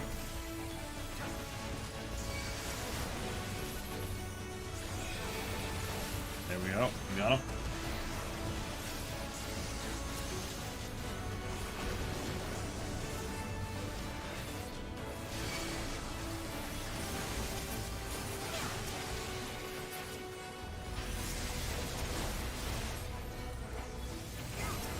I will keep them occupied. The rest of you seek out the primals. What do you mean? I just pulled them all. Let us divide our forces that we may locate the primals more swiftly. Tancred, the Stolen and I shall take the east. I'll concentrate my efforts on the temple. With luck, I shall have the chance to cure something. Then I'll go west. Robin, Alphino, come with me.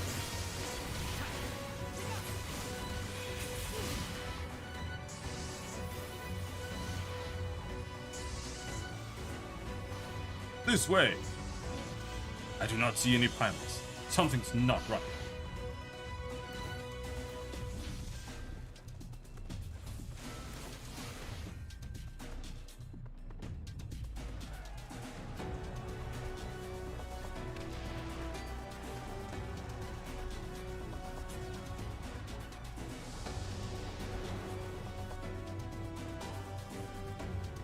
As the Scions spread out across the field, Alice and Graha take the fight with the Telofro.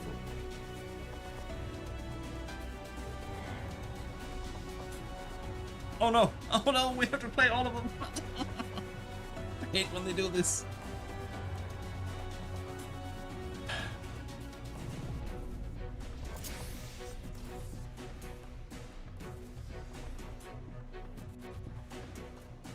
In the coming battle, you will fight as Alice. Control 6.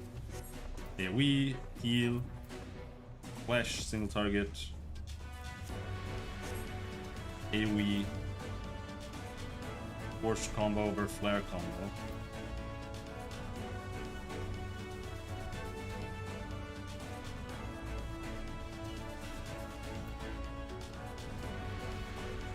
Alright, whatever.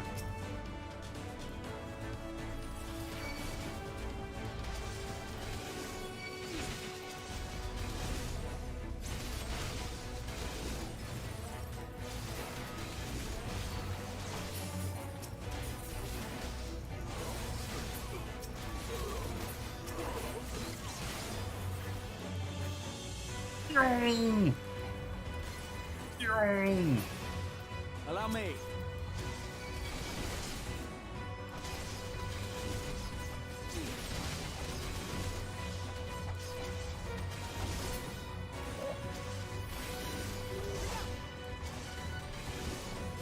Their tempering has gone too far to treat them here on the battlefield.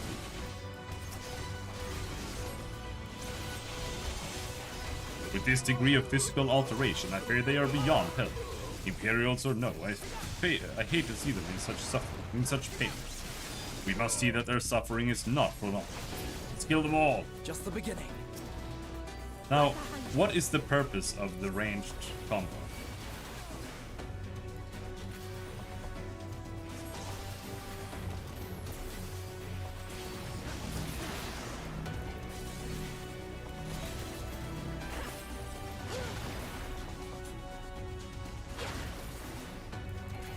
Is this thing on cooldown for a while after using it? Or... Yeah, okay. That's the idea. Now you use the actual red mage combo.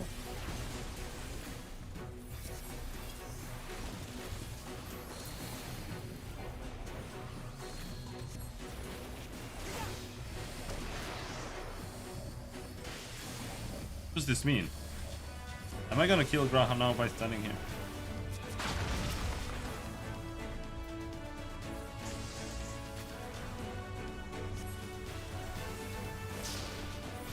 Oh, it was close as fuck.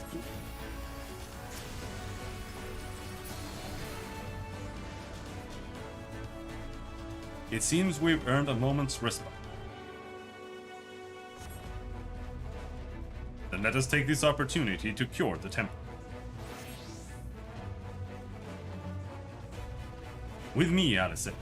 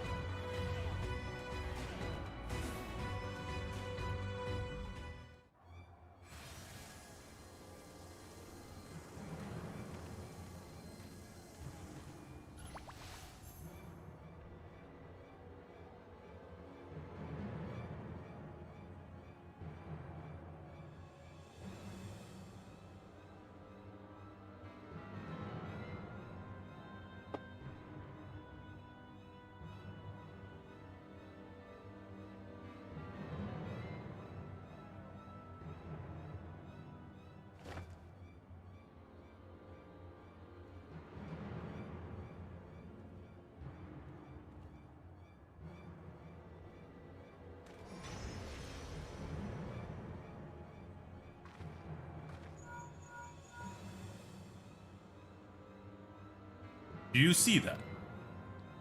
The glyph? Yes. How worried should we be?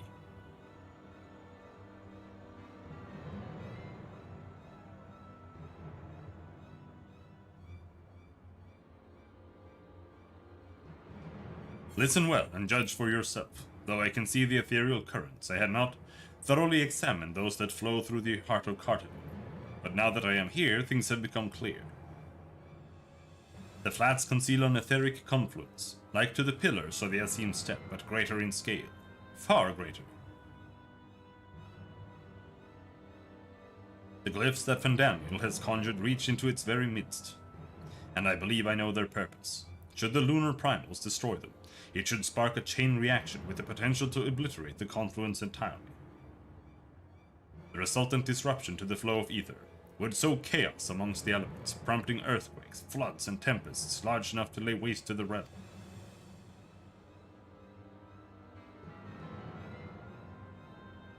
That he would go so far cometh as little surprise.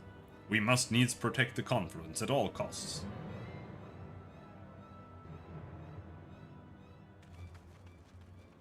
Time to play a little Dynasty Warriors.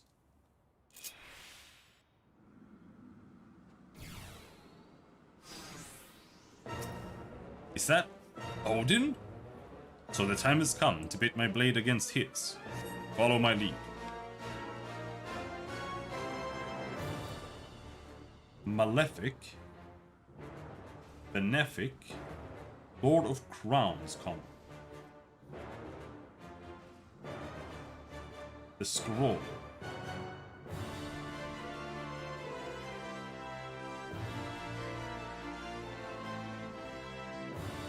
Healing. Alright, whatever.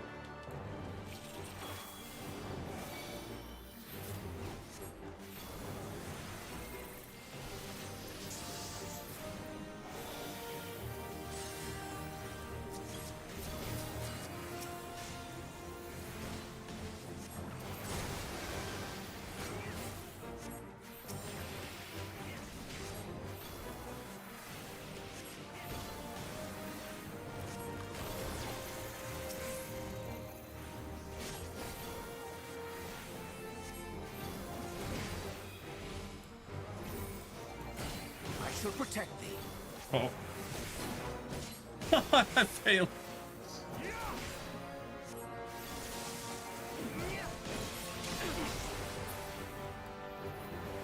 It was the channel. Apparently.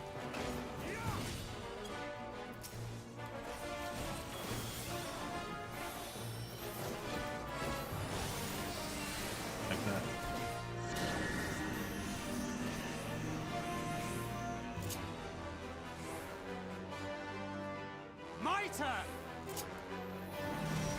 May the 12 guide you.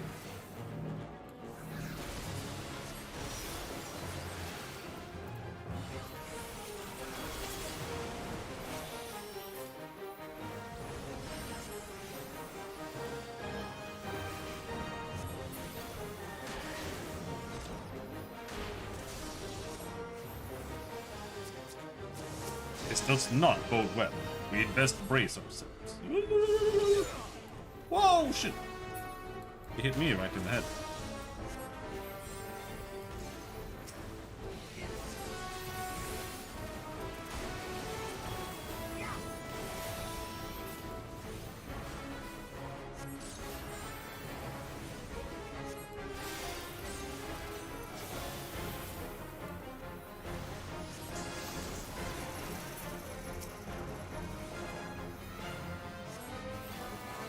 Take all three of us to protect the thingy. But first, Thancred doth require our aid. Yeah, I'm trying. Away with you!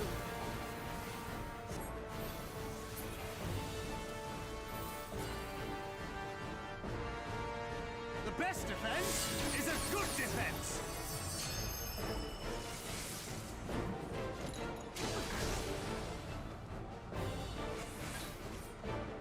How long can I keep this up? Forever, apparently.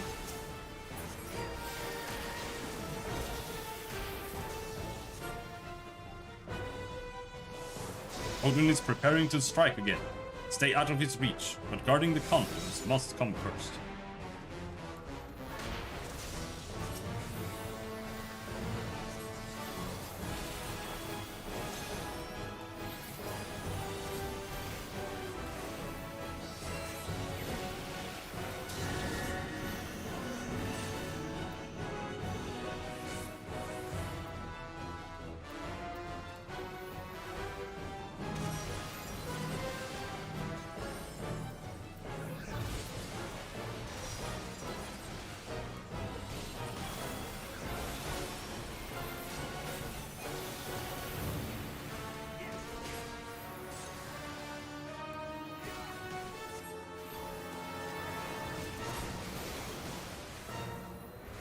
Ultimate Santetsuken. He yet stands. A glutton for punishment, it would seem. In which case I'd be glad to oblige him. Kill him faster! You guys are too slow! Whew.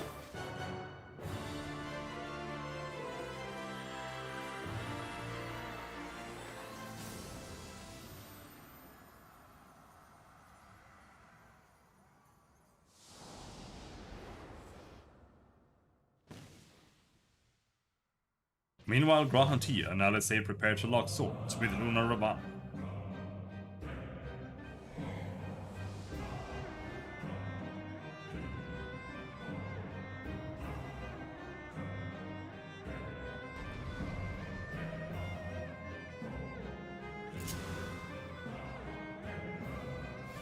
Now we have to read all his skills. Medica 2. Break prevents spell casting movement and other activities of all nearby enemies. Thunder. Ice restores mana. Fire. That says cure. Okay.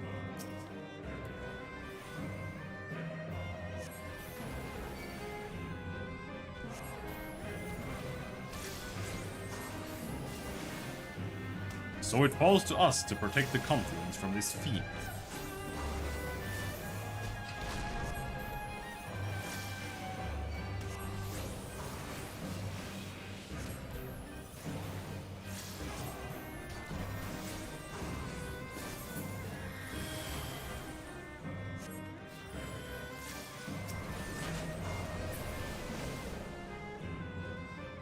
Like moths to the flame. We have to keep them from the conflicts, but there are so many. Then allow me. A quick casting of Break should buy us time. I have you now.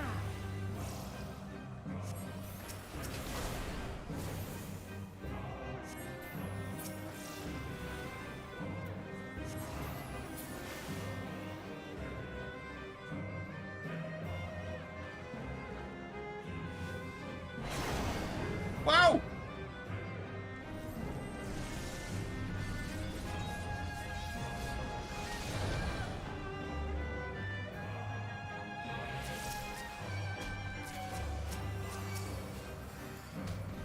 That was a little closer for comfort. How's our chance? It was a little close for comfort.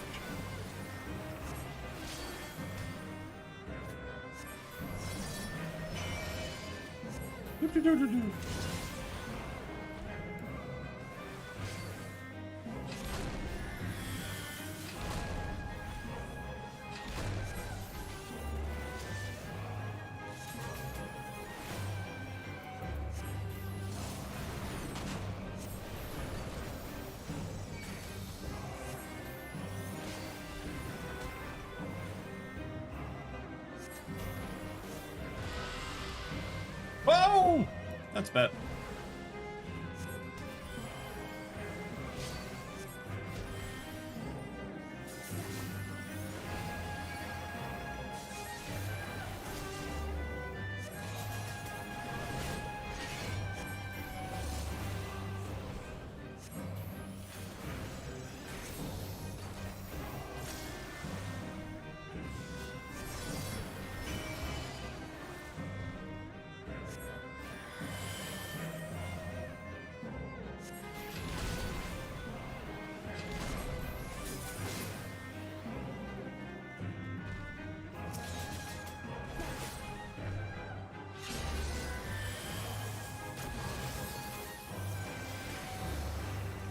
Rolls of immortality.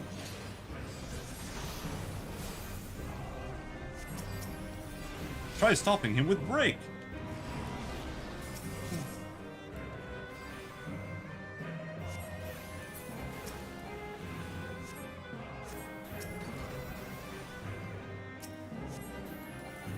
Let's hope that break works as intended.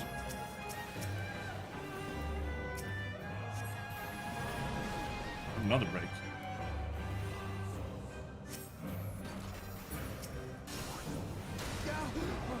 Ouch!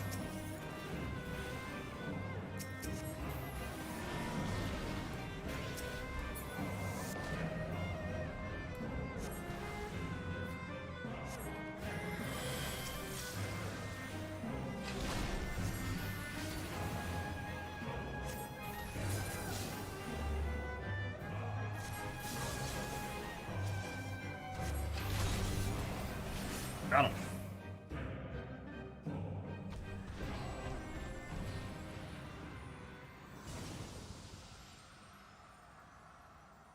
I want to play a white-black mage as well. Like, he's not a red mage, he's literally all the classes. At the self-same moment, you stand shoulder to shoulder with Alphino and Astinian, resolved to lay Lunar Ifrit low. I get to play myself? Dude, this guy doesn't stand a chance.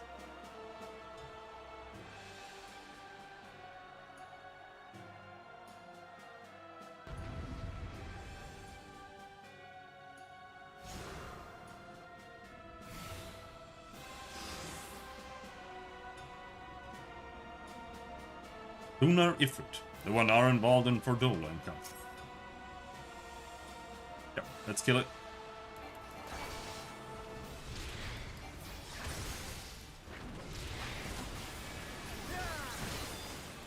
This one is not to be taken lightly.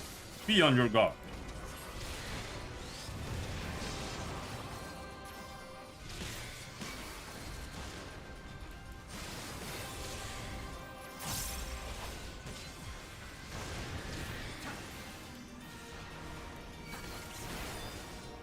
That was not safe.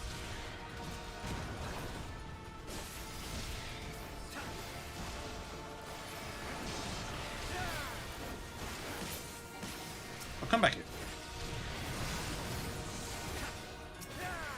Infernal nails. Whatever those are, they bode ill for us. Smash them to pieces. Or it's too late. You're finished.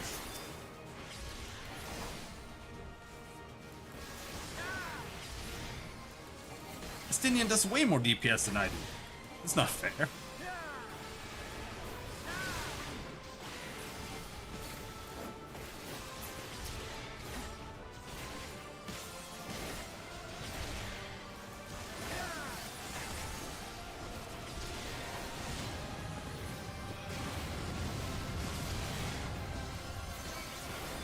We must fight on.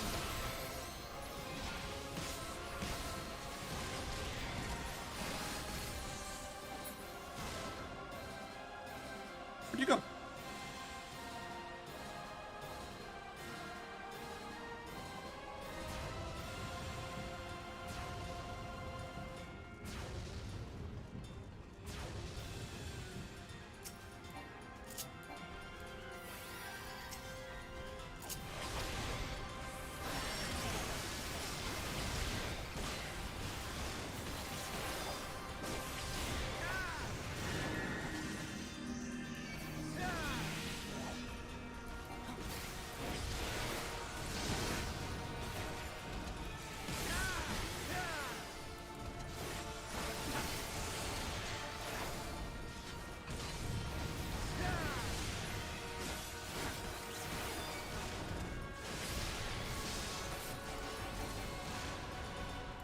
But this is the same pattern as the other guy. Come on. Get your own.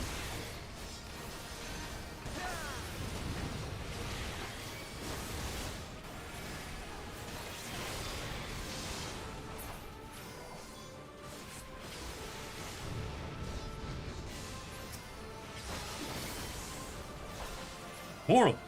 Our foe seeks to destroy the confluence and us along with it. But obviously, it has come to this.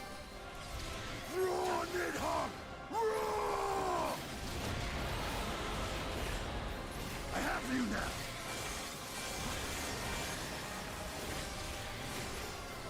Good thing we were attacking these ones.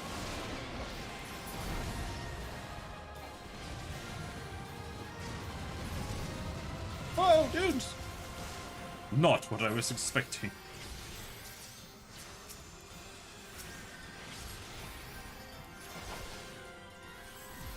Do not even lashes out in desperation.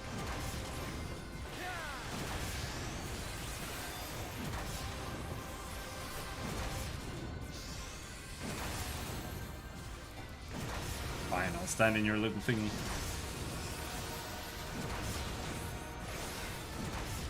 It is time we ended this.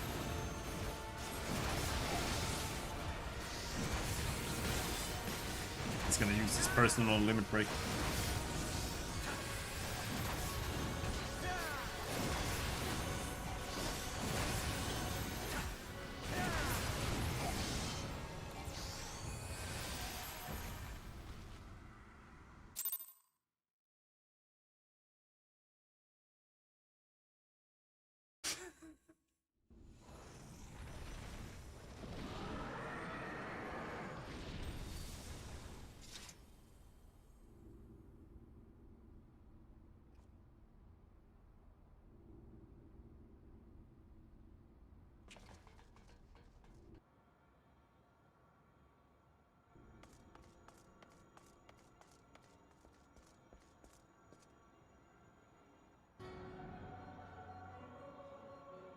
And thus another plan went up in smoke.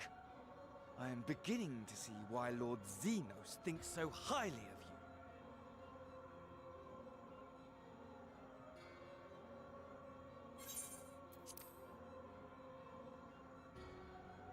you. Not that this changes anything, you understand. You have merely earned yourself a stay of execution.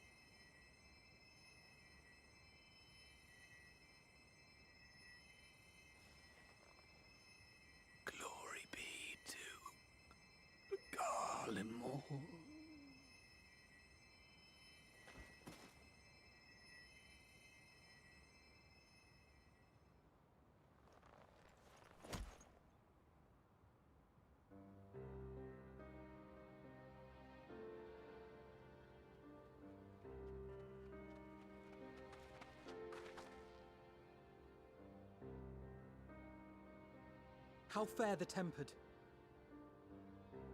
We've treated as many as we can, but some were beyond help.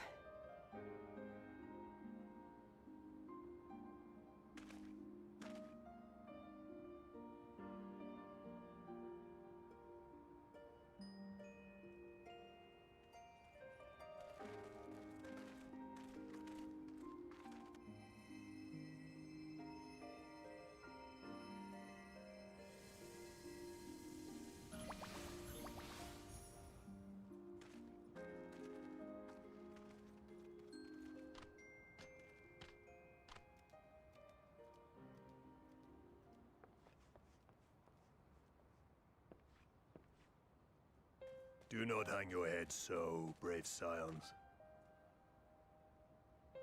Though not all of our captured brethren could be saved, we are grateful for those whose minds have been restored. You could do no more, and that is enough. So please hold your heads high.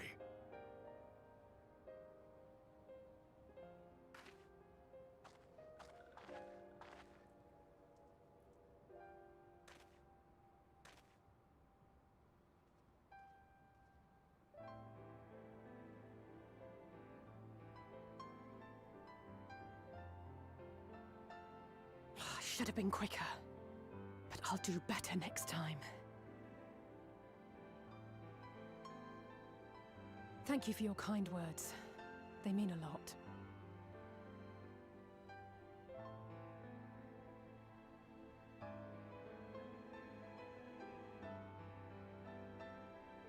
A victory at great cost, but a victory nonetheless. We must stay strong and press on. Isn't that right?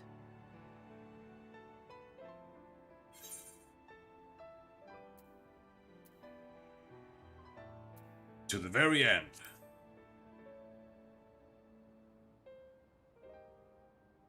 To the very end.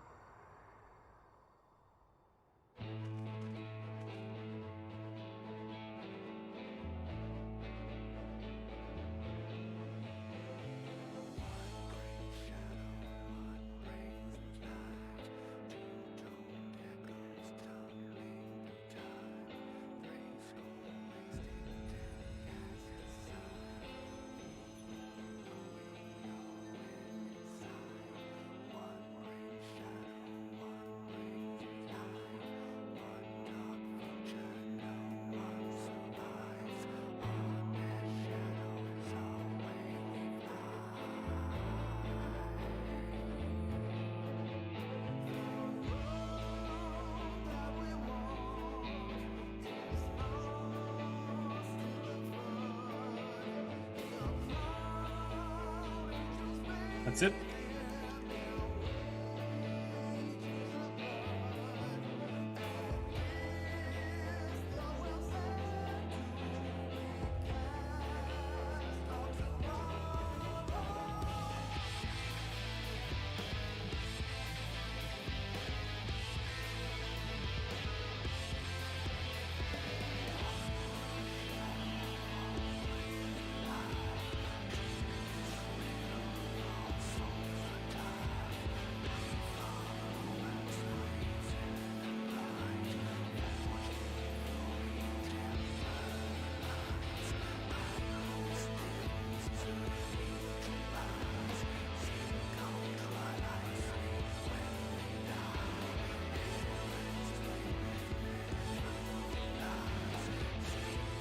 I don't like that.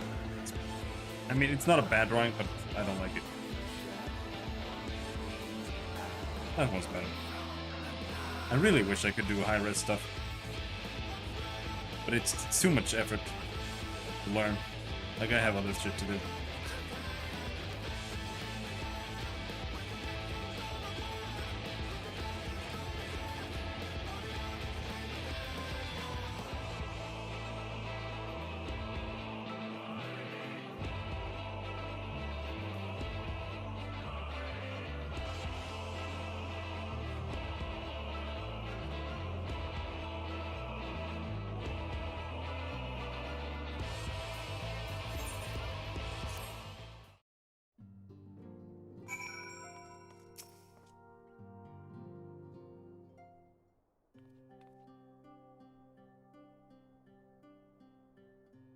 I trust you all enjoyed a comfortable flight aboard the Pride of the Ishgardian fleet.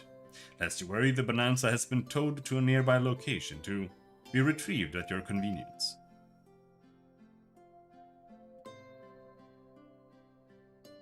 You have thought of everything, Lord Emmerich, and may I say how much I appreciate the hospitality you afforded us on the way home.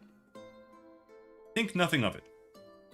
Our destination lay in the same direction, and it afforded me the perfect opportunity to learn how my errant friend has been since last he took his leave.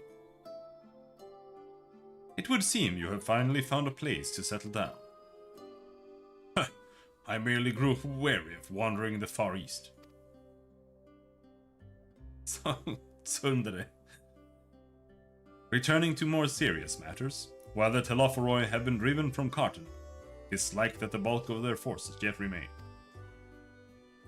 On the evidence of the Grand Company of Eorzea's first joint military operation, however, I am confident that we have the potential to meet such threats head-on, even without the aid of you and yours. And such, while our forces keep the Telophoroi at bay, I would ask that you apply your talents to the task of neutralizing the towers. A sensible division of labor. While the towers remain, so too will the threat of the lunar primals. And given our expertise on the field of etherology, we are better qualified to find the solution. That we are, especially should it happen to lie beyond the Alliance dominion. There is a time and a place for formal investigation, of course, but certain secrets are wont to hide where only enterprising individuals may venture. I could not agree more. There are none better suited to this task, nor any upon whom I would rather rely.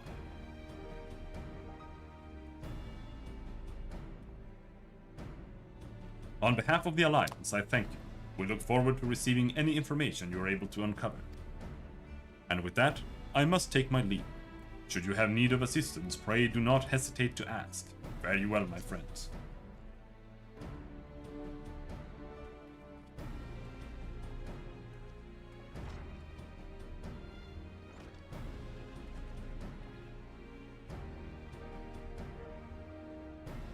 I confess, I had hoped to be able to study the towers more closely, vital as they plainly are to the Telophoroi's plans. If we can discern their ultimate function, we will be one step closer to understanding our enemy's grand scheme. Should we succeed in neutralizing them, of course, it is all but certain that the Telophoroi will mount an all-out invasion. And then it will begin. The one who awaits at the heart of the chaos will come for us, for you. Yet in the end, our true nemesis may be the calamity to end all calamities, the final days themselves. Yes, all right, Alphino. We need a plan, not portents.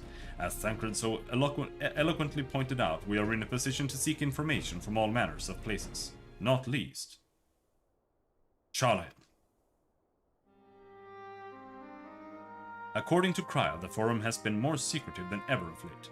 While this may be related to the appearance of the Telophoroi, that remains a matter of speculation. But one thing is clear, the Forum is determined to keep us from discovering the truth. Master Fortunal's performance at the Lotus Stand was enough to convince me of that.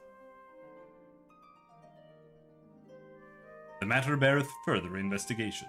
I do heartily concur. Nor can I think of a more promising place to look for the answers we seek on the matter of the towers. Charlian hath ever been the wellspring of etherological knowledge.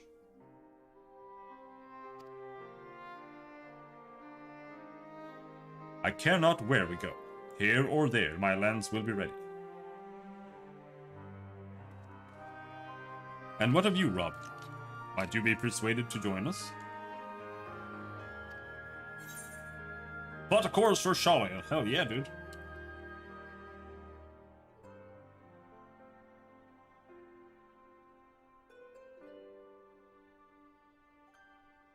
Here, here, it is time we laid bare the Telophoroi's dark designs. It appears we are in agreement. We are but to wait for Cryle to secure the necessary permissions. In the meantime, there is a matter I would investigate. Does it involve tall structures?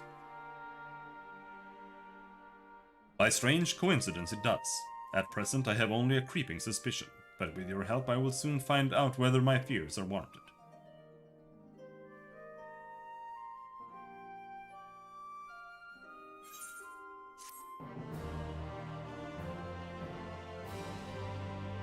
I was hoping we would be able to do more.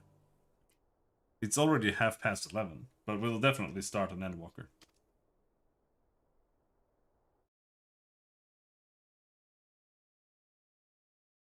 Meanwhile, in the Garlean capital.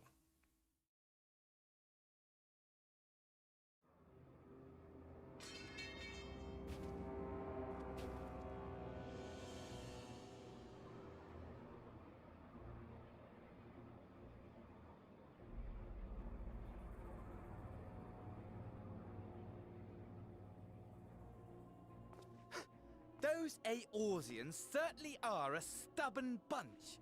Though I suppose you knew that already.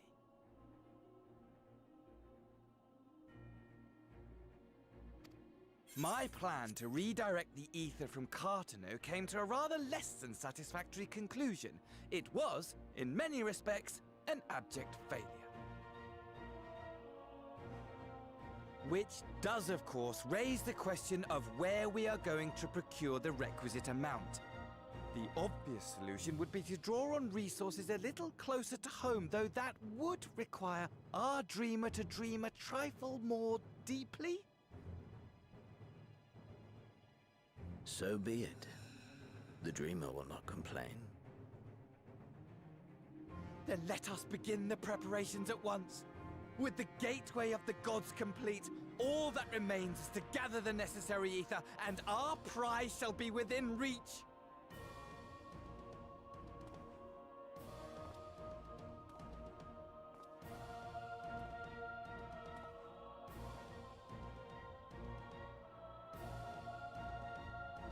The time has come to fulfill your heart's desire, my desire!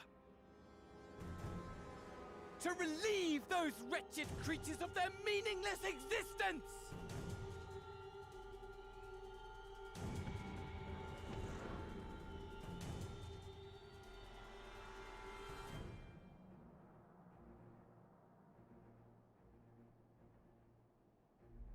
While I await you, I shall drink a sea of souls and gorge myself upon the darkened moon.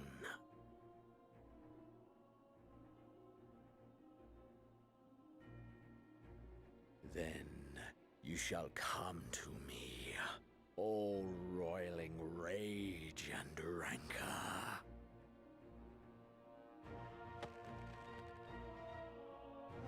And the stars shall bear witness to our final contest. I'm going to assume that Zodiac is imprisoned on the moon.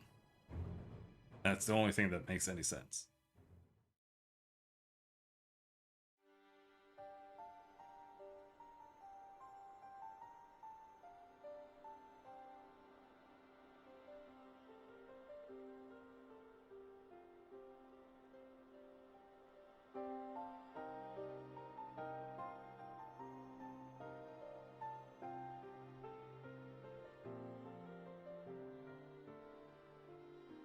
As I thought, the ethereal currents have been disturbed here too.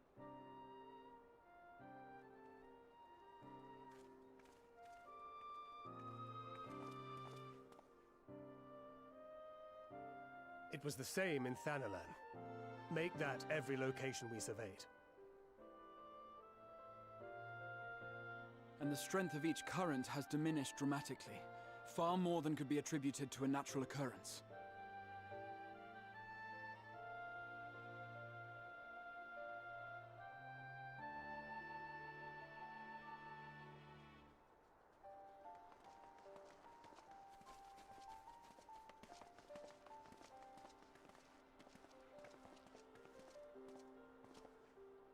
What tidings bringest thou from Dravania? Yeah. We took a number of readings. I know. And It's a little bit noticed sad. that the closer we were to the tower, the lower the etheric density became.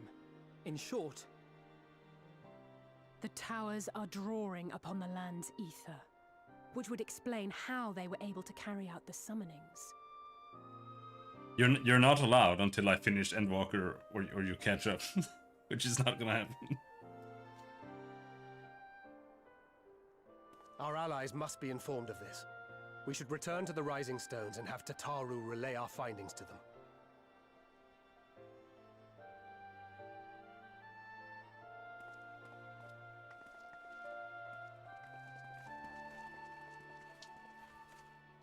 Hear me. Hear me. Hear me. Hear me.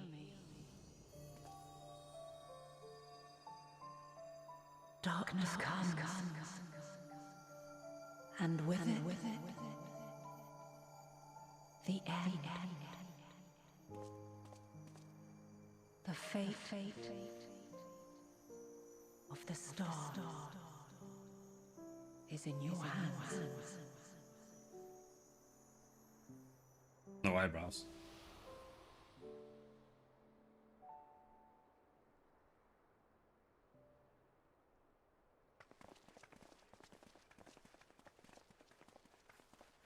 Everything all right back there?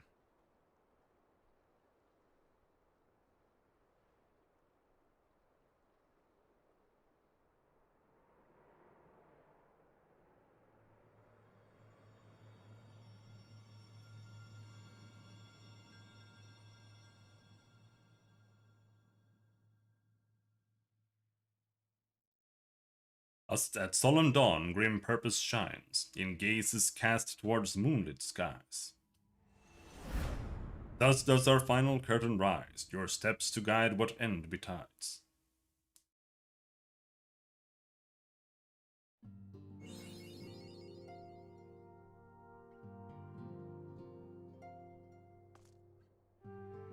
Alright.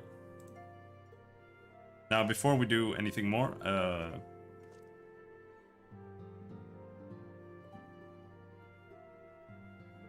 I can't log out to look at it in-game, because then I'll be in queue for like 40 years.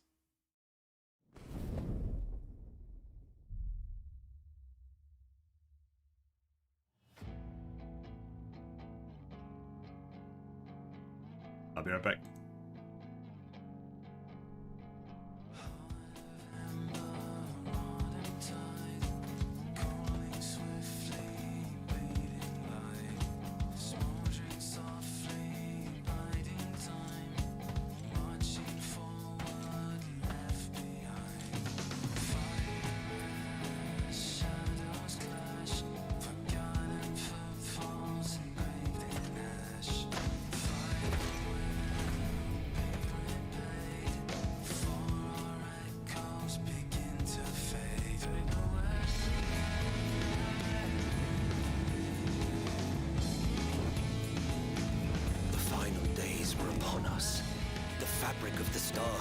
To fray, its land rent by tooth and claw.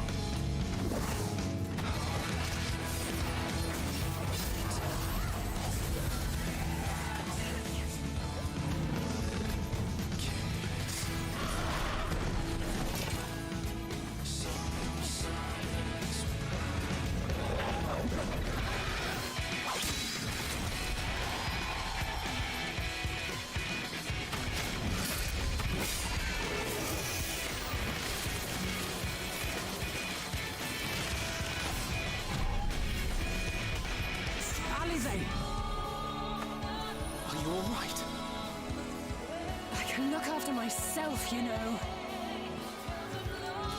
And I've had enough of this rot. Come on!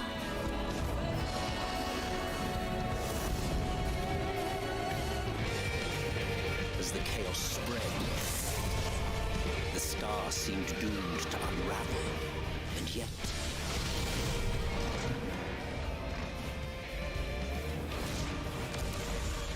there were those who stood in defiance of that fate.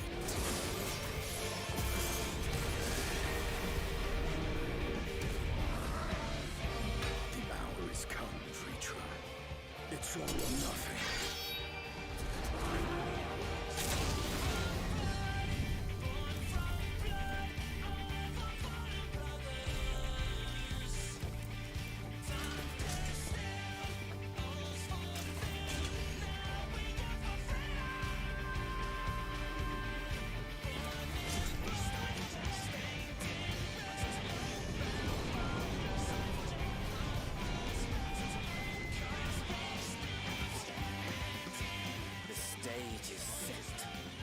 our heroes deign to play their part.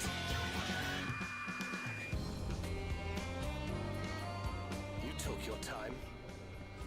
'Tis as we feared. The respite afforded this land was but fleeting. The end draweth nigh.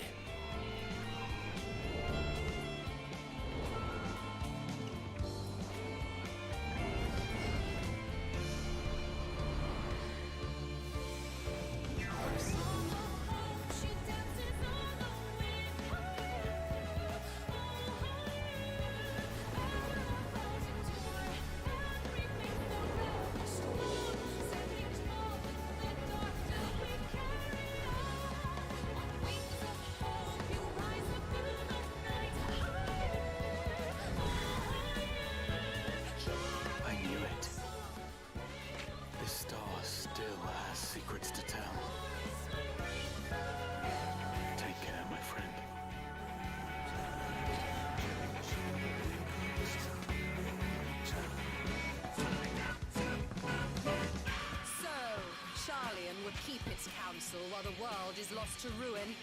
It would. Come what may, we shall live on.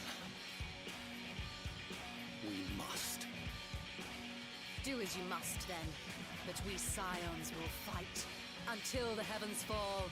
Until our last breath.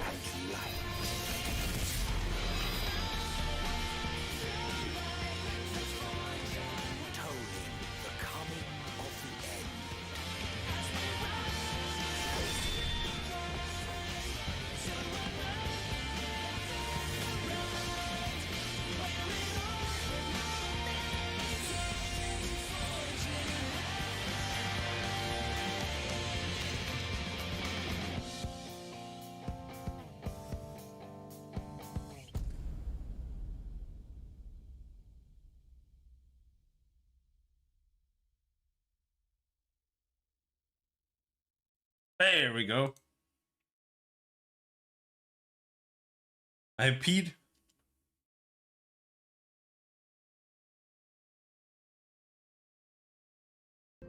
And we watched the trailer. It's a decent trailer. It's not as good as Shadowbringers, but I don't think anyone's gonna make a trailer as good as Shadowbringers ever again in the history of mankind. Robin, do you have some time to talk?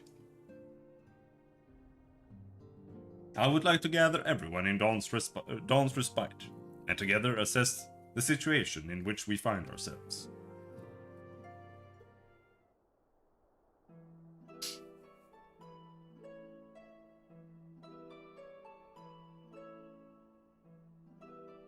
Let us take stock of the facts, shall we?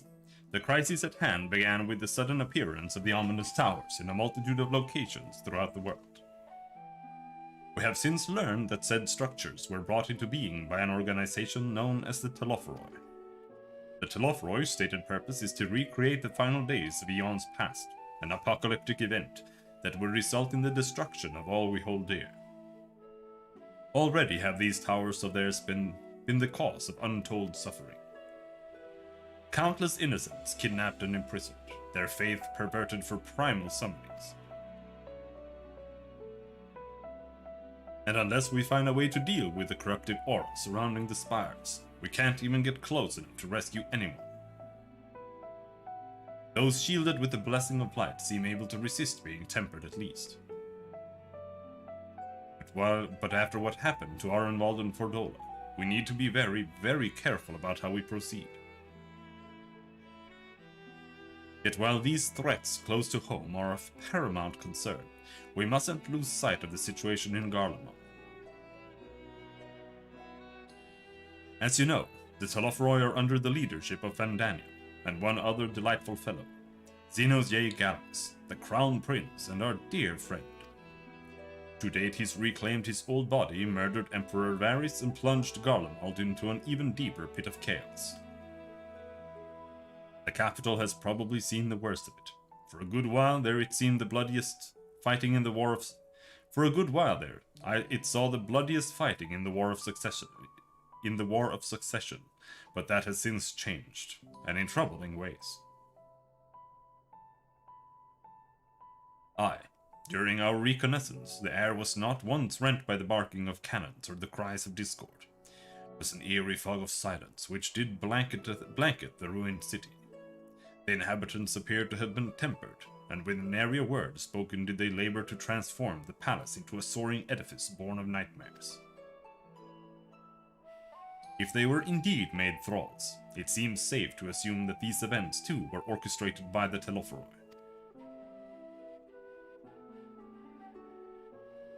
An army of primals is awful enough, but in light of recent developments, I fear it is only the prelude to an even greater catastrophe. We need to devise a means to counter this threat, and quickly, before our allies are overwhelmed.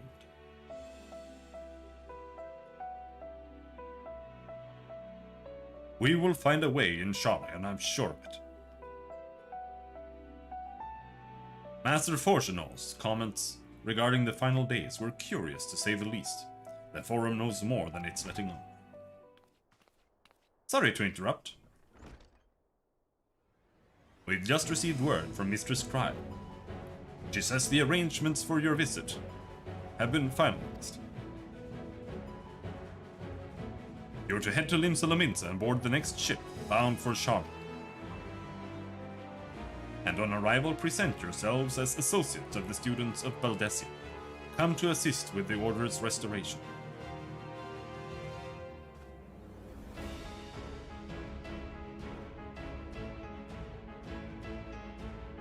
The arrangements may be settled, but what of your thoughts? They must raise at the prospect of returning home after so long. I am eager to see it, of course. Of course! We should set off at once.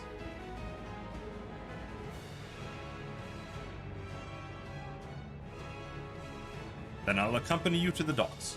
You need at least one person there to wave and cry and wish you a safe journey.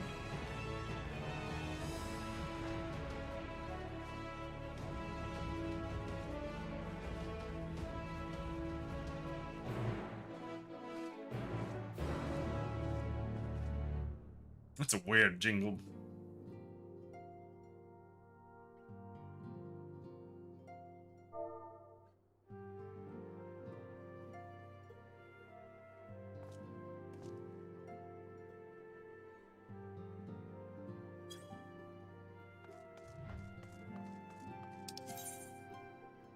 Off to Limsa.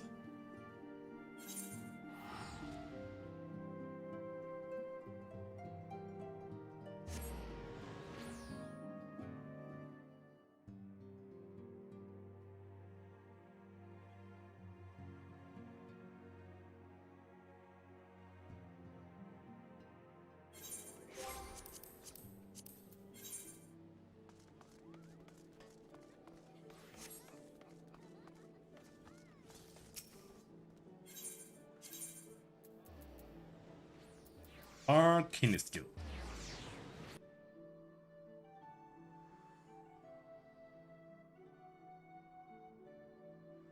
Oh my god, how many people are there here? Nobody. Okay.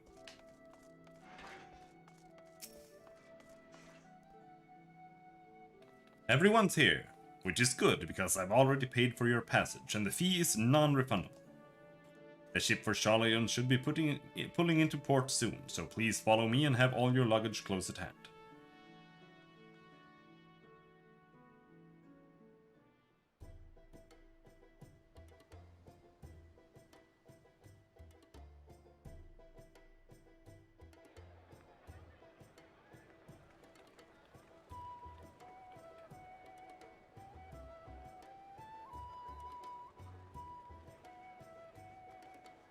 This is where we started. We came in with the ship here. In the beginning. They've almost finished loading our cargo. We should be ready to depart right on schedule. Or so I'm told.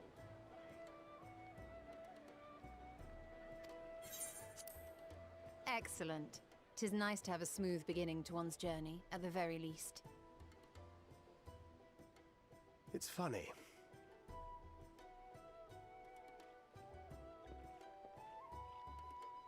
Master Louis Soir came here on a ship very much like this one. And now, years later, the street urchin he befriended that day is bound for his mentor's homeland. With his mentor's grandchildren, no less. Aye. 'Tis upon reflection that every twist of time's river and fate's whims are brought into sharp relief. Thou hast matured much in the intervening years. Wert thou not caught attempting to relieve Master Louisois of his purse scant moments after he made landfall upon this dock?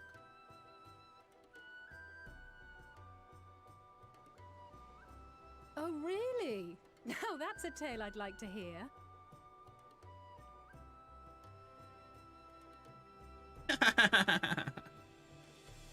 Will this be your first visit to Charlian, Sir Estinian?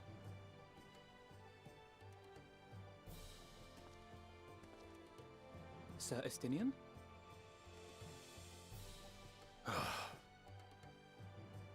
Are we strangers newly met? Why this stiff formality? I, merely meant it as a professional courtesy, since we are now colleagues in an official sense. I'd rather you dispense with the sirs, especially in private company. Or I'll be forced to respond in kind, little Lord Alphino. You've made your point, Estinian. Painfully well. Better.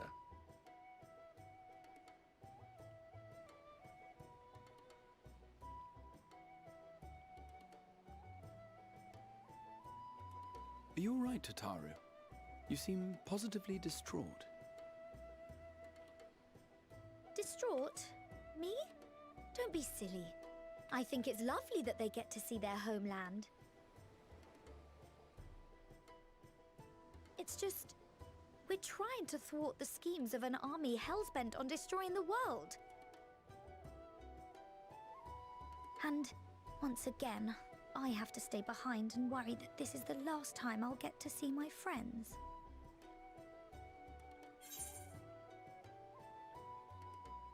I'll bring them back safe and sound, I promise.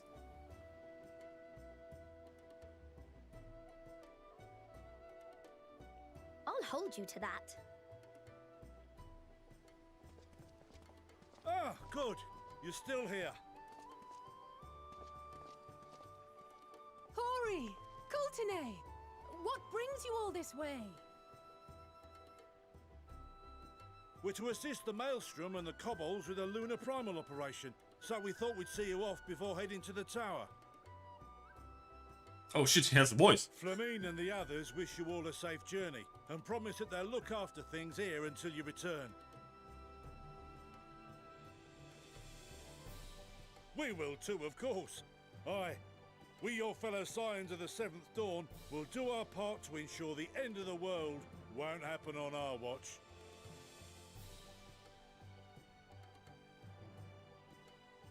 We're set to sail! All aboard for Charlian!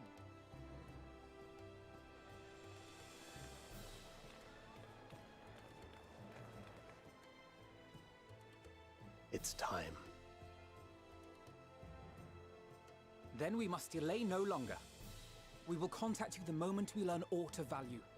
Wish us luck.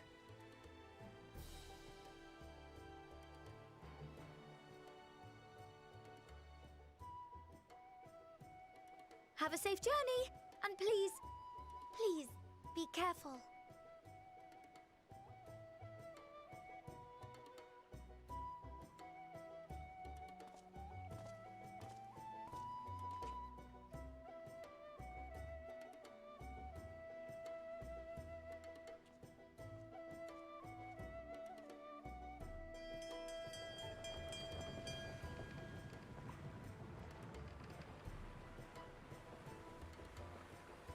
And so you venture forth unto the unknown.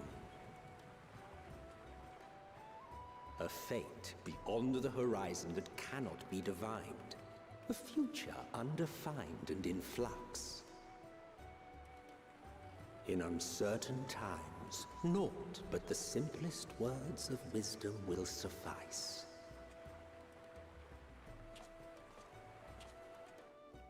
That which lives is destined to die. Love leads to loss. Every beginning has an end.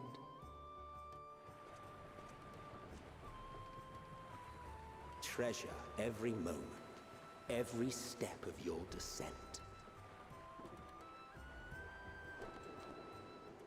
Emmett Selk is narrating.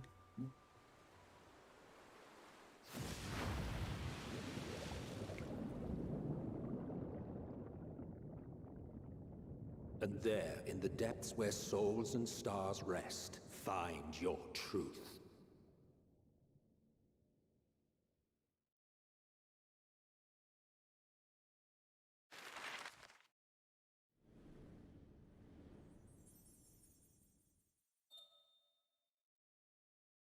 This is the map that Lightblight hates because it's so low resolution. He's not wrong.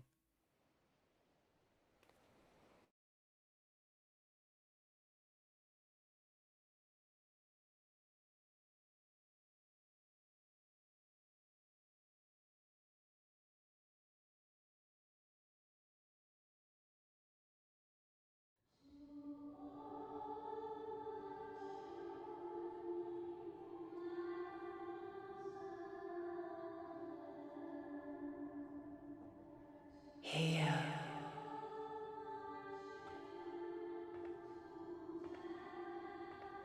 Feel.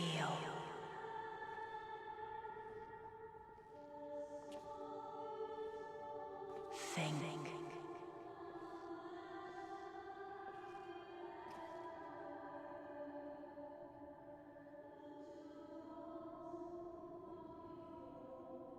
The day has barely dawned, my fellow earlier riser.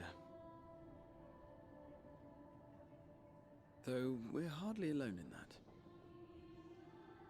Envious of those still sleeping soundly, no doubt.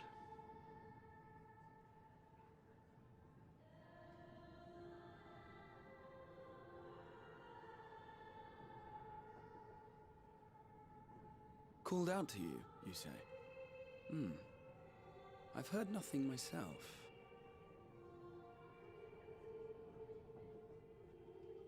In any case, I dare say the sea air will do you good.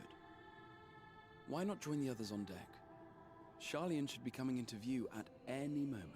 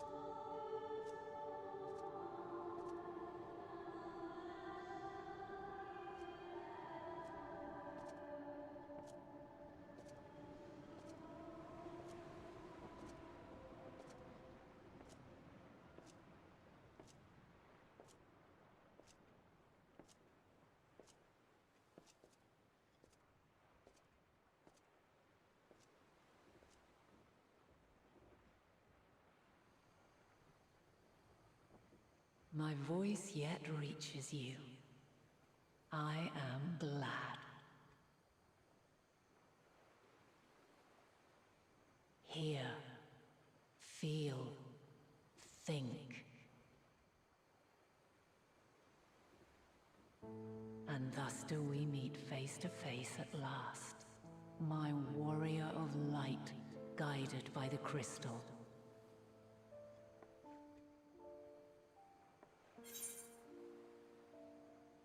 I can trust your words no longer.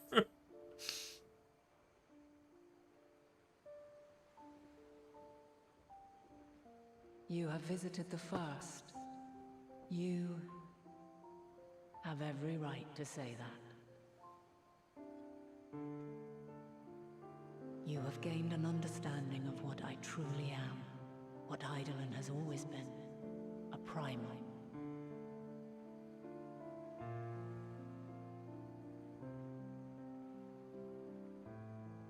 Zodiac was created to forestall the apocalypse which threatened the ancient world, and I was brought forth to bind him.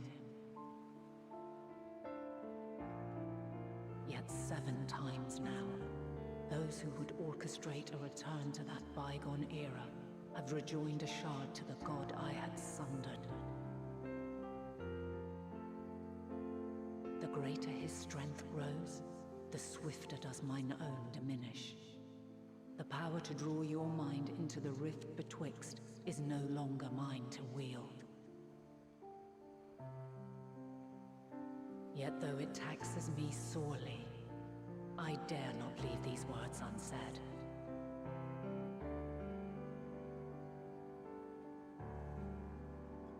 Even bereft of my guidance, you and your companions have accepted the burden of this star's troubled past.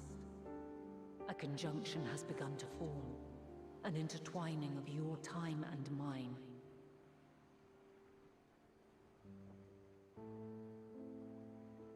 Wheels shudder and turn. Conflict looms. Monumental. Which will decide the fate of this world and all life upon it.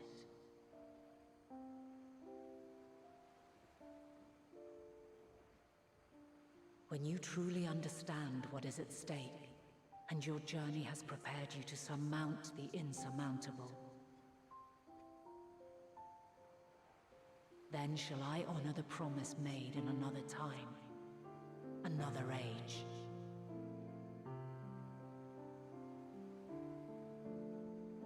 Cast your peepers to the fore, folks! Sharlayan's just over yonder. I will not keep you further. Your traveler's heart must yearn to behold this unfamiliar land. We shall meet again, and soon.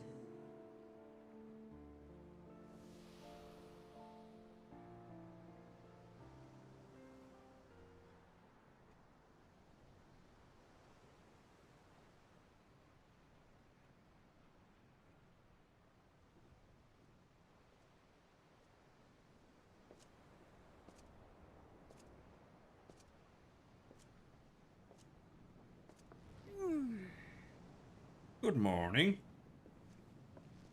Oh, what a fine morning. Oh, still a bit stiff though. And a good morning to you too. Taking a look at the island already? Then let's go. Let's go!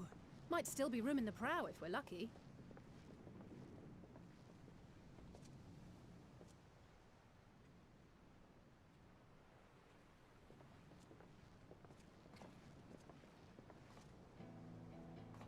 Ah, the sleepers have arisen.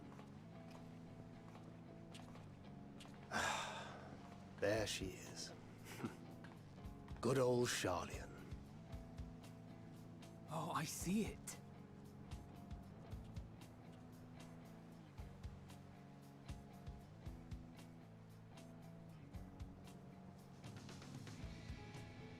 Home. Home at last. Well, maybe not in Father's eyes, but we'll manage on our own, if we must. You do know you're not alone in this, don't you? Indeed. 'Tis as Sir Estinian said. Forget not the comrades who boarded this ship at your side. I prithee.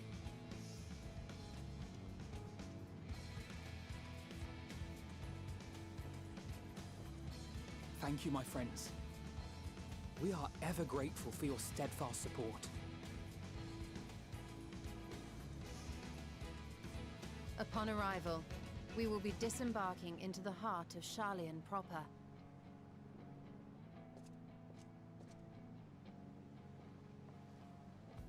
There is no greater concentration of wisdom in all the world. I am confident that somewhere within that center of knowledge and learning, we will find the answers we seek.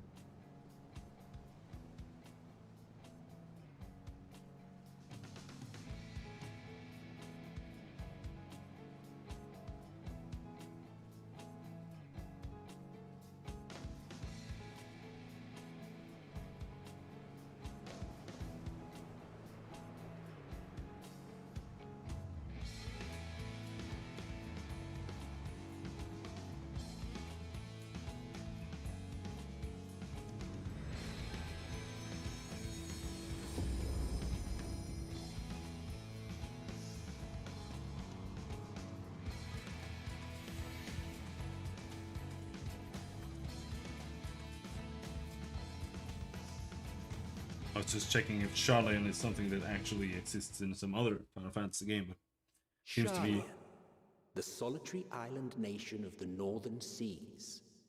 completely unique for 14. Where under the watchful gaze of Thaliak, patron deity of scholars, academics hoard all manner of knowledge and secrets. Once, they deigned to accept foreign students into a distant colony maintained in the Dravanian hinterlands. How swiftly they abandoned it once the first Garlean boot set hostile foot on Alamegan soil.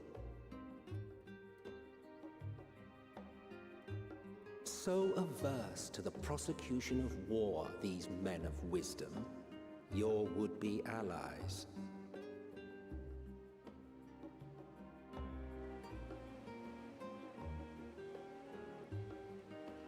Northern Empty. Old Sharlayan. I thought they'd never let us off the ship. What's next then? Entry applications? Or did it say Hopefully Northern they Entry? find no cause to deny us.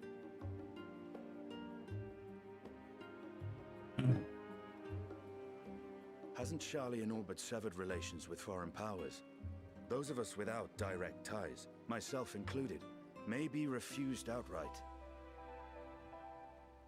'Tis true that, as a nation, Sharlayan only forms trade agreements with a select few neutral countries. But from a practical standpoint, an island cannot afford to be overly strict with its borders, especially not if that island's people are wholly devoted to the accumulation of knowledge. If one submits the proper paperwork, with satisfactory evidence of identity and intent, then foreigners may be granted entry. May.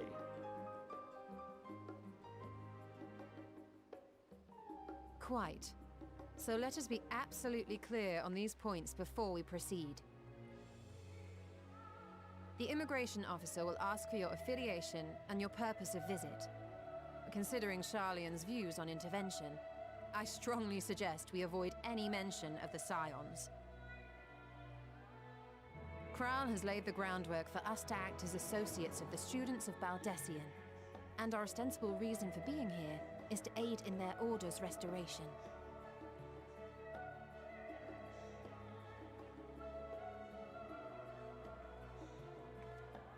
Grahatir, it might expedite our progress should an actual student be seen at the head of our little group. Would you mind leading the way? Of course. The immigration officers were this way, as I recall. Shall we?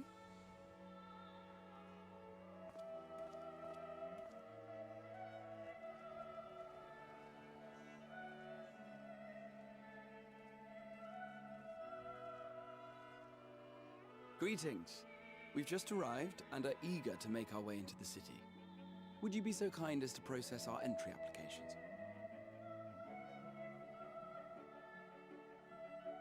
Certainly. I see by your mark you are an Archon. I am. Grahat here of the Students of Baldessian at your service. I was assigned to an Eorzean survey team, but have returned to assist with the reformation of my order. My associates here will provide additional support.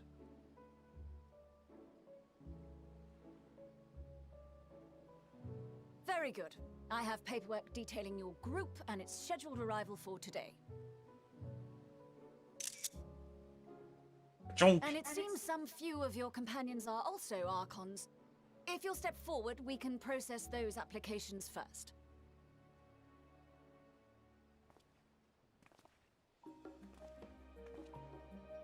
Ishtola rule.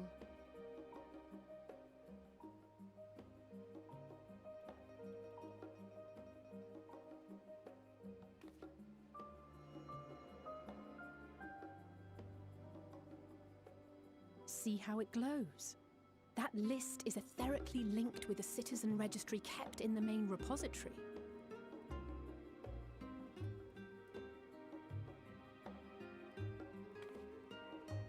I've confirmed your status as Archons and amended your travel records accordingly. Welcome home. Now, who do we have here?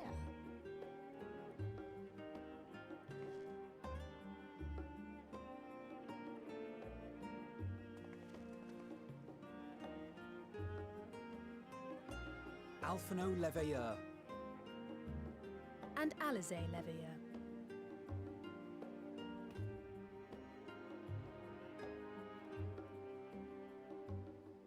Your applications have also been approved. Having said that, the streets are abuzz with talk of how House Leveilleur's lord disowned his young progeny.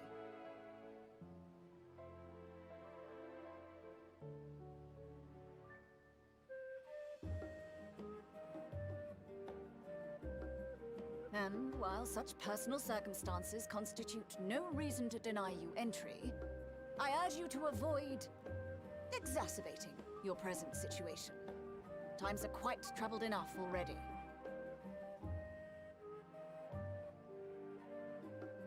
We shall keep that in mind.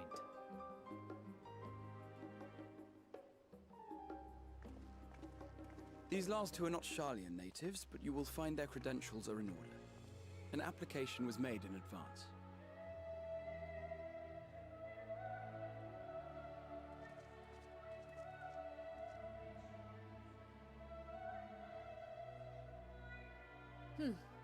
Name and occupation? Robin Tia. I kill gods. Champion of Eorzea. Robin Tia, adventurer by trade.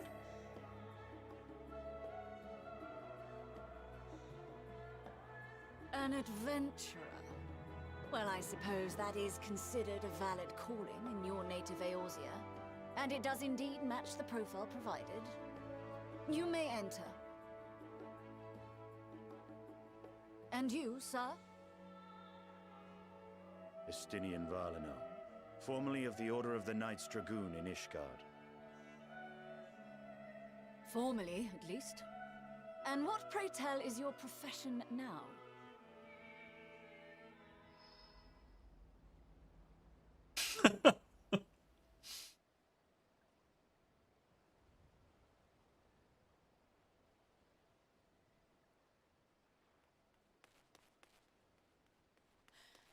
If you'll allow me...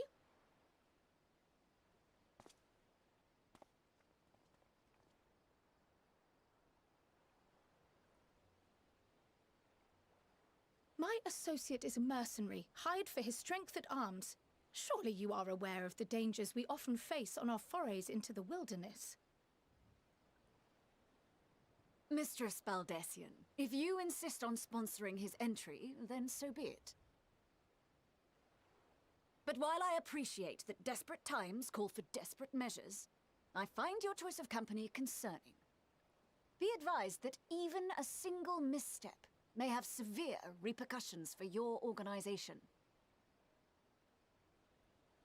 I have every confidence in my chosen company, dear and trusted comrades that they are. But I thank you for your concern.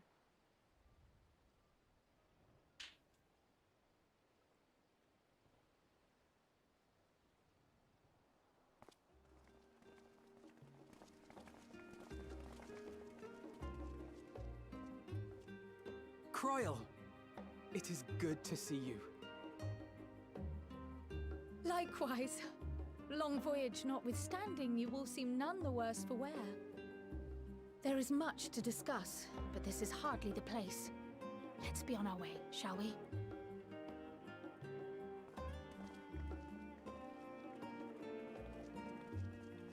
Oh!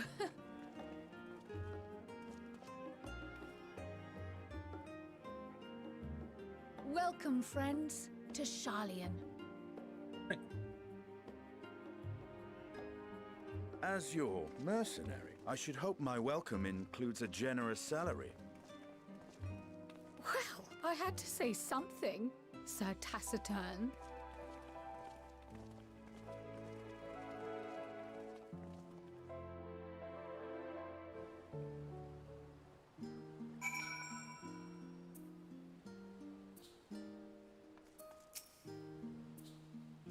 Now we are well over my quitting time, but I'm gonna keep playing. I'm glad I spotted your ship coming into port. The officers are born bureaucrats and sticklers for detail. In any case, you may relax and take a moment to get your land legs back. Hey, what's that? Horse chestnut weapon coffer?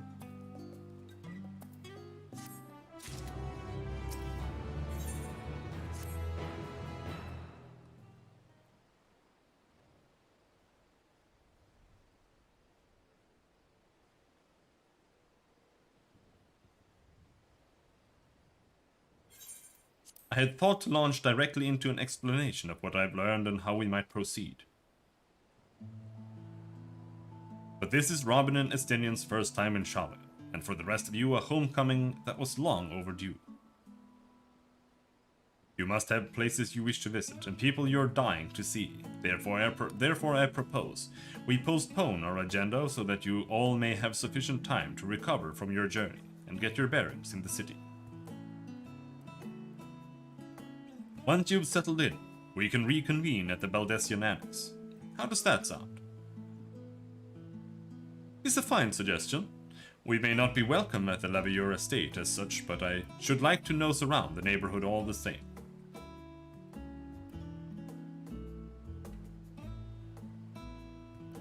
I am equally untethered, as it were. There is no particular place that my kin call home.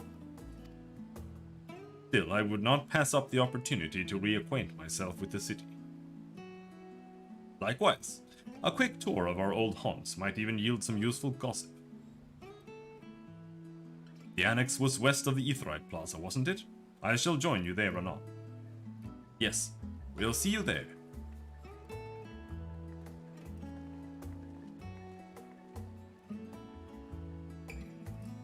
I too have places I would be remiss if not visiting forthwith.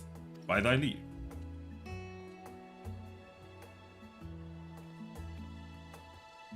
What of you, Estinian? My services as a guide are yours for the asking.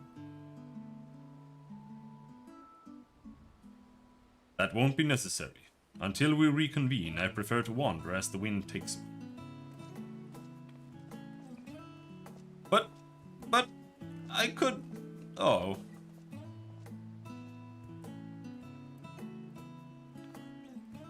Well, Raha? Would you like to join us then? You've been gone for quite a while, and this would be the perfect way to refresh those dusty old memories of yours. Oh, of course, if you will have me. Come, Robin. Sharlayan awaits.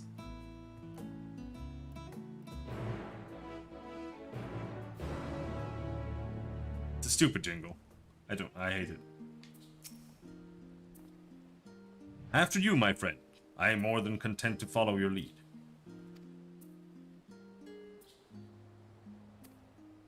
You can leave Grahatia behind by entering a different area, using the Ethernet, or by putting too much distance between you.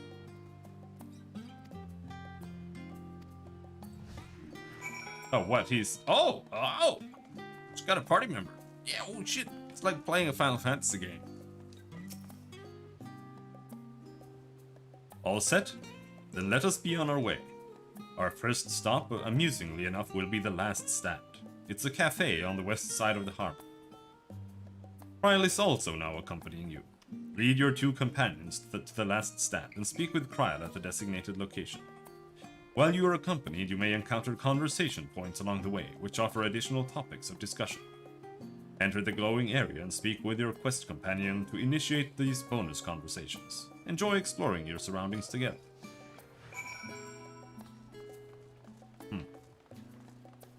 We going?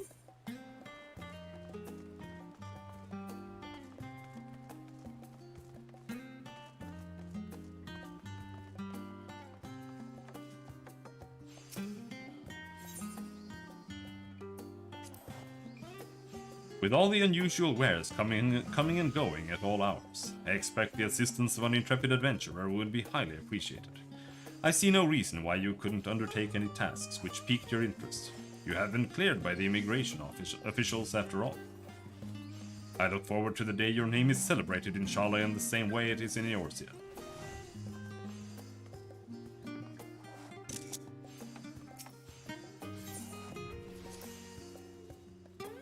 This place is called the Peristyle, and it is the first stop for cargo unloaded at the docks.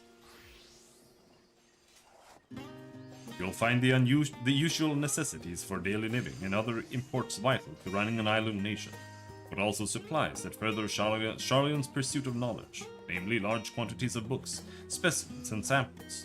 Sorting these stacks certainly seems to keep the attendants busy.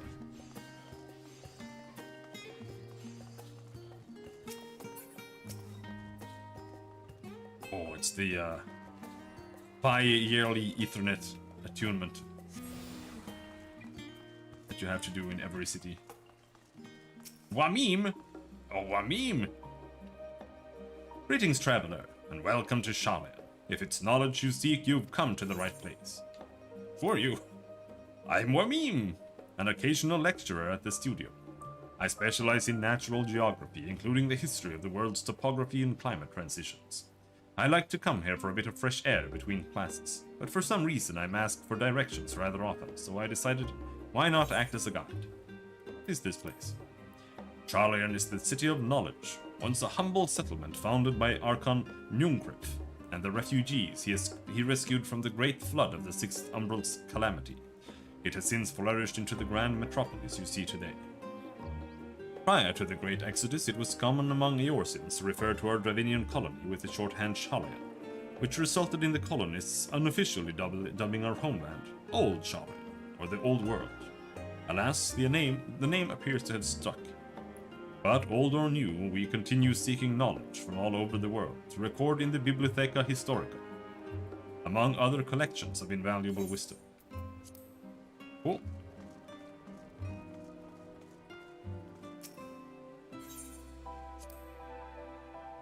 Now that's a sight one can hardly forget. The great statue of Thaliak. I can't look. As a student of Valdesian, I was usually quartered on the Isle of Val. But I would gaze upon the scholar's wise features every time I returned by ship to the city. Who? Oh, that lad. The path leading out towards the sea is known as the Thaliak Stoa, so named for the statue of the scholar which stands at its end. As you know, the Sharlayan people prize the accumulation of wisdom above all else. Thus, when Thaliak was chosen as our patron deity, it was more a matter of pragmatism than belief, an alignment of principles, as it were. We may have honored him with a rather impressive sculpture, yes, but our faith is not so restrictive as that of, say, Ishgardians. Individual Sharlayans can and do worship the divinities of their choosing.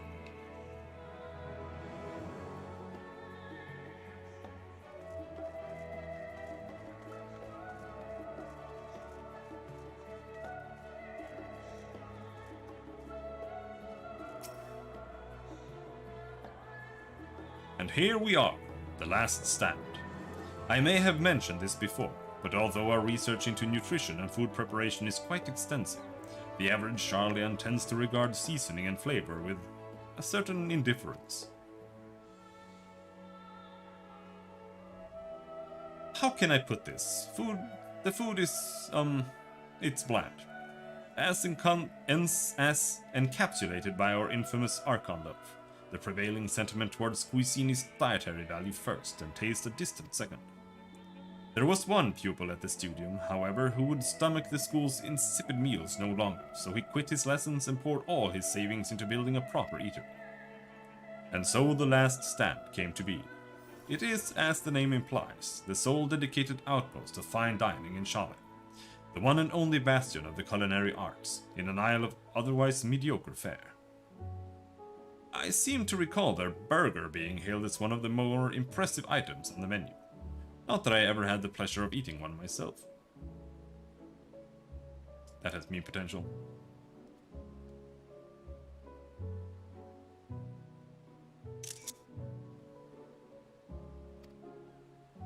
Because you were a typical Sharlayan when it came to cheap and convenient raha. But surely Tataru has since taught you how to appreciate a well-prepared dish. We should all stop in when time permits and sample the cafe's delights. Shall we press on? The stairs to the side of the cafe there will take us up to the Aetheryte Plaza.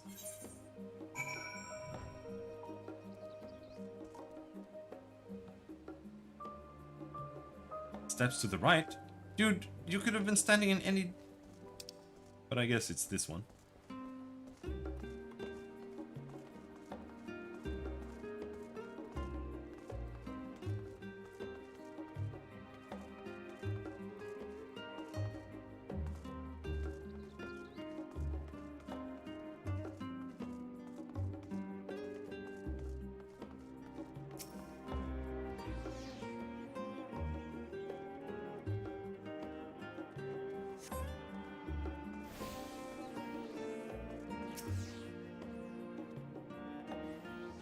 An unusual shape, isn't it?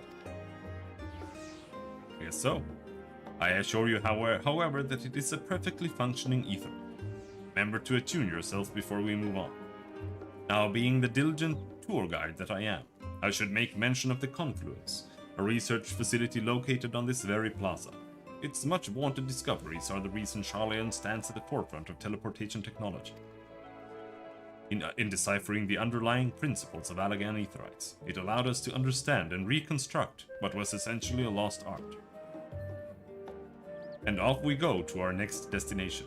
Our path leads northeast to the Agora, Sharlayan's largest marketplace.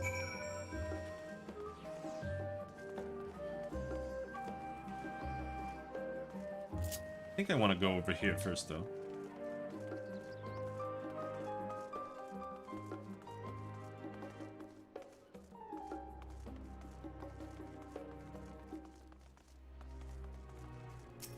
Simply to hunt down this Ethernet shard.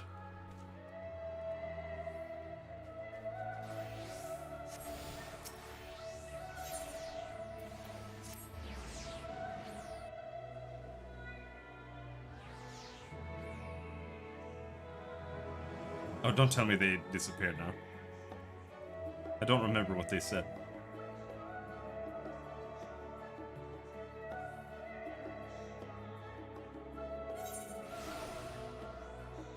You have lost sight of Graf.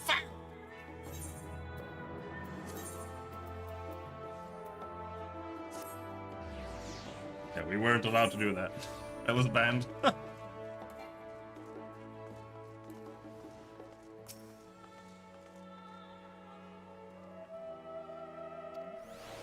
Yes. Let us return. Where are we going? There.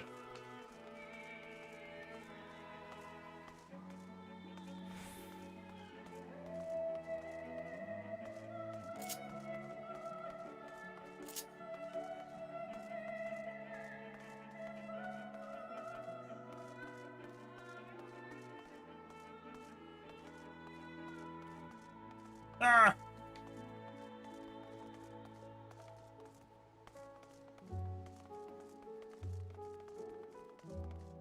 It's running pretty badly here, to be honest. Could be worse, though.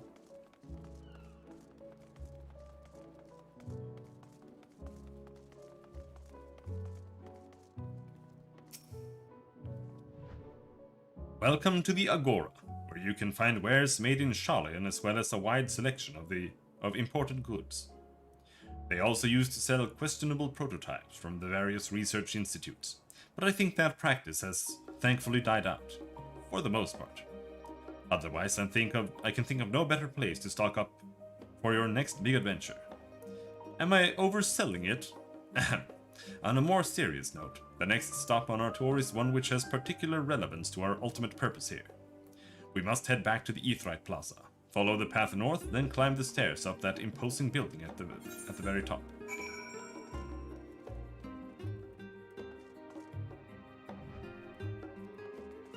Why don't we just go this way, dude?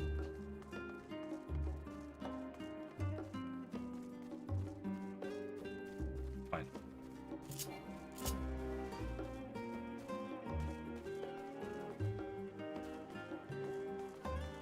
Bro, how are you doing? I guess that's the bug that I saw posted online.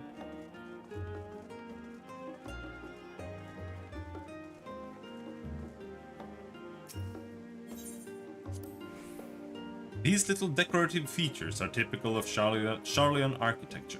Aside from the research wing, our headquarters on the Isle of Val were rather simple and rustic by comparison.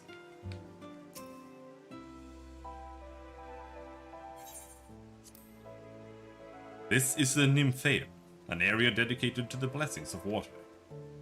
For Sharlayans, water represents more than a life-sustaining liquid. It is a reminder of the great flood which precipitated the birth of our nation, as well as a symbol of the knowledge which flows from Thaliak's divine ewer. This is the reason you see an abundance of fountains throughout the city, a propensity for utilizing water as a decorative feature on our architecture.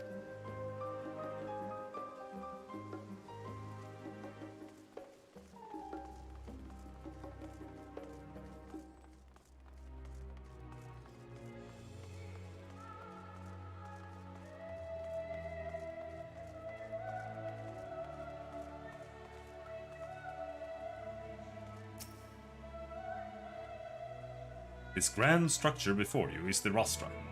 The name refers to the original public platform erected here, upon which a forum of elected representatives would deliver orations and debate policy. Although the stage has since evolved into council chambers, the nature of the forum and the duties of its members remain largely unchanged. Am I boring you, Raha? You seem awfully distracted. My apologies. From here, one can see the entire city spread out below. The vista put me in mind of my arrival in the first. Those who had gathered at the Crystal Tower asked me how they might go about building a new home. Naturally, my answers were all inspired by my knowledge of the finest settlement I could think of, the great city of Sharlayan. And bit by bit, those few buildings grew into a town, a community, the Crystarium. I can almost see its echo. I see. Feel free to come up here whenever you wish. I don't think the councillors would object to you simply enjoying the view. Such memories should be treasured. For now, however, the tour must go on. Our spectacle of sightseeing concludes with the fittingly named Journey's End. Walk down the stairs to the east and continue straight ahead. After we grab this shit. Gimme!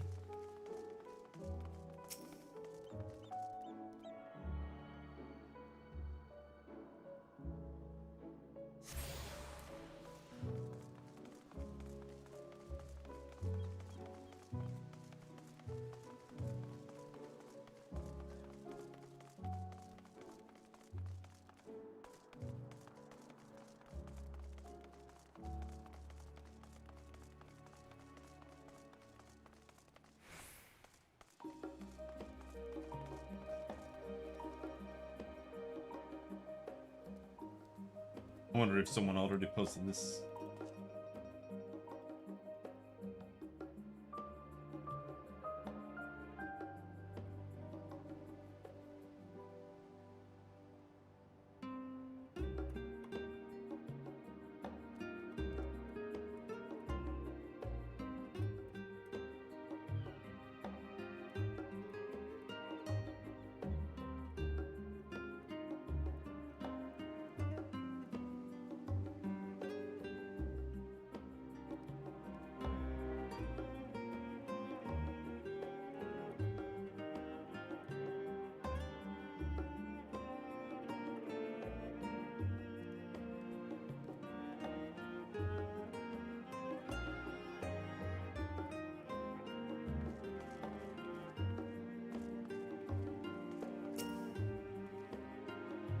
We've arrived at Journey's End, History tells us that this was where those who put ashore with Archon Nunkref built their first homes. In the present day, it serves as the residential district for the most important officials and the oldest Charlian families. You'll see that one mansion is clearly larger than its neighbors. That estate belongs to our friends from House Levier. All things considered, we should probably keep our distance for the time being. And with that, we bring our little Charlian tour to a close. I hope it has proven to be an entertaining and enlightening experience. Now, shall we head directly to the Baldesion Annex? You remember the way, don't you, Raha? Let me think. We head down towards the harbor, cross the bridge to our right, then follow the path below the Aetheryte Plaza. Correct. After you, Robin. We going?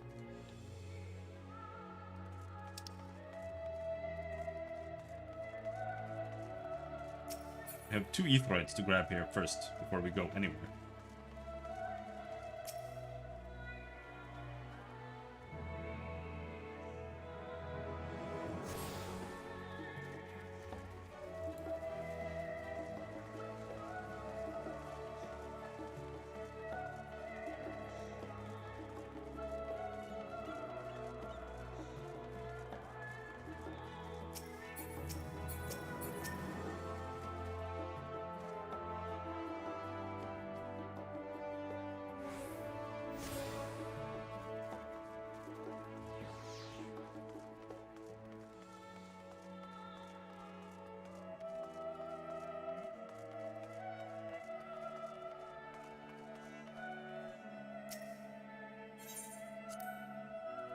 Right.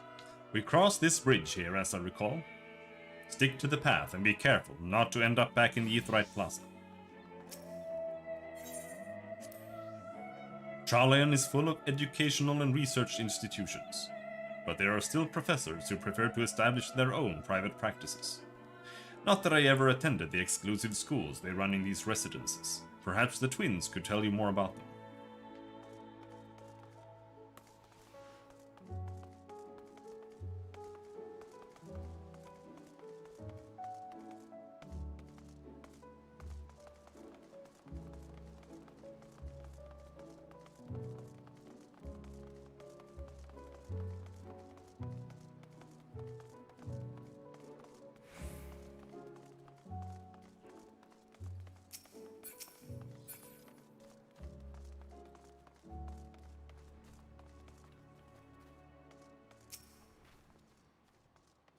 As the joyous look on Raha's face has undoubtedly informed you, this is the Baldesion Annex. If you continue up the hill, you will arrive on the doorstep of Phenomenal. But I think we've explored enough for one day. We can take you there another time. Inside with you then.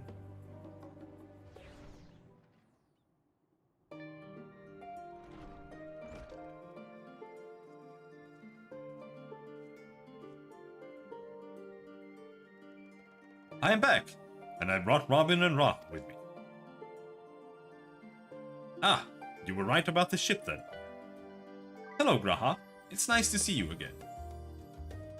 And it's a pleasure to finally meet you, Robin. I've heard many a tale of your exploits. Ujika? Ujika Tsunjika. It's been an age.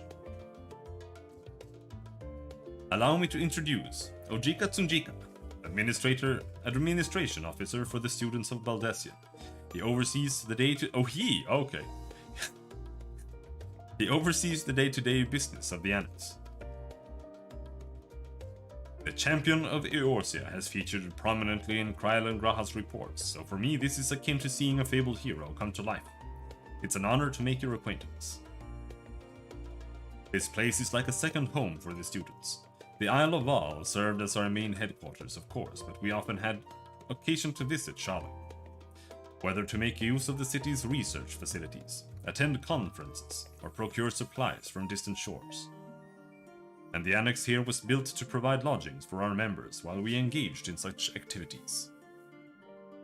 Ever since our former headquarters, along with the isle itself, vanished, the annex has served as our base of operations. And yet it feels so empty. With so many lost to us, our organization is a shell of its former self.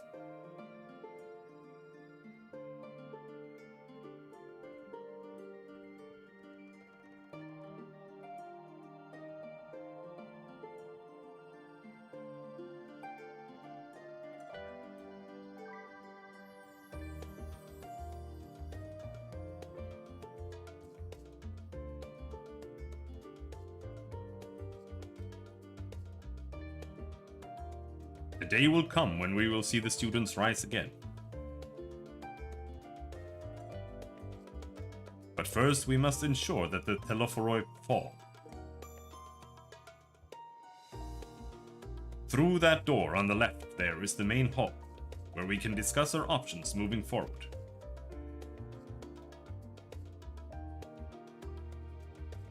Once everyone arrives, that is, you probably have time to rest before our discussion begins in earnest.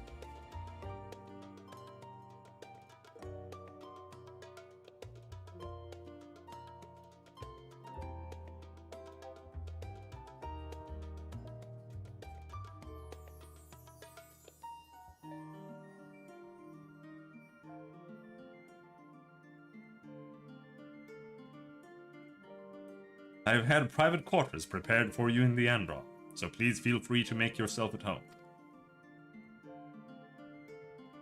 Ah, the nap rooms. Perfect for an afternoon doze.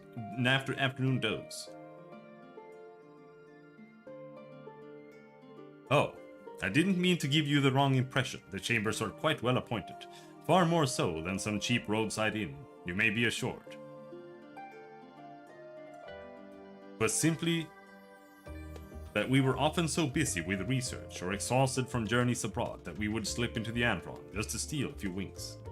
And thus they became known as the students of nap rooms. And thus they became known amongst the students as nap rooms, even if many such naps might last well into the following morning. Say the word and I'll be happy to show you to your chambers. Hopefully the others won't be too long in coming. I'll wait for you all in the main hall. Oh, by the way, this is how you maintain being a hero and adventurer squad. Literally everyone in it is rich. They've got like mansions and shit.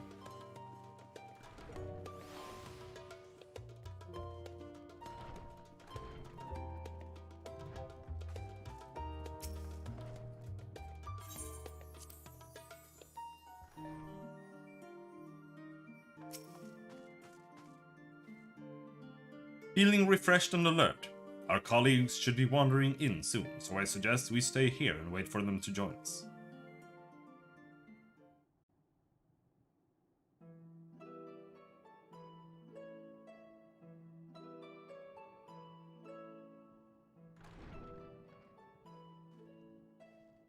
Pray forgive me. I was delayed. It's fine, Urianger. We're all here now. Let's get down to business then, shall we?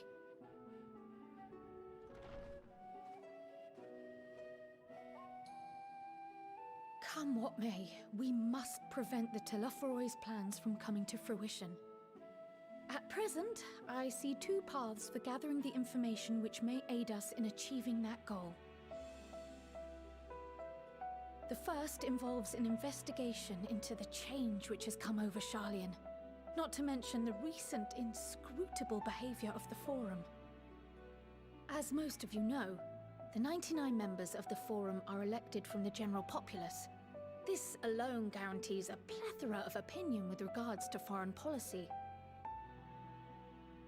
The Bibliotheques, for example, are a group of conservatives which would have Sharlayan focus on recording history, while remaining entirely uninvolved in the making of it. And at the other extreme, we have advocates for proactive diplomacy and direct intervention. My grandfather Galef was one such member, as was Archon Louisois. Yet despite our diverse factions and philosophies, the recent vote to deny Eorzea's request for assistance was unanimous. Even more concerning was the fact that many cited other, more pressing duties as justification for their recalcitrance. Fortuno's refusal in Gridania had those same undertones. 'Twas as if Having stared unblinking into the face of impending doom, it simply turned away to pursue something more important.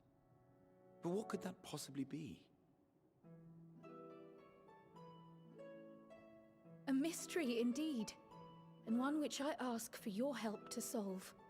Our future may depend on it. As for our second potential path, it concerns a request made directly to the students of Baldessian.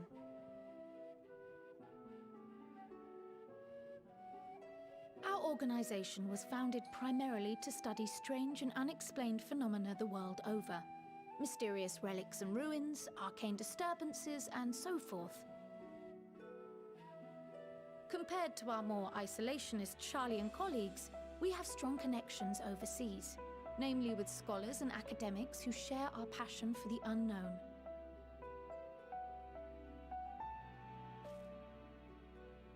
The request in question comes from one such acquaintance, Nidana, an alchemist residing in distant Thavnair.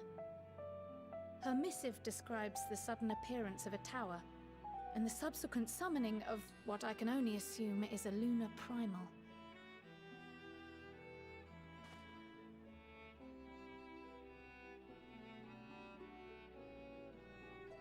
In response to this threat, the satrap of Radzat-Han, the individual who governs the city-state, has instructed the alchemists to find a means to deal with the spire. The artisans of that land are heirs to an ancient tradition, one rather unlike that of their Uldan counterparts. 'Tis possible, nay, probable, that they have gleaned truths unattainable by Eorzea or her Far Eastern allies. They do, in fact, appear to have a strategy in mind, though it will require further research. To that end, they have requested an introduction to a capable warrior shielded by the blessing of light. Assuming we divide our forces to pursue both of Kral's lines of inquiry, then having you join the group heading to Thavnair would seem the obvious choice. But the investigation in Sharlayan is of vital importance as well. Equal, I think, to the Thavnairian one, given that the fate of the world may hinge on the results of both. Yes, it is quite the quandary. Though it is a great imposition and an altogether too common one, our efforts would be more likely to succeed were you to lead the charge on both fronts. I can do that. Time doesn't flow until I do quests anyway. You are indeed our champion. As to which task to tackle first, we will defer to your decision. Let us next decide how everyone else might best be assigned.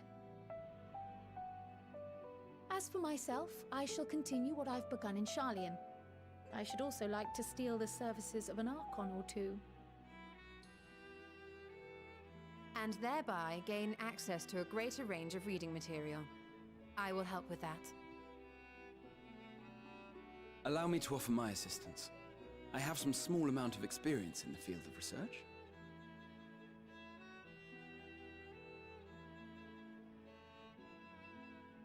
Alize and I would also like to help, if you would have us. Anything to understand even a fraction of what our father and the Forum might be thinking.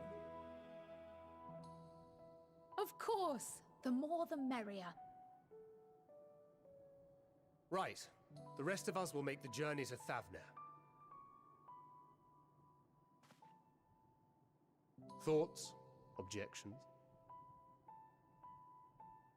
I passed through Thavnair on my way to infiltrate the Empire, and though I'm not qualified to give a guided tour, I did gain a sense of where things lie. I'll be happy to have you along then. So for this group, it will be you, me, and Urianger. Give me a moment afterwards, and I'll supply you with all the details of Nidana's request. I just realized he has a face tattoo. Consider this hall our rendezvous point once our respective tasks are complete. May our investigations prove fruitful.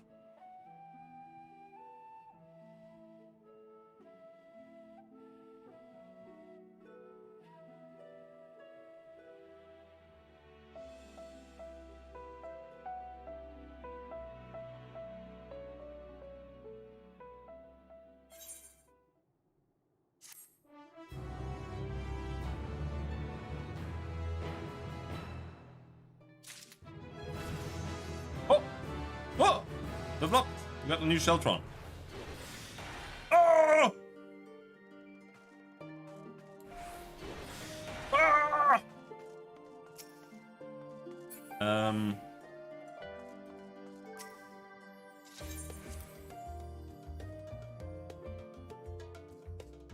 Didn't...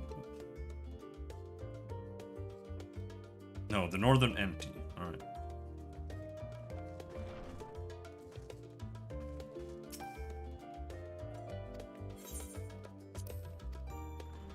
I'm ready for a nap.